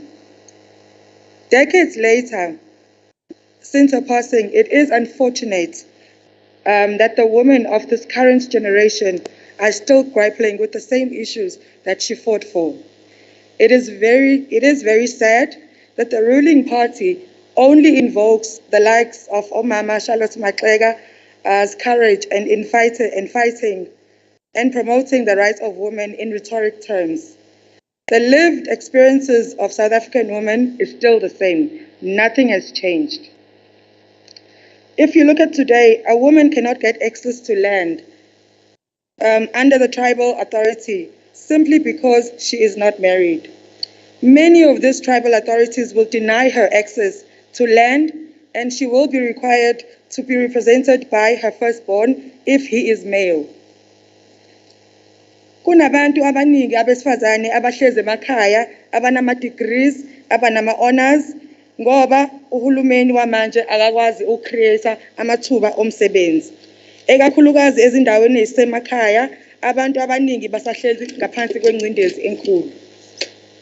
Okubuhlungu kakhulu, uhulumeni obusayo unomgomo obekile wokuthi if usudlula eminyakeni if from the age of 18 to 35 you are no longer eligible for umsebenzi. Now esikubuzayo ke thina ukuthi ke masufika ku age of 36 usuke ungasawudingi yini umsebenzi ngoba inhlupheko yakho isuke isafana sekuqaleni. Okunye uhulumeni kumele akuyise ama programs azoqoqa i-youth emalokishini.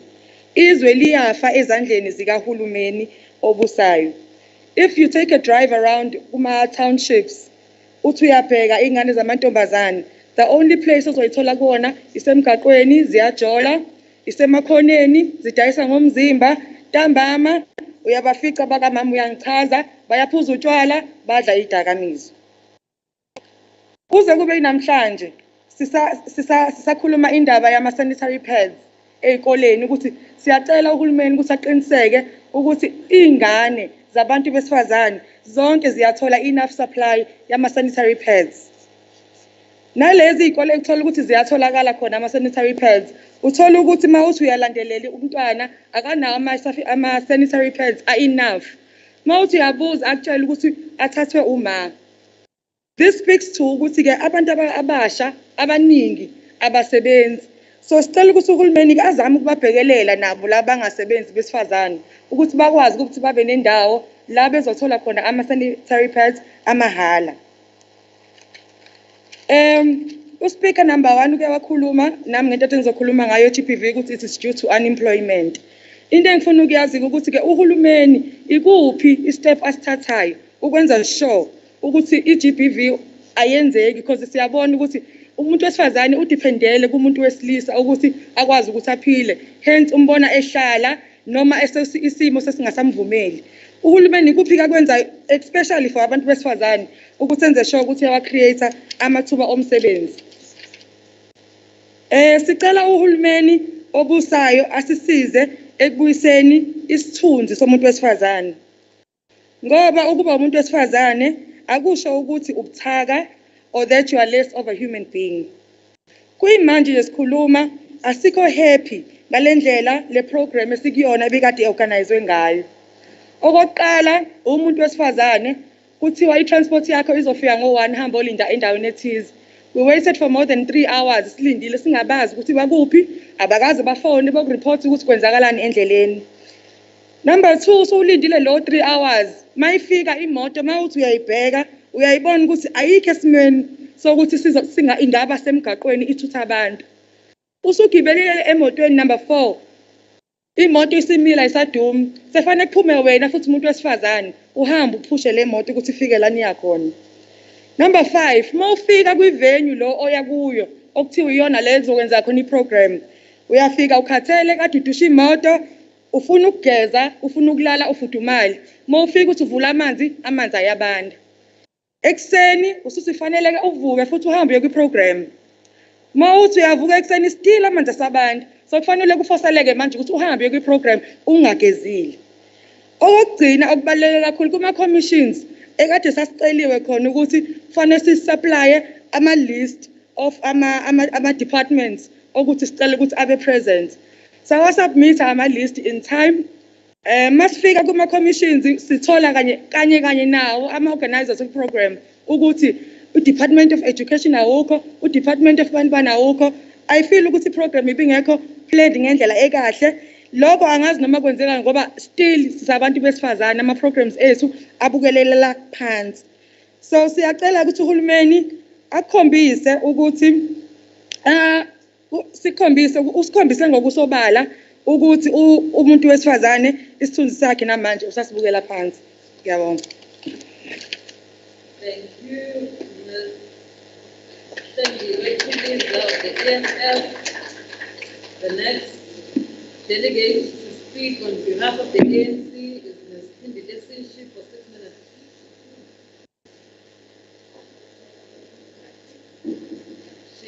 followed by Ms. Mbali Shinga of the NFP.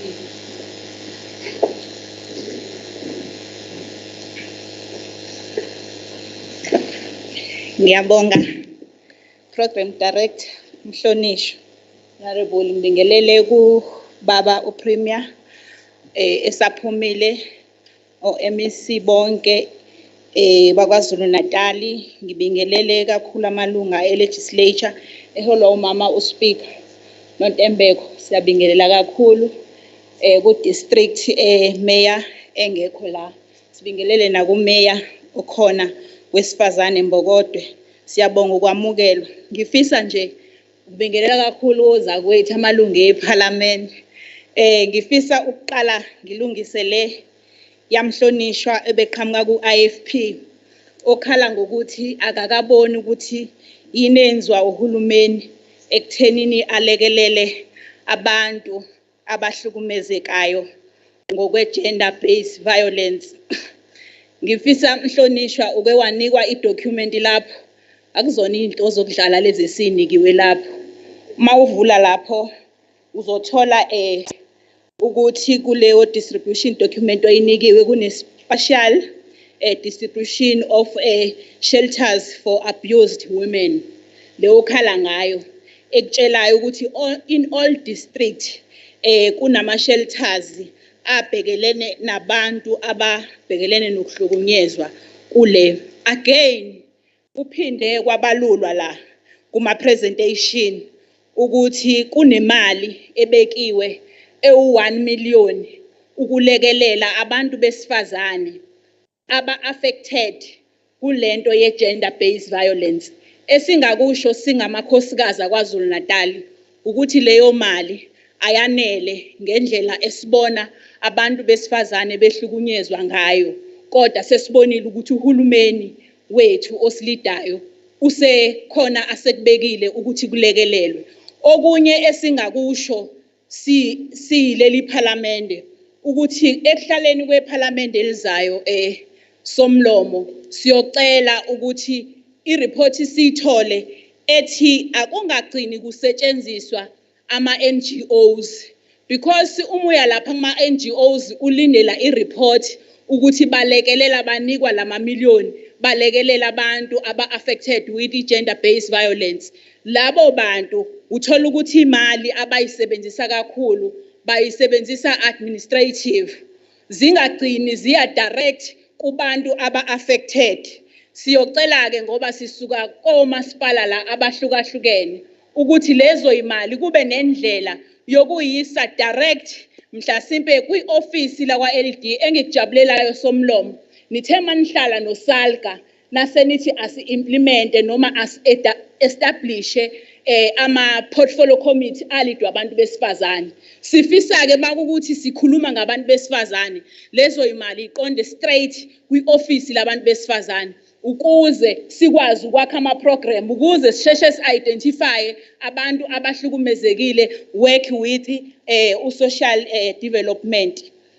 Ngifisa ukudlulela phambili sibonge ukulidwa KwaZulu-Natal la ebesikhala singatholi ukuthi masikhuluma ngo-50-50 wabantu besifazane siuqalaphi. Ngifisa nje ukubonga uPremier, iCabinet likaPremier wethu likutshela ukuthi namhlanje sino-Speaker KwaZulu-Natal womuntu wesifazane. Again sino-MECs babantu besifazane. Out of inumber yawo MECs sina 6 siyabantu besifazane. Sifisa ukusho ukuthi sizizwa sikhululekile ukulidwa ile nhlangano ngakhongolose okuyiyona elida isociety yonke lapha KwaZulu-Natal. Bese ngiya kule iya kwa-agriculture esithinta kakhulu bahlonishwa ezisiyabantu besifazane, especially siqhamuka endaweni zasemakhaya lapho sisho sivuma sithi imisebenzi ibukeka ingekho, kodwa okufanele sigcizelele noma sigqugquzele kubantu bethu besifazane ukuthi bafunde ukuyimela. Noma ingakhona imali engabekwa aside njengoba kushiwo ukuthi kusethwe aside imali engango-1 million siyasho ukuthi incane, kodwa esifisa u-agriculture asilekelele ngakho uma sibuya kuleli Parliament ayimiswe lento yokuthi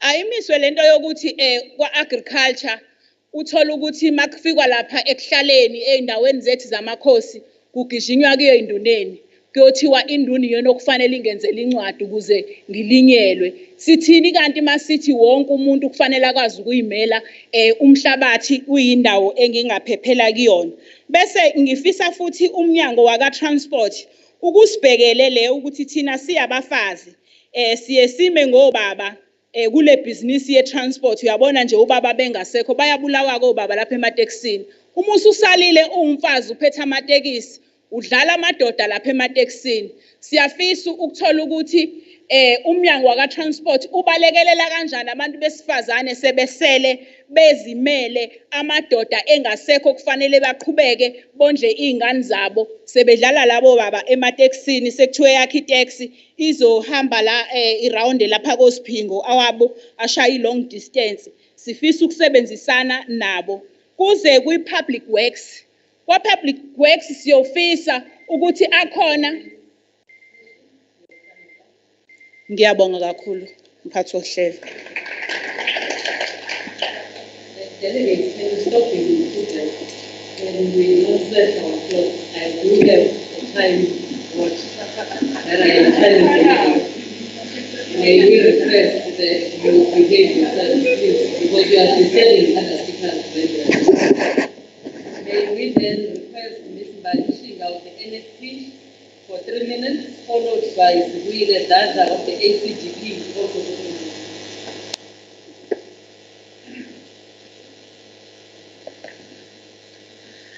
Somlomo namalunga eshamthetho ahloniphekile kuyiqiniso elingeke liphike ukuthi sihlangene lapha namhlanje ngenxa yabesifazane abasukuma babhekana nohulumeni wengcindezelo nemithetho ababengahambisani nayo ngaleso sikhathi. So today as South African women we are faced with different challenges, amongst others gender-based violence, COVID-19 and the consequences of the unrest. Other than COVID-19, women continue to face health challenges like HIV and AIDS, cancer, and many others. It is known that our health facilities in different districts are not well or fully equipped. When a woman is diagnosed of cancer, it takes them a series of visits to honor scheduled appointment at the Inkosi Albert Luthuli for some specialized equipment. In the process, a woman will suffer slowly from anxiety, pain, etc.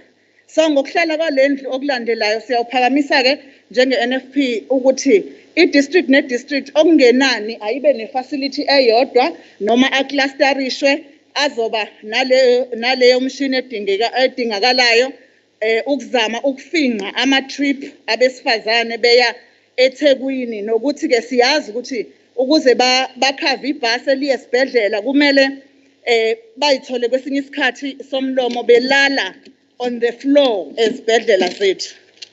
As the NSP, we view agriculture as both as an immediate and a long-term solution to the challenges mentioned above. So siyabuka ukuthi sizokuzuza kanjani lokho. How can we achieve that when we have non-functional agriculture local offices? When you approach them, those local offices are agriculture, ugandaganda wokulima awusebenzi ufile. Izimbewu azitholakali. So we challenge the Honorable Premier to revive that department. Sesike sezona la umhlonisho omunye ekhuluma. Apparently agriculture is one of the departments who could not present yesterday and asazi ukuthi kungani. So Honorable Premier, please look at that department.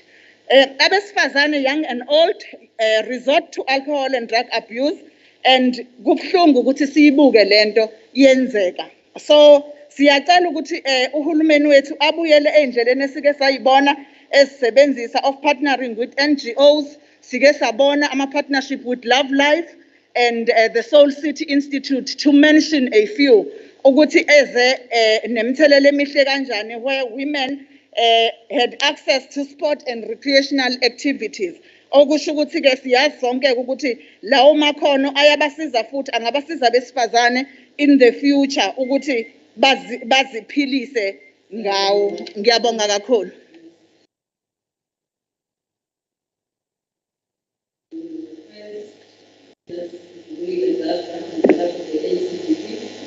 Followed by Ms. Subina Kiralal.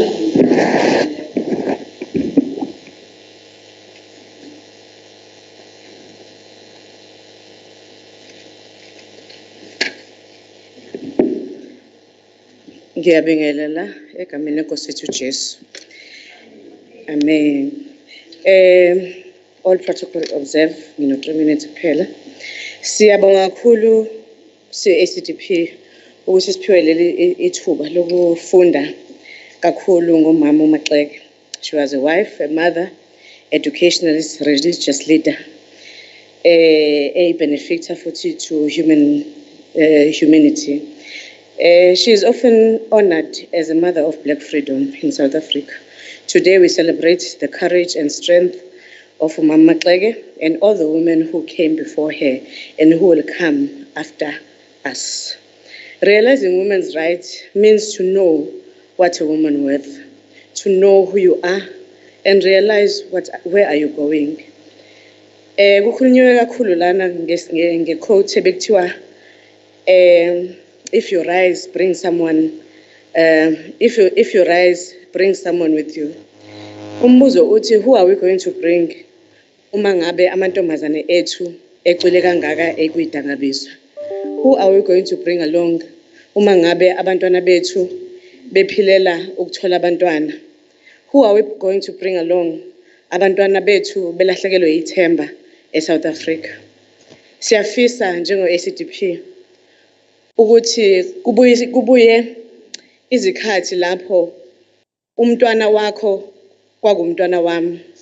Ngikwazi ukuthi mangibona umntwana ngimkhuze ngendlela. We need to rise as women who have hope for a brighter future, who fought their way to success, and who is vocal and a good example to their peers. As ACDP, we appreciate the opportunity of understanding this great icon, but we urge the government to protect us, to promote us, and invest in our ideas so that we can realize our rights. COVID-19 has caused a huge setback with the economy. Kakhulukazi kuma up and coming businesswomen. Siyafisa ukuthi government include women kakhulukazi in rebuilding a community. Babe we forefront and understanding. Kakhulukazi bathathe nama ideas abo. Masivula iParliament kwakhulunywa nge-textile belt, of which I think one of umhlonishuseke wayibeka. Siyafisa ukuthi lana ku-textile industry mangabe kulungiswa le belt ukuthi kulungiswa ama-factories. Sicela ukuthi abantu besifazane bangabi nje abathungi no-secretary no-cleaner, kodwa kube yibona aba-owner these factories. I thank you. Thank you very much.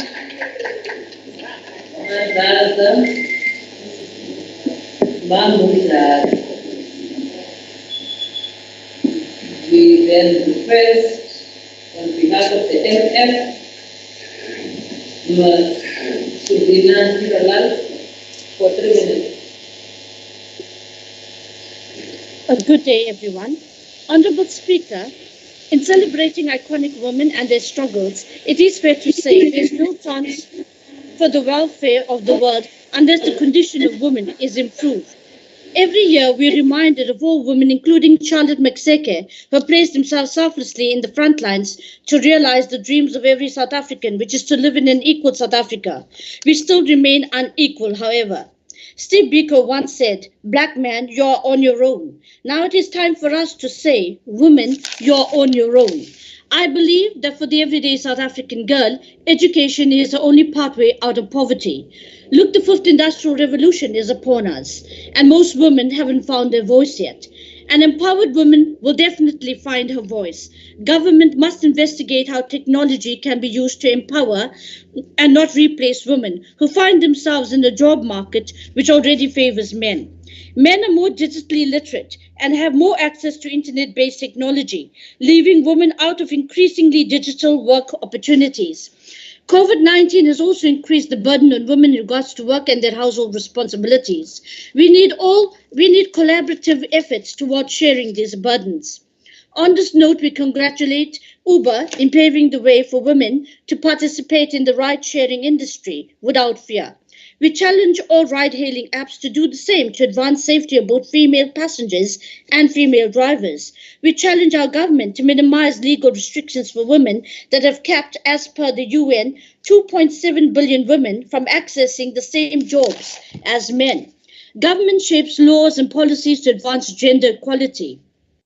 But the reality is that women remain the poorest, the unemployed, and the most affected by gender-based violence. I support Ms. Matolu Dlepo, chairperson of the Legal Practice Council, who said that the legal profession and community-based organizations must work together to ensure justice for all, to reach out to vulnerable people using educational programs to access justice. Our parents have socially constructed us as children the idea that the presence of a person, usually a man, equates emotional support. Nowhere does it say that another human being, regardless of gender, cannot perform those functions. Women must support women. In conclusion, given the recent failed insurrection, honourable members, the Minority Front recommends that all cabinet positions, from national to province, must have at least 50% women representation on merit across all race groups. And it's time for South Africa to have its first women president. The world has made unprecedented advances, but no country has achieved gender equality. Let's make 2021 count for women and girls everywhere to achieve gender equality by 2030. I thank you. Thank you very much. We see the next part of the debate, Ms. Mona Mckenzie, performances followed by John Kekota of the ANC.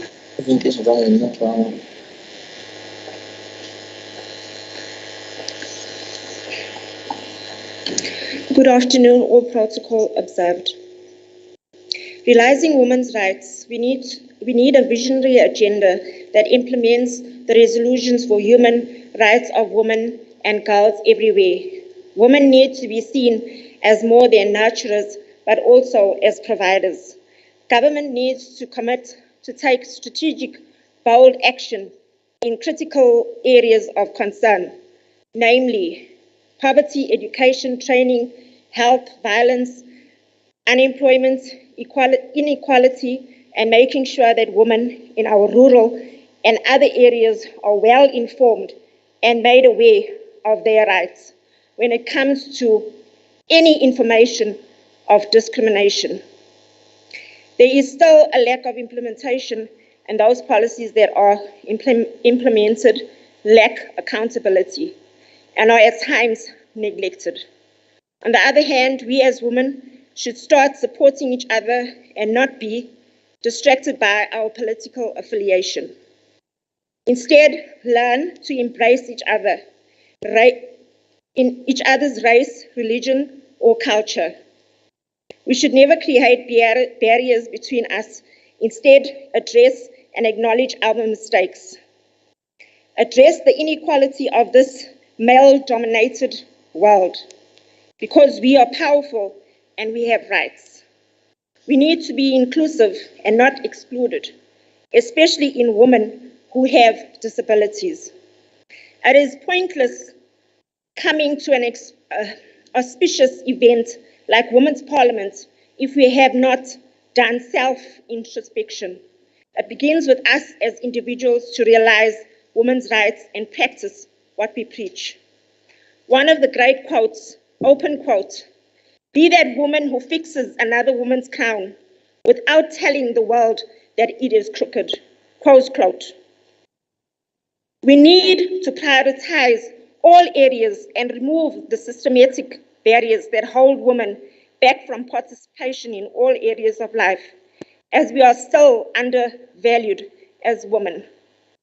Our justice system needs to become more innovative in its response to assisting women, as in social media, we are painfully aware and reminded of the high-profile cases and brutal killings. There is so much more to do and achieve. In closing, as a woman in society, we need to feel safe, and women's rights need to be prioritized now more than ever before. Let us remember that we are not channels of death, but the carriers of life. We must stand for freedom, fairness, opportunity, diversity that includes all South Africans, all women. Thank you. Thank you very much, Ramona. The next speaker is Zonke Foster from the ANC for 5 minutes, followed by TM Kizek from the ATM.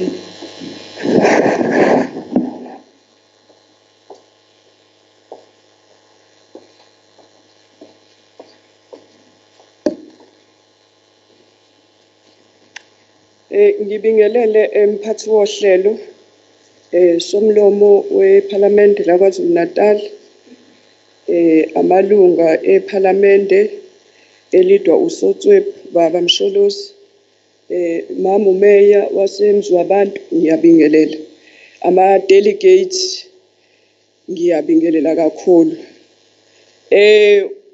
Lo nyaka unyaka kamama uCharlotte Maxeke oyi-graduate owalelwa inkululeko yabantu besifazane ukuthi sikhululeke njengabantu besifazane. Amakhosikazi ase-South Africa ahamba ngo-1956 ayolwela ukuphathwa kodumpasi. Ngiyafisa-ke ukuthi ngisho ukuthi ngiyaziqhenya ukuba kulo hulumeni waka African National Congress, obuzwe African National Congress, ngoba ubhekelela kakhulukazi abantu besifazane. Ngicabanga ukuthi kwi-report iyachaza ukuthi kuno 1 million obhekelele ukuhlukunyezwa kwabantu besifazane nezingane. Engicabanga ukuthi nawo awanele lo 1 million, siyafisa ukuthi unyuswe lo 1 million. Okwesibili esifisa ukusho ukuthi uma ngabe unikezwa ama-NGOs awubhekelele nama-locals omasipala la kuno gender khona ukuze imali zinciphiseke, ngoba ama-NGOs amanye uthola ukuthi akhokhela even i-administration yakhona. Ngiyafisa ukusho ukuthi somlomo weParliament abantu besifazane kulo hulumeni wethu babhekelelile. Public Works unama-internship awu-69. Out of lo 69, 34 abantu besifazane abathole lama-internship. Ngiyacabanga ukuthi uhulumeni wethu uno-Operation Vula okuyi-fund yama-formal business ohlukaniswe izigaba eziwu-3 nabantu besifazane lapho bayingxenye yabo. Uhulumeni okhona njengamanje uyababhekelela kakhulu abantu besifazane. 1, kunalento kunama-bursaries akhona aka-Public Works again. Even i-PWP iyababhekelela even abantu besifazane.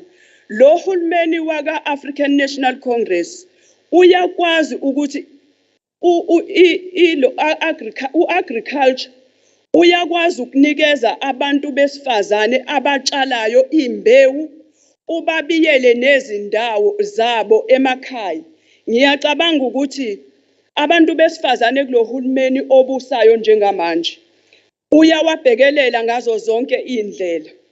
Ngizofisa ukuthi somlomo weParliament siyafisa ukuthi ama-sanitary abe khona, abe visible njengama-condom ukuze zikwazi ingane ukwathatha ngokukhululeka. Ngiyafisa ukusho ukuthi lo hulumeni wa-African National Congress siyafisa ukusho ukuthi siyaziqhenya kakhulu ukuba yingxenye yawo ngoba uyababhekelela abantu besifazane. Even ama-training uyabanikezela, even ama-funding kuma-business uyakwazi ukuthi ubabhekelele njengabantu besifazane, uyabanikeza ifunding, emese bafandile uyaqhubeka uphinde ubatrain ukuthi amabhizinisi abo aqhubeke. Siyazi ukuthi eSouth Africa amathuba emisebenzi awekho, abantu bahlele emakhaya abasebenzi. Uhulumeni uthi abantu abavule amabhizinisi bakwazi ukuzisebenza ukuze babeke isinkwa etafuleni. Ngiyacabanga ukuthi ngaleyo ndlela amathuba emisebenzi kulama business azokwazi ukuthi aqashe omunye nomunye ukuze abeke isinkwa etafuleni. Ngiyafisa somlomo ukusho ukuthi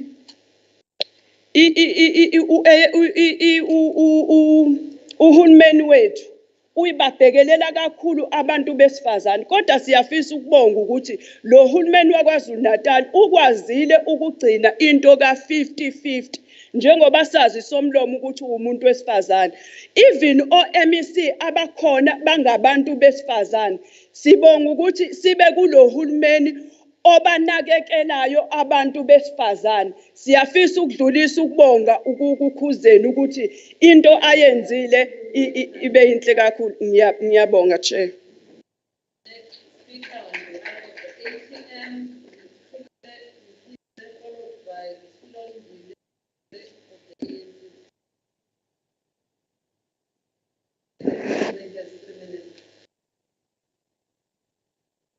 Ngibonge Program Director, ngibingelele i-Women's Formation and all protocol observe. Sibonge leli thuba esitholayo lokuthi sizo celebrate uCharlotte Maxeke, umama owasikhipha enkululekweni ukuze sibe abantu besifazana abakwazi ukuthi bayimele.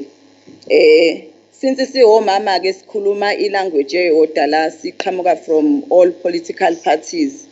Ngicabanga ukuthi konke sekukhavekile, but bengizocela ukuthi mhlambe nami siwu-ATM ube khona esikubekayo. Siwu-ATM besingajabula kakhulu ukuthi akeke sibhekelele njengamanje njengoba kuyisikhathi se-COVID. I-COVID ilimaze kakhulu iy'ngane zethu zifunda isonto elilodwa kuphela, sikwazi ukuthi sihlale nazo and sinemisebenzi eminingi esiyenzayo.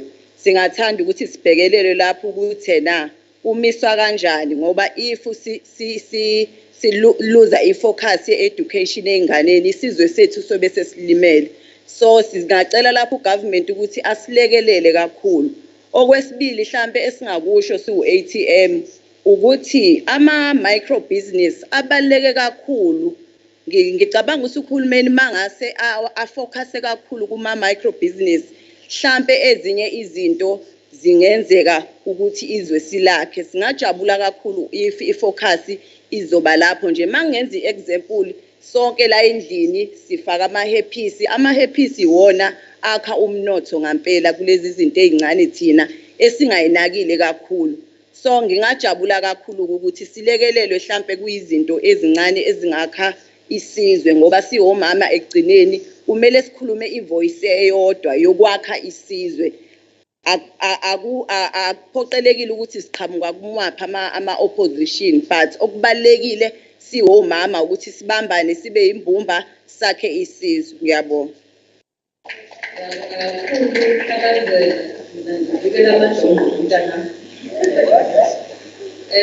Umamkhize will be followed by another mama Umkhize. Mama Slow. She has 6 minutes on behalf of the ANC. Followed by Ladies in Bully of the DA. Ngiyabonga kakhulu Chairperson, and ngibingelele uPremier in his absentia, Honorable Speaker, uPhansela, uMayor we-local osamukelile, Chief Whip of the Legislature, and all protocol observed, kodwa delegates of this Women Parliament, special greetings to you. Ngiyafisa nje ukuthi ngithi mengiqala ukusho ngiqale ngincome ngibonke khombisa ukuthi sinohulumeni ozwayo, uhulumeni olalelayo. Uma uKhuzeni upremier wale province giving the report yama resolution previous year, it showed ukuthi whatever that we raised in our last parliament, it is attended to. So lokho nje kukodwa kufanele sikubonge ngoba kusho khona ukuthi siyaholwa. Unyaka ke lo la si celebrate khona umama uCharlotte Maxenga. Ithanda itheme yethu uma it is the year of Charlotte Maxenga, realizing the women rights. Uyiprofethile ke umama Maxenga leyo urealize ama women rights. When we're receiving ama reports, firstly sizwile ukuthi even government employment yakhona ukhokha, it's even more than 50% women. Etia is even more than 60% women. So which shows ukuthi those are the rights of women. Noma ke singamile lapho sijabulele lokho kuphela ukuthi sesifike lapho, kodwa sisafisa kwenzeke kakhulu kuqhubeke ngoba sithi sisho uma uempowerisha umuntu wesifazane uempowerishe isizwe sonke. So if kuwabantu besifazane okuyibona abalidayo, ngisho ngathiwa uselida ngisho yona iSouth Africa as the president, lokho kungasenza sazi ukuthi iSouth Africa i-capable hands nakuye umuntu wesifazane. Ngiyafisa ukubonga nje kakhulu ama-programs enziwa uhulumeni addressing ama-issues e-poverty, addressing i-economy eSouth Africa. When uminister we-MEC ekhuluma nge-operation vula umnotho, nami ngiyathanda uku-eda ngithi vula umnotho ngoba uvula ngasho kunye ngesisikhathi. Ekhuluma ngo-RASET. Those are the programs are directed to us, ikakhulukazi as women. But the challenge is women from the rural areas. Uthola ukuthi abekho aware of the programs that is khuluma ngawo. So siyawuphakamisa nje ukuthi iqhubeke into yokuthi ama-outreach programs okuvisitha kuma-rural areas, abantu ba-educate what ugovernment akwenzayo, abantu ba-educate ukuze babe skilled phela bethi mekhulunywa ngo-RASET angacabangi ukuthi kusho ukuthi iphaseli elihle lelo liqala ngo-R lithi RASET, kanti azi ukuthi into ekhuluma ukusiza yena ngoba if it is a radical agricultural something kanjalo, kodwa khona ukhuluma ngaye umama wasemakhaya odinga uku-empowerisha understand. Even uma sikhuluma ngokuthi si recover i-economy, siyabonga kakhulu uhulumeni wethu uma ekhuluma nge-economic recovery plan, but also le economic recovery plan iyadinga ukuthi people from the rural areas, umazungu le phansi ngakithi la ngiqhamuka ngakhona, azi ukuthi uma kuthiwa kukhulunywa nge-economic recovery plan kukhulunywa ngani, what are the opportunities for her. So it is very important for us as iParliament sazi ukuthi abantu abasemakhaya nabo banakekile ngoba abantu abasemakhaya, if you look at the numbers, uthola ukuthi ibona abanomama abaningi akuyibona abaphethe amakhaya abafundisa izingane. Siyajabula nje kakhulu ukwazi ukuthi uhulumeni wethu unakekela wonke umuntu owumhlali wase-South Africa.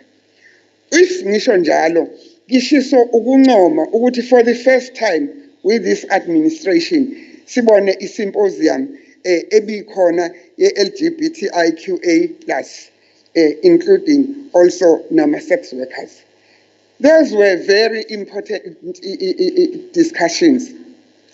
Esifisayo ke ukuthi if kunama-symposium anjalo including abantu ama-sectors wonke ngoba if le symposium siwabonile ama-symposium amanye akhuluma ngabantu besifazane siwabonile ama-symposium athize kodwa besiqala ukubona i-symposium ekhuluma ngale sector of which-ke siyawufisa ukuthi yehle ize at district level iziyofika ngisho level hawu kodwa kuselimini kanjalo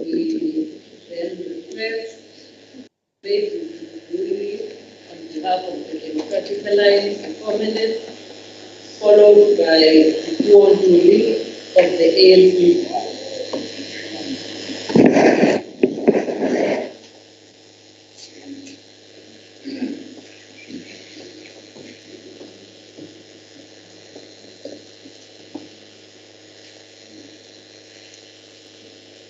Bon, Somlomo, all protocol observed. I would like to start by quoting the DA Federal Leader John Stearson about a comment about the Women's Month. Open quote. As South Africa commemorates Women's Day today, there is no better way to celebrate the brave and resilient women of the 1956 march than to witness how that DA-run governments are getting things done for women.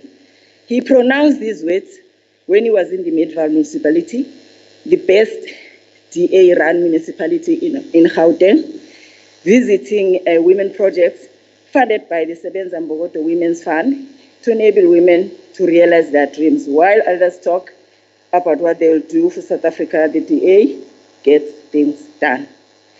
Honorable Speaker, it is not helping women of this Parliament to always come to this event to talk to themselves about issues that affect them. We need the men's parliament where our resolutions can be deliberated and to enable men to acknowledge the fact that they form the biggest part in hindering women in realizing their dreams by keeping all those senior positions to themselves and continue to dominate participation in economy and other sectors. The DA Women Network feels that the government is partly promoting the patriarchy by putting quotas which restricts women. I mean, with the 50-50, we really appreciate that. That was the starting point, to go in a 50-50 pairing. But now, on the other hand, it looks like the patriarchy was just taken to another level. That itself, in the near future, is going to be the benchmark to say, we've achieved 50%, now we can relax. Wozani Madoda, sebe right about. So we want the government to reconsider that and actually remove those restrictions because it has been introduced that women need to be recognized. In order for women to realize their dreams, we appeal to the government to streamline processes and procedures of assessing funds for projects, minimizing and even removing red tape and bottlenecks that hinders and intimidate women from applying for funding. Systems must be user-friendly. There is other contributions that cripple women's success. It is the continuous price increase of petrol, which contributes to the price increases in essential services and also makes it difficult for women in their businesses to operate in their businesses. And the price hike of electricity and shortage of water supply, all these issues affect women negatively and request that the government intervenes and provide relief to South Africans. Because, for example, the petrol hikes, it brings about the high travel costs, increased operational costs for small businesses. And then this coupled with COVID-19 strains is overburdening women. Then riots also added to the existing problems of unemployment, poverty, and inequality. I would like to also, Somlomo, submit that after the government sectors did their presentation, it was obvious that in the next sitting, we would like that to submit that justice come with the SAPS. Thank you.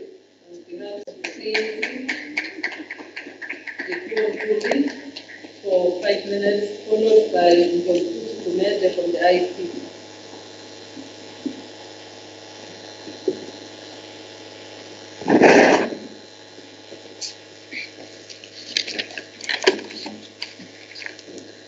Thank you very much, Program Director.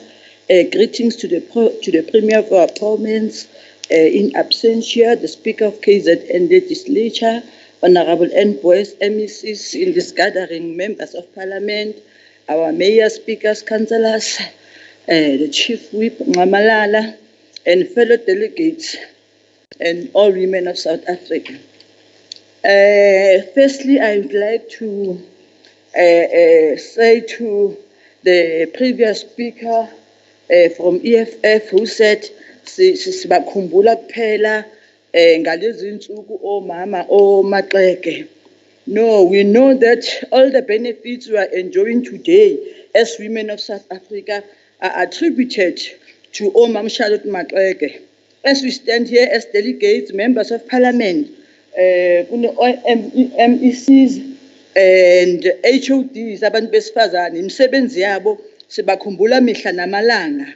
We know their efforts in fighting against the triple challenges of poverty, inequality, and unemployment, of which our government of the day is assisting our women through different programs like EPWP, ECWP.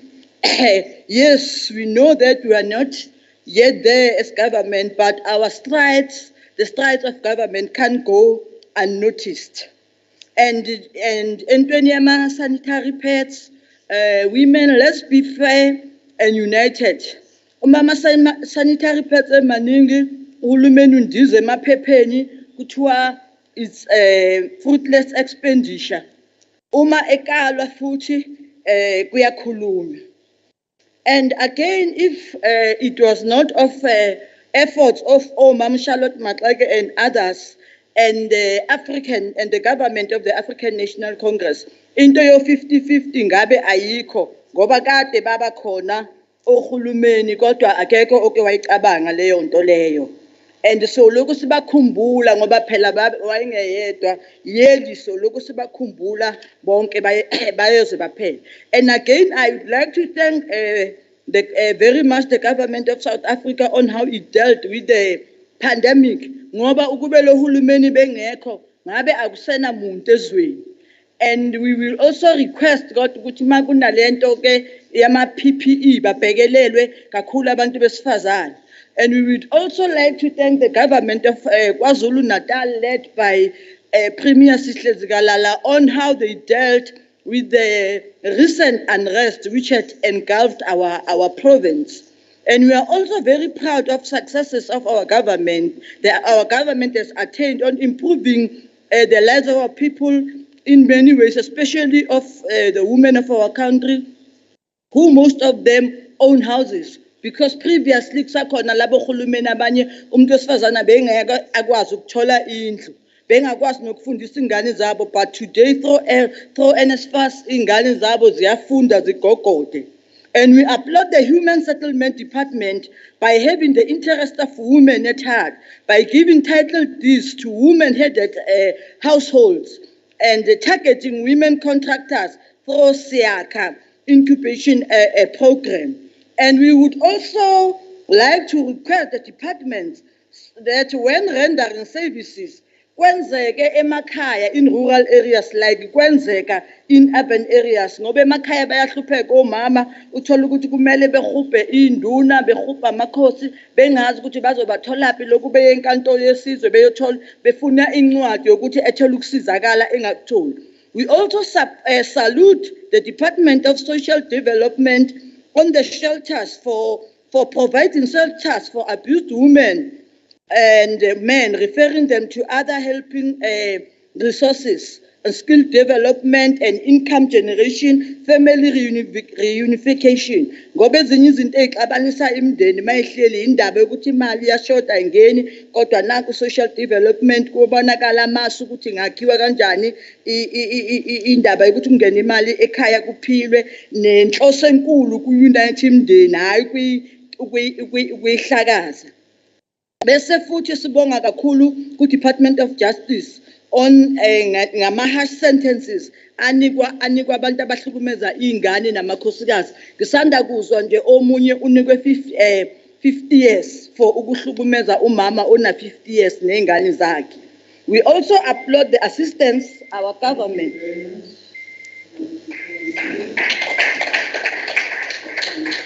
The next speaker from the IFP, for 10 minutes, followed by Matthew from the IFP.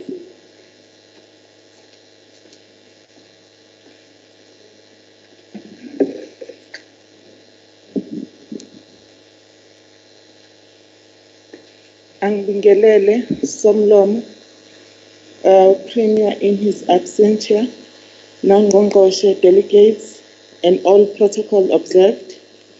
Statistics shows that mukhulu umonakalo owenzekile emavikini ambalwa edlule, whereby sibone khona abantu belutha okutapa beshisa amabhilidi. Racial killing took place and innocent people were killed ngaphandle kwesizathu ezindaweni ezifana no-Phoenix and Chatsworth eThekwini. IFP does not support the looting and killing of innocent people, but siyabonga umntwana aphinda ngene our President Emeritus ngomnikelo awenza emndenini ewu-29 ukuthi kwazi ukufihla abantu bayo obathandayo. Kuyiqiniso ukuthi lot of families were affected with poverty ngenxa yalezi gameko njengoba kulahleke izigidi zemsebenzi bebiyondla imindeni obekusebenza ikakhulukazi abantu besifazane kuyo. Singabashiyi ngaphandle abesilisa abebondla imindeni yabo okungabantu besifazane nezingane ngemali abayiholayo. Lokhu kukhomba ukunyuka kwesibalo sabantu besifazane abalahlekelwe imisebenzi ekubeni bekuvele kunzima iningi labo lilahlekelwe imisebenzi due to pandemic COVID-19. Okubuhlungu ukuthi maningi amabhizinisi angeke asakwazi ukuphinde asebenze. Lokhu kwenza ukuthi izibalo zabesifazane abacindezelekile kwezomnotho zikhuphuke kakhulu. Ekubeni nalabo abasasebenza becindezelekile njengoba behola amaholo amancane kunabantu besilisa. Okunye esikubalulayo abantu besifazane abamnyama sithola besahola kancane kunezinye izinhlanga. Umnotho usasezandleni zabantu abamhlophe. Ukucindezeleka kwabantu besifazane kwezomnotho bebala elimnyama kubonakala kusalokhu kudlondlabala kunokwehla. Kule minyaka edlule yize zibe khona izinhlelo zokuthi kunciphe izingcindezi, but siyabona ukuthi konke okwenzekile akubanga nemiphumela okuyiyona yona ngoba akekho umuntu oqinisekisayo nolandelayo ukuthi lezi nhlelo ziyakwenza okufanele. I-IFP ithi kuzomele uhulumeni usebenze kakhudlwana ukuqinisekisa ushintsho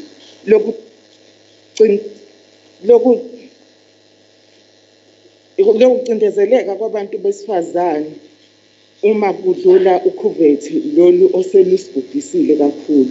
Siyi-IFP sithi ezinhlelweni zokubuyisela umnotho kubantu besifazane uhulumeni kumele aqinise izinhlelo ezahlukahlukene ezikhuthaza abantu besifazane ukuthi bakwazi ukuzimela, bazisebenze, bavule amabhizinisi azimele, banganciki kuhulumeni izibonelelo zikahulumeni. I-IFP believes that women are the backbone of society. Self-help, self-reliance, okuzimela kwabesifazane kuqinekiswe. Kumele banikwe umhlaba wokulima, baziqalele izingadi, balime mase bethengisa ukuze benze inzuzo futhi bakwazi ukuzimela nokuzondla. Uhlelo lokuthi umuzi nomuzi ube nengadi esithi one home one garden kumele ubuyekiswe. As i-IFP sithi kumele kube nezinhlelo eziqinile eziqinisekisa ukuthi abantu besifazane baholelwa ngokulingana nabalingani babo besilisa. Izinkampani neminyango ezingayigcini le miqathango kumele zijeziswe.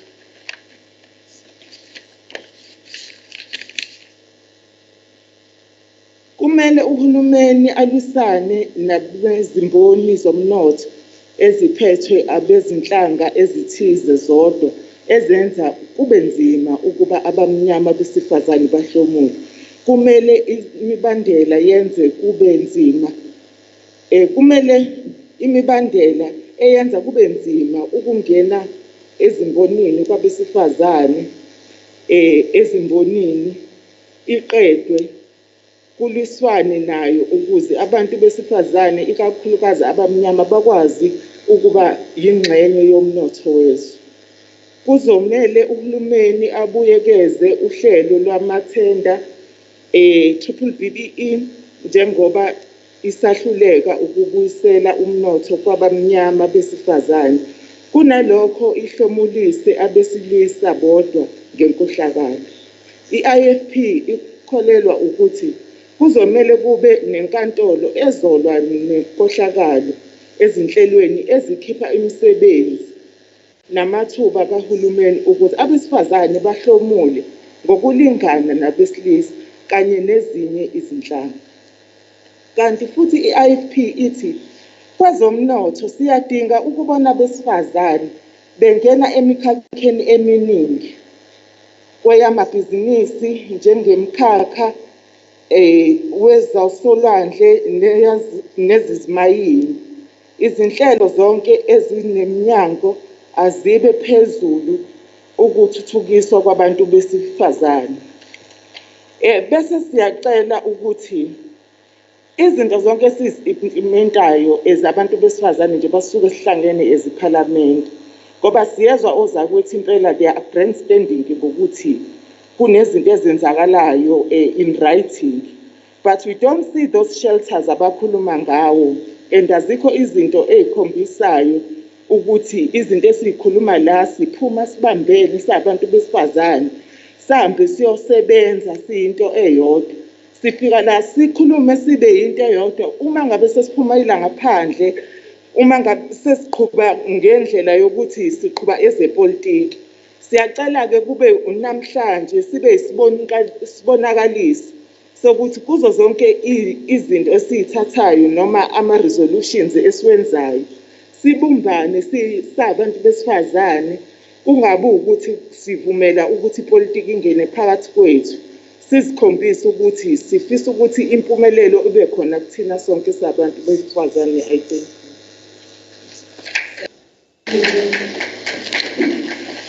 The next speaker on behalf of the ANC, for 10 minutes.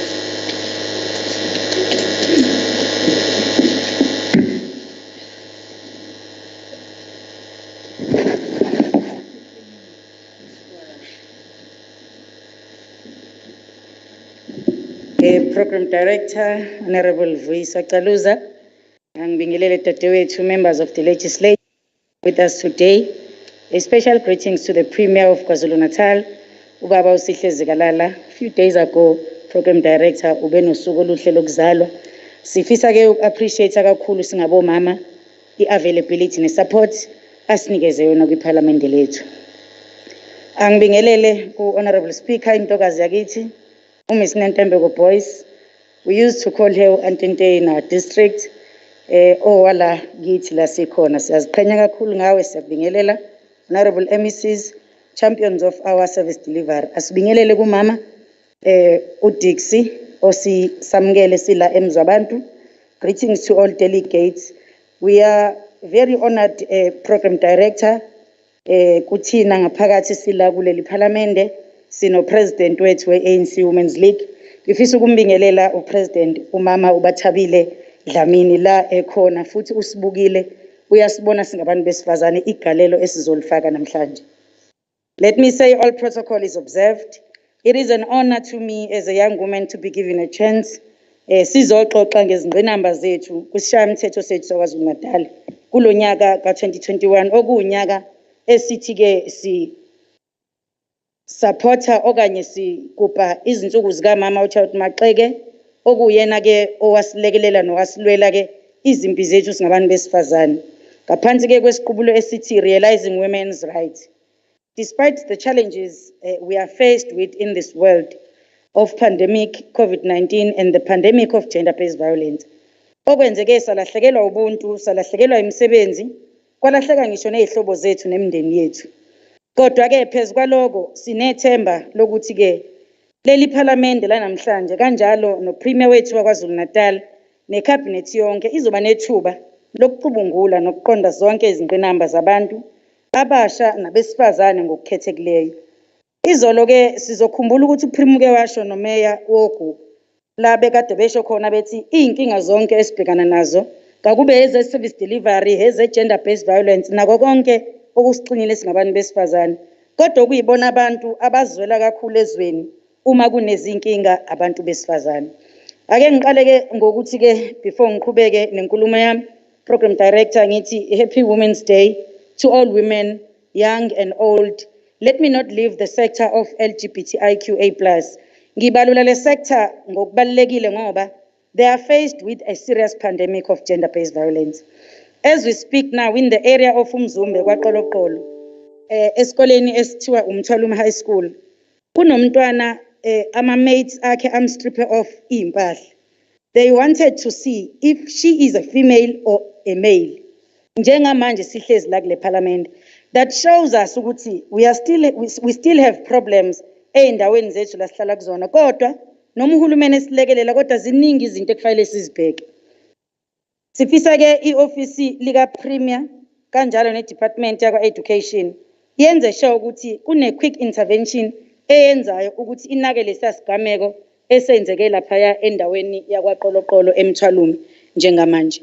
We also want laba abadila ne-judiciary ukuthi nabo uma leli cala selihlengahlengiswa noma selikhushulwa libekwa ezingeni kube ukuthi banikeza indawo elifanele ngendlela ekuyiyona.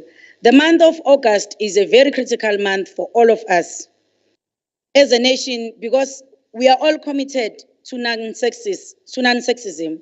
Let me applaud the good work, Program Director, that is done by our Speaker and her colleagues in the legislature, where bekunomhlangano lapho benidingida khona izindaba zokucwasana ngobulili, ikakhulukazi laba engikhuluma ngabo ngaphambilini u-LGBTIQA+.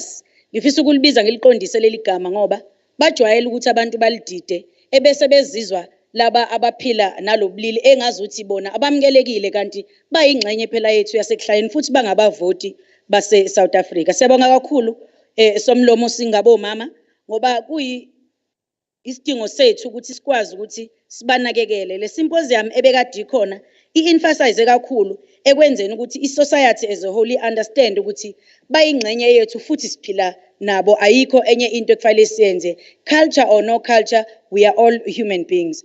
The culture of unity and equality needs to be taken serious in the province. Kumele ke futhi sibe nama structures and also ama forums that are fully functional and have a clear mandate in the development of a woman, a young woman in particular.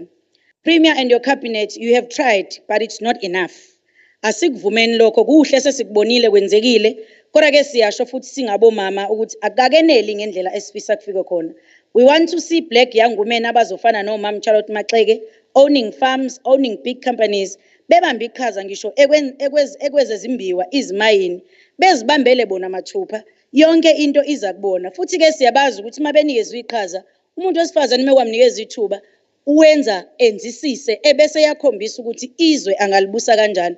Lokho kongikusho nje angizenyezi ngoba sike sigabeni ngisho namanje sokuthi ke somlomo weParliament sikwazi ngisho ukuba no president wesifazane kuleli zwe lakithi lasemzansi.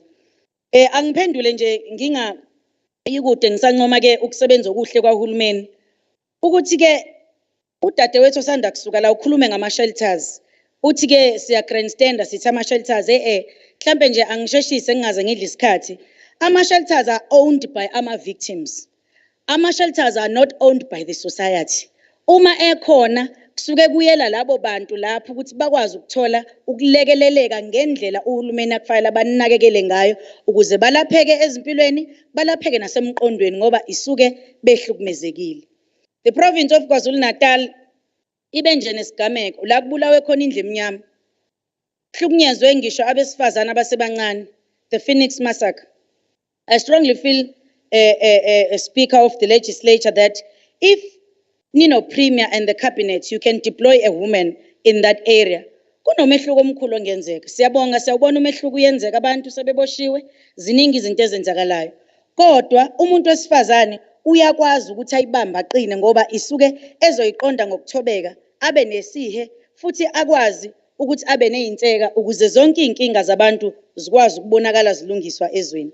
Angiphendule Honorable Jenny, Program Director, the issue of Phoenix was not nje into uHulumeni athi cha nginake nje abantu abawu30 luke ngikhuluma ngabo ngibayekile abashonele mhlambe ngibayekile abaningi laba abanye akunjalo bazomtolikela ke ngolimi lwakhe ngithi ngikubeke nje ngolimi lwakithi lwesiZulu ukuze kuzwakale ingenxa yokuthi le iPhoenix massacre was a racial attack bekuyinto ebiqonde ngqo ngebala elithize ngoba ubungadlula ngezinyawo unebala elimhlophe kodwa ubungeke uzwenziwe lutho kodwa mali imnyama bekumele ukuthi kube khona into eyenziwa kwena ebebhlungu. That is why we are saying it's a Phoenix massacre. Ingakho kuHulumeni egxilile ekubhekeni leyo nto. We salute the leadership of our country and the province ngokusideployela ke kakhulukazi siyabonga.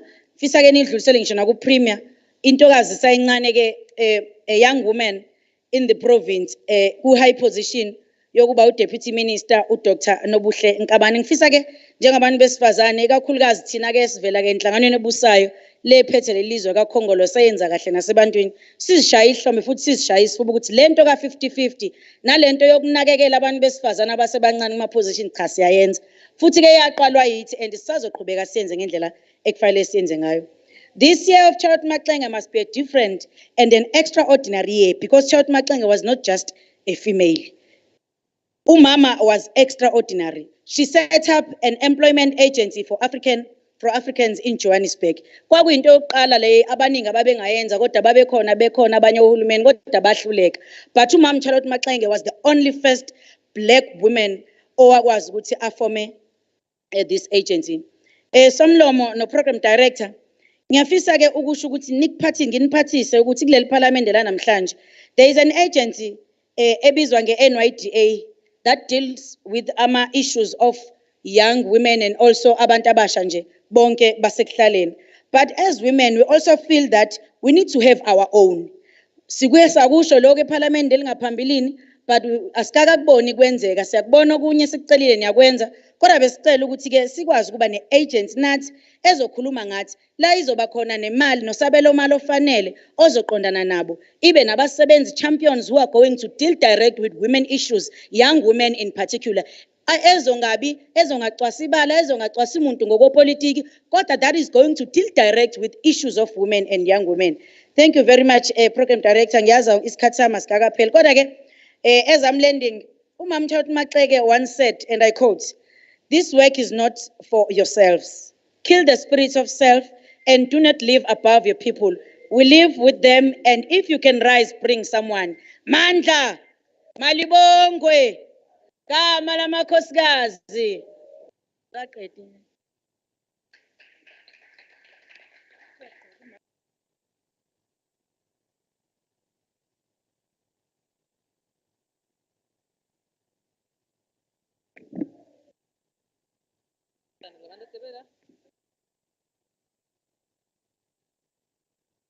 Siyabonga kakhulu.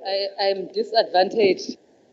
Angazi labantu akade bemlaka kanti ukuthi bebema kanjani bona manje i-mic ile phansi.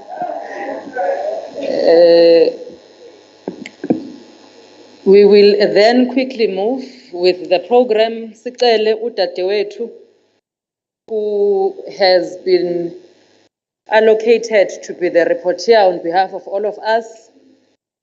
Esimkhethe izolo. Sizocela ke ukuthi azosipresentela ama resolutions eParliament lethu lika 2021.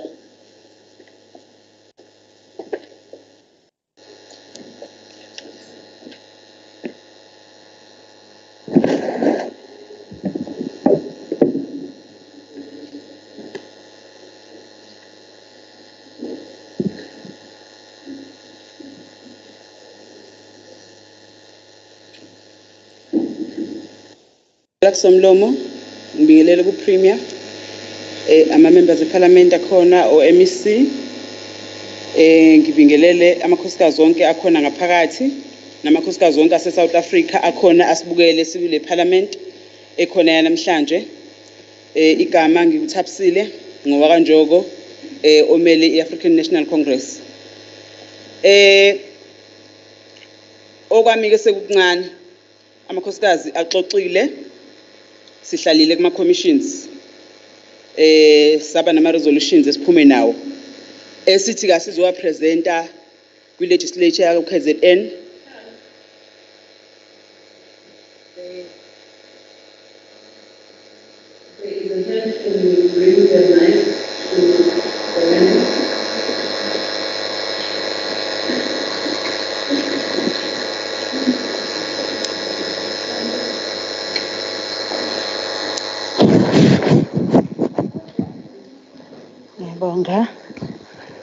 Ngiyabonga sihlalo ngithi ngiphawule la umhlonishwa ngaphambili usemele iAfrican National Congress kanti sihlanganile izolo sisonke sakhetha ureporter. So if that is the case then sizocela ukuphakamisa omunye ozophinde enza amanye ama resolutions. Ngiyabonga.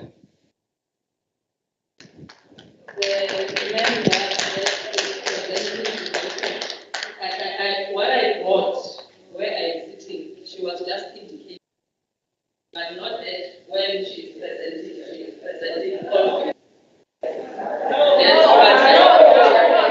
But I think we can, no, don't have. That's not how we do it in the house. But that's, I want us, for all of us, for the benefit of all of us, to then correct it. You are presenting resolutions on behalf of delegates. That's what we want to then correct. Ngixolisa kubahlonishwa ngilanga phambi kwenu enta iWorld Parliament ka 2021 ngizofunda ama resolutions esivumelane ngayo kuma commissions ebesinawo amathathu izolo esizocela ke ukuthi iParliament lethu la KwaZulu-Natal liwabhekisise bese futhi lenze isiqiniseko sokuthi lokho esikucelela kuyenzeka. Siyakubona okuningi okwenzekile ebesikucelile ngaphambilini kuyenzeka kodwa akenzeki konke. So ke sizocela ke namanje ukuthi siphinde siede kokunye ukuthi mangabe sekufika ke iParliament elandelayo ka 2022 nakhona sibe sireportela ukuthi mhlambe iprogress ithini. Siyabonga nje kakhulu ukuthi akuthuleki nje mangabe sifake izinto zethu amakhosikazi. Ama resolutions ethu ke ame kanje. Resolutions taken during the 2021 Women's Parliament held at Mkhomba Community Hall, Umzwabantu Local Municipality on 9 to 10 August 2021.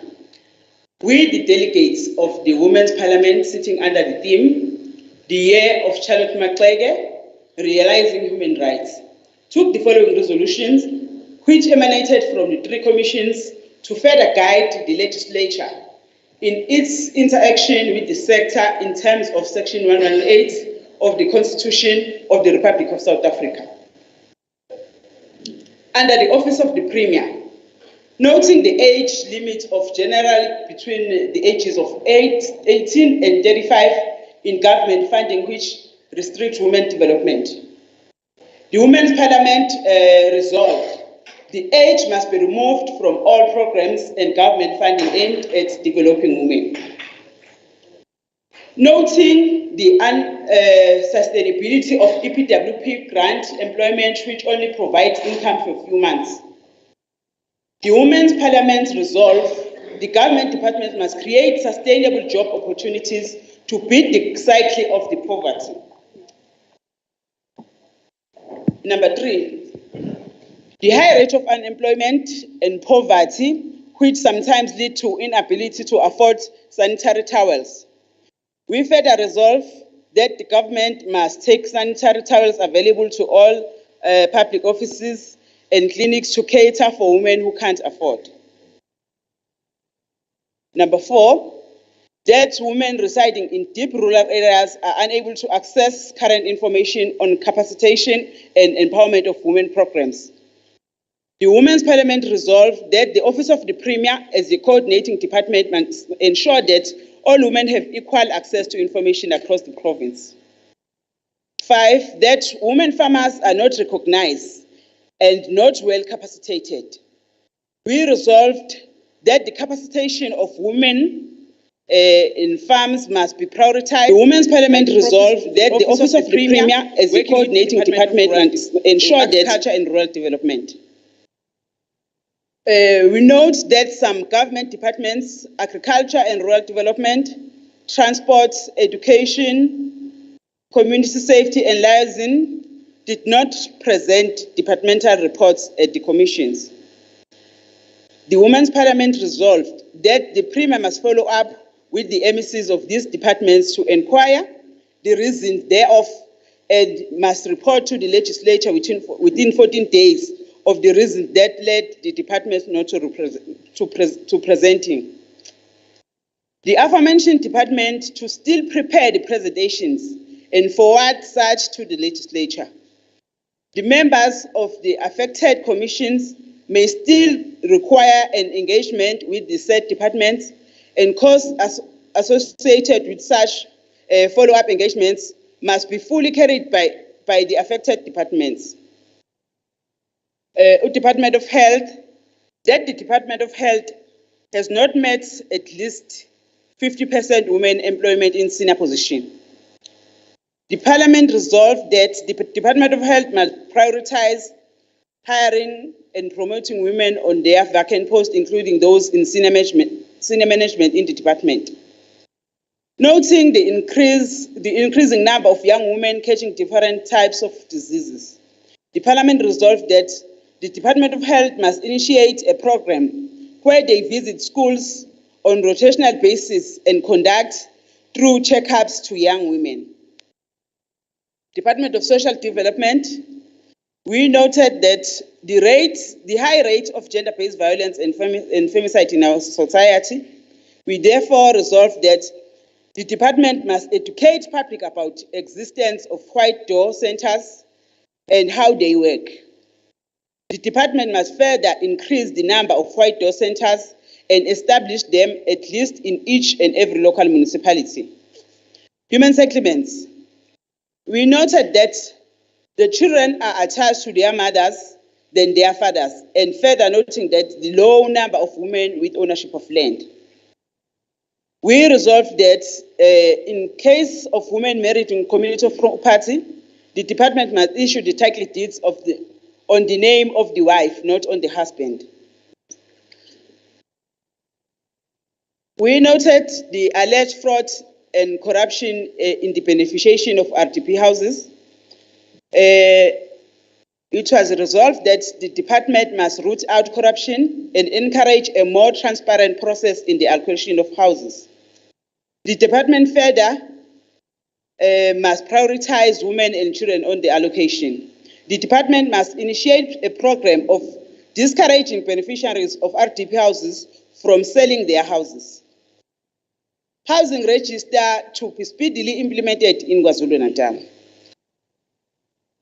We also noted the challenges faced by women in the process of acquiring land in rural areas under Ingonyama Trust land. the Parliament resolved that the department must standardize the process of applying for the RDP house in rural areas and in urban areas. Letters from the local tribal authority should not be a requirement from those in the rural areas. Sports and recreation. The low number of women from previously disadvantaged backgrounds participating in car spinning sports. The Parliament resolved that the Department of Sports and Recreation promotes and supports car spinning in previously disadvantaged areas like rural areas and townships. Arts and culture. The generalization of project planning by the department. The Women's Parliament resolved that the department must plan projects according to the needs of women per district so that project can be localized. Noting that the creative arts sector is not properly supported by government, yet it provides job opportunities through entrepreneurship. So the Women's Parliament resolved that the creative sector must be given more attention and skills development needs to be refined to accommodate other underrepresented sectors that can contribute to job creation. Economic development, tourism, and environmental affairs.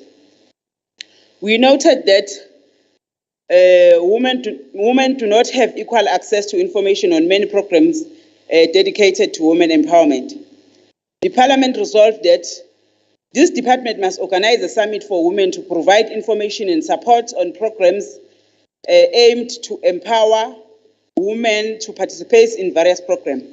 That government establishes gender portfolio committees in all municipalities that will focus on women empowerment offered by various departments and on funding initiatives available.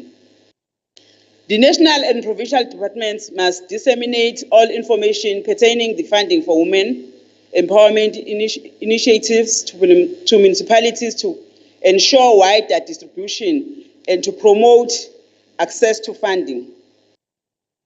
Noting the programs on gender-based violence, women empowerment, or social support services focus on youth between ages of 18 to 35, while discriminating against women between 36 and 59 years of age. The Parliament resolved that women between 36 and 59 years of age must be considered as beneficiaries of women empowerment programs, social support services, and other government development initiatives. Noting that this department has set aside 1 million to support aspirant black industrialists in the manufacturing of hair care products, the Parliament resolved that this department provides training to women on black industrialist initiatives.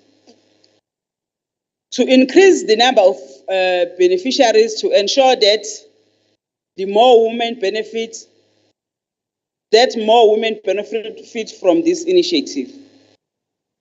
Noting that there is often lack of progress reporting and support provided to gender-based violence victims and lack of access to funding. The Women Parliament resolved that the government must strengthen support to victims of gender-based violence and deal with all reported cases in effective and efficient manner. That the funding and programs aimed at supporting victims of gender-based violence must be managed by gender desk, organization, and people working closely with victims of gender-based violence. Noting that the Dube Trade Port intervention on women empowerment are only targeted women from eThekwini Metro as beneficiaries. The Parliament resolved that this intervention must not be limited only to women from eThekwini Metro, but women from other areas must be equally considered as recipients.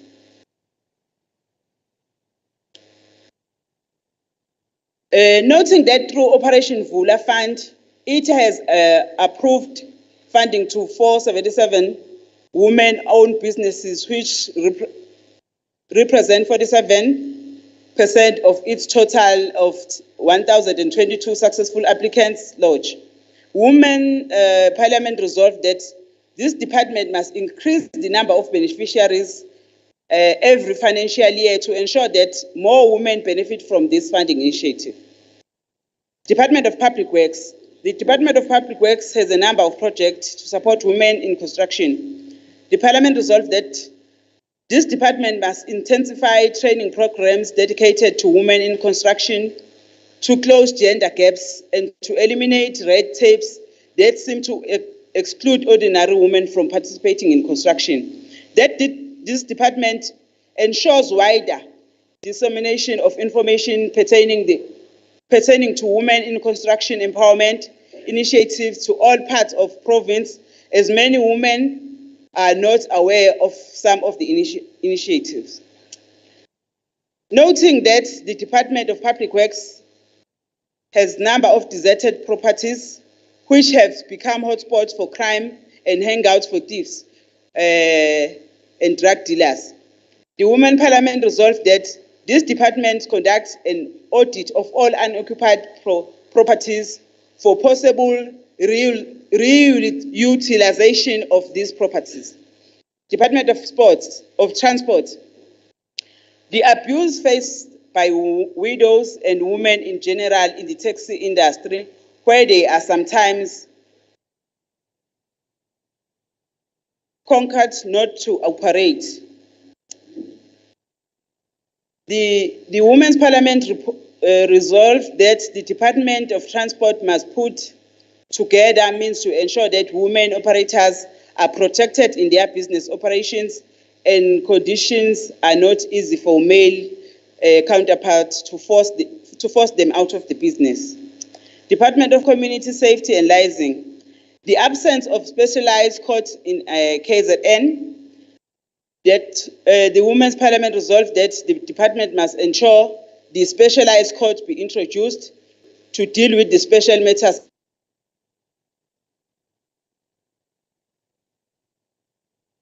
sufficient display of information signages in police stations across the province. The Women's Parliament resolved that all police stations must have clear signages detailing information that will assist victims on how to report different cases. Noting that most of gender-based violence cases get postponed in court and some never get in trial. The Women's Parliament resolved that the SAPS must intensify the arrest of gender-based violence culprits and ensure that they are prosecuted while remaining in custody. That SAPS, the Department of Community Safety and Liaising, and the courts must ensure that gender-based violence cases do end up in court and are trialed. Noting that women receive unfavorable treatment by SAPS officials when opening cases in the police station. The Women's Parliament resolved that the department must ensure that women are treated fairly by the SAPS when they arrive to report cases. The Parliament further resolved that the capacitation of SAPS must take priority and must be done on a continuous basis. Noting that the hate crimes in our which sex workers and LGBTQIA+ are faced with, the Women's Parliament resolved that the government must continue to have programs that teach about sex workers and LGBTQIA+ to avoid discrimination. Department of COGTA. Noting the municipal challenges emanating from lack of financial management in municipality, the Women's Parliament resolved that COGTA must capacitate women councillors to empower them to lead effectively with understanding and knowledge.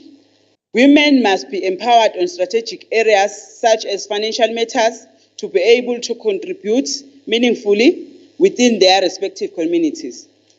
The department must educate the public on roles of local government or local leaders to avoid perception that councillors are spending government funds to their own gain. Noting the absence of women empowerment funds in all municipalities, the Women's Parliament resolved that each municipality must be allocated a Women Empowerment Grant Fund. We also noted the absence of women focal desk in all municipalities. We resolved that just like youth desk, all municipalities must have their own funded and well-resourced women focal desk and officers.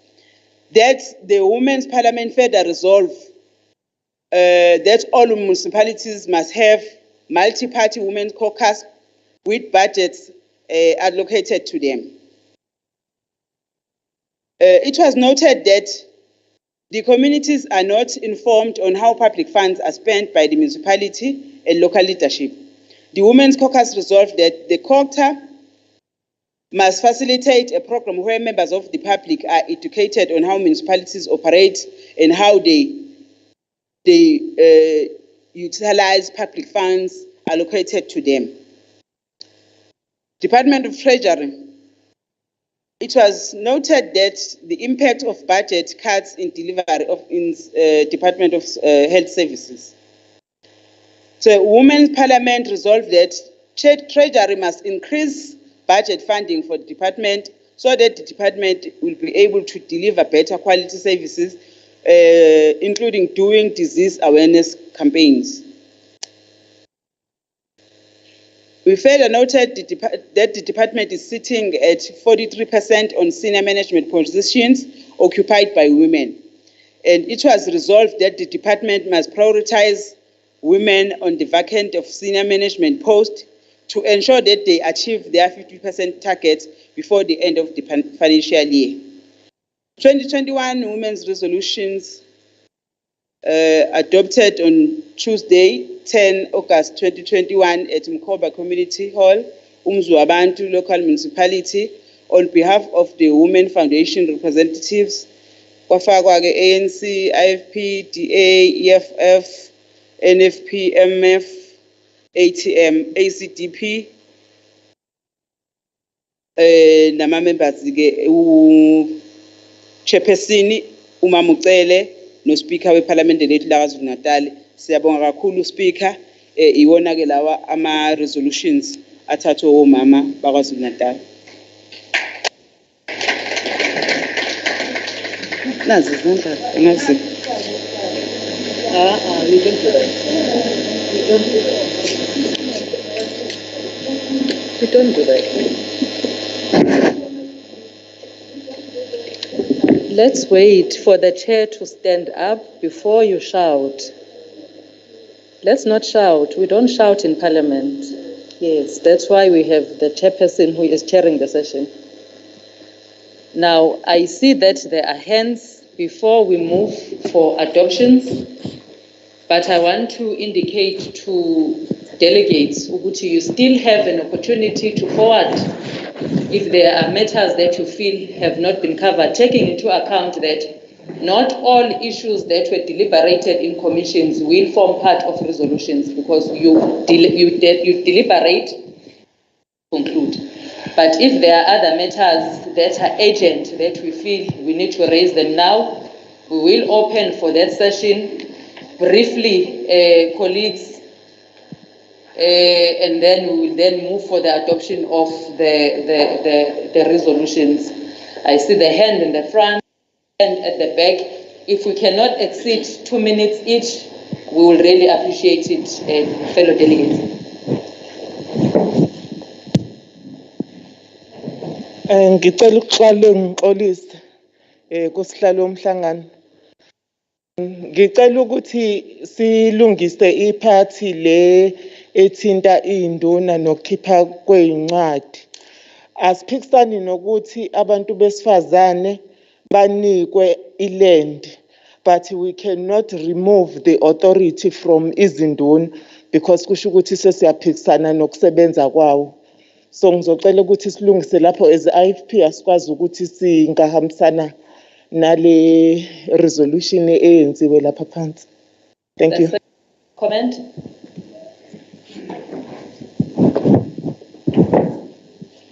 Noted. Thank you, Chair.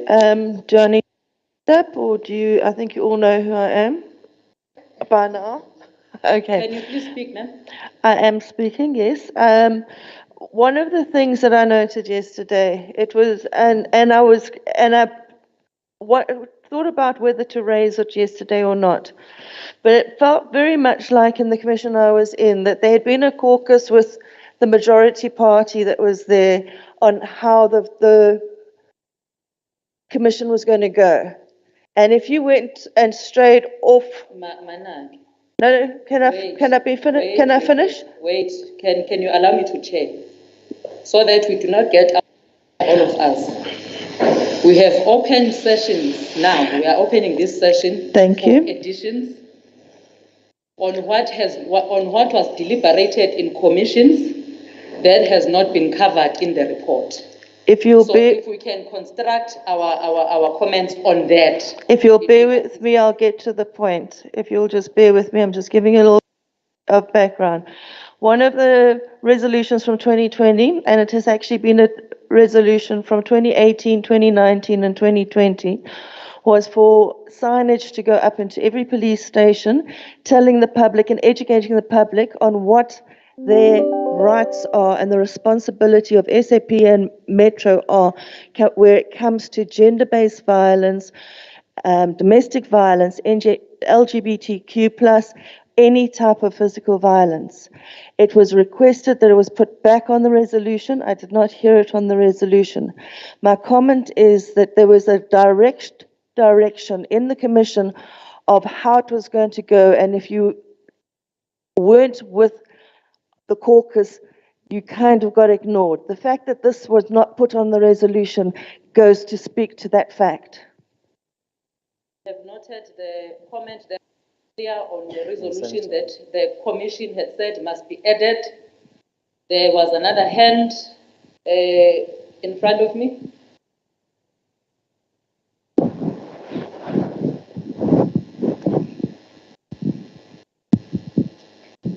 Thank you, Chair. I just want, under the Office of the Premier, the establishment of forums for LGBTIQA+ and also sex workers, so that they will be able to discuss their issues and also get indlela yokwazi bathole i-budget like women forums and also youth forums.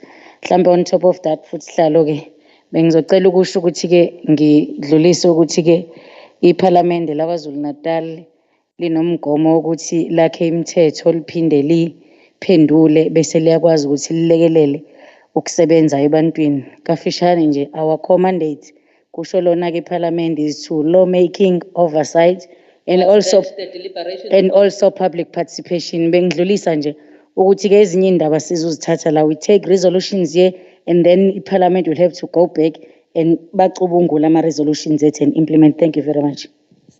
With the additions that have been made on the resolutions, may I then take hands that moves for the adoption of the resolutions?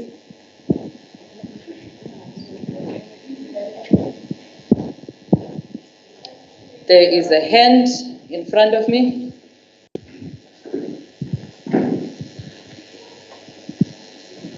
Sihlalo igama nginguNonhlanhla Kabela from the African National Congress. I move for the adoption of the resolution. Do we have a seconder?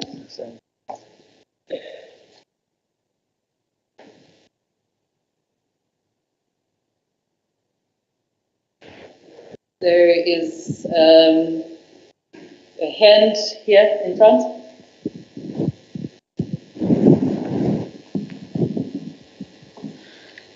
Uslondile wakwamkhize ngiyasupporta i-proposal eyenziwe okhulume phambi kwami. Ngiyabonga.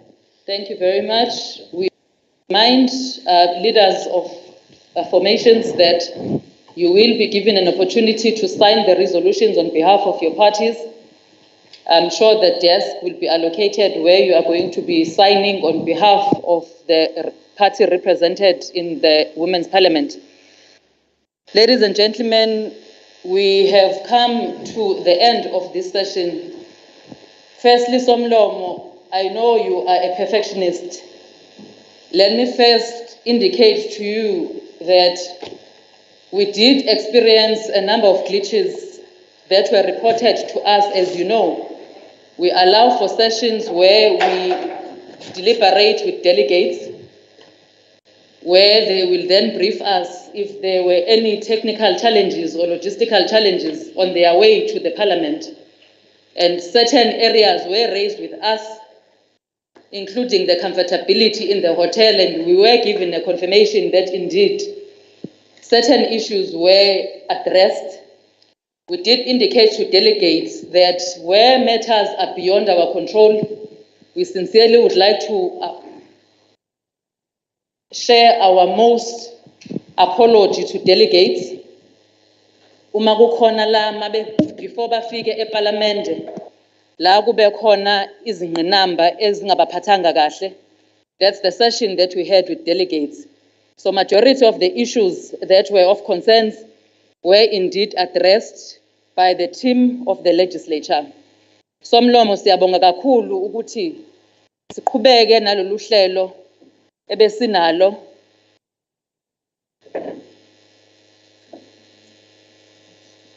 The speaker would like to. Thank you, Deputy Chief Whip. On the matter that the Deputy Chief Whip had spoken about, the matter that was raised by the delegate of the freedom fighters, I have received the report that it has been a matter that was resolved. It has been a matter that was discussed in the normal session. But nonetheless, maybe the delegate felt that she had to elevate it to this platform. Although we're going to deal with it in what we usually call the post-mortem, where we deal, and party formations are always still part of that in preparation for the next one. But we want to commit that beyond having dealt with them, we have also, through the Office of the Secretary, working with the service provider that has been procured, the taxis that had brought people here have been changed, including that one that stopped for delegates to go get food and left the radio playing, and when it was time to move, it was no longer moving.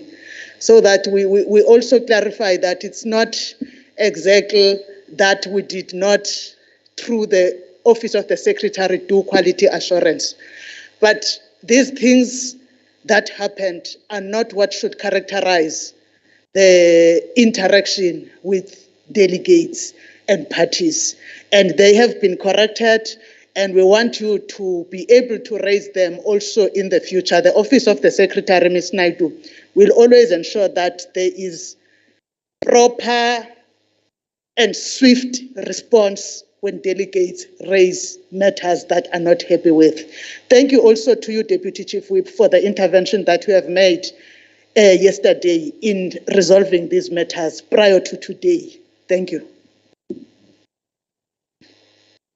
Enkosi kakhulu Somlomo, sithi asizicebe impela before ama delegates ahambe, so that when we leave here, all of us sihamba sikhululekile.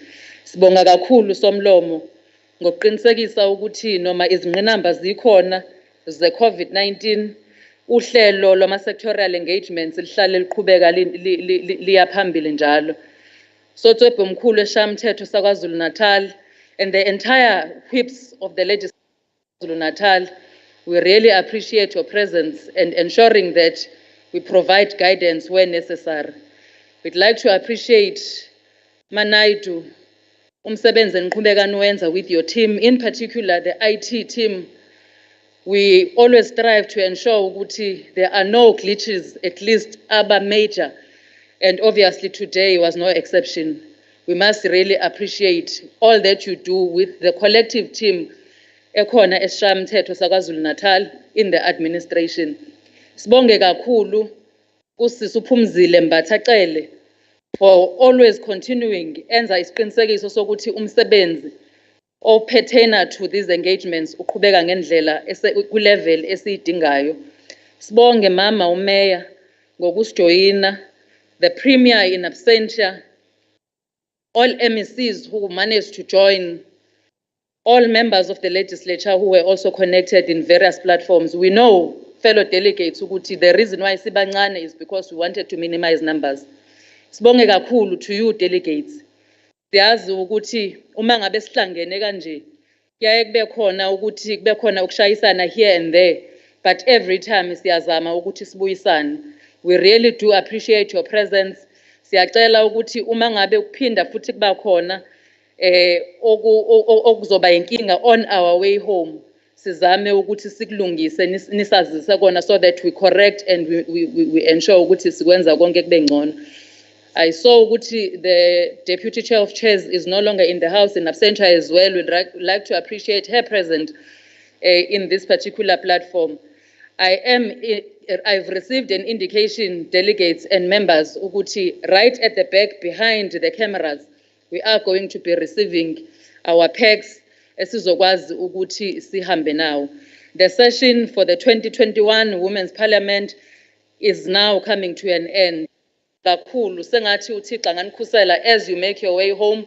Siphinde futhi sibonane nangonyaka olandelayo. We thank you very much, all colleagues. The Parliament stands adjourned.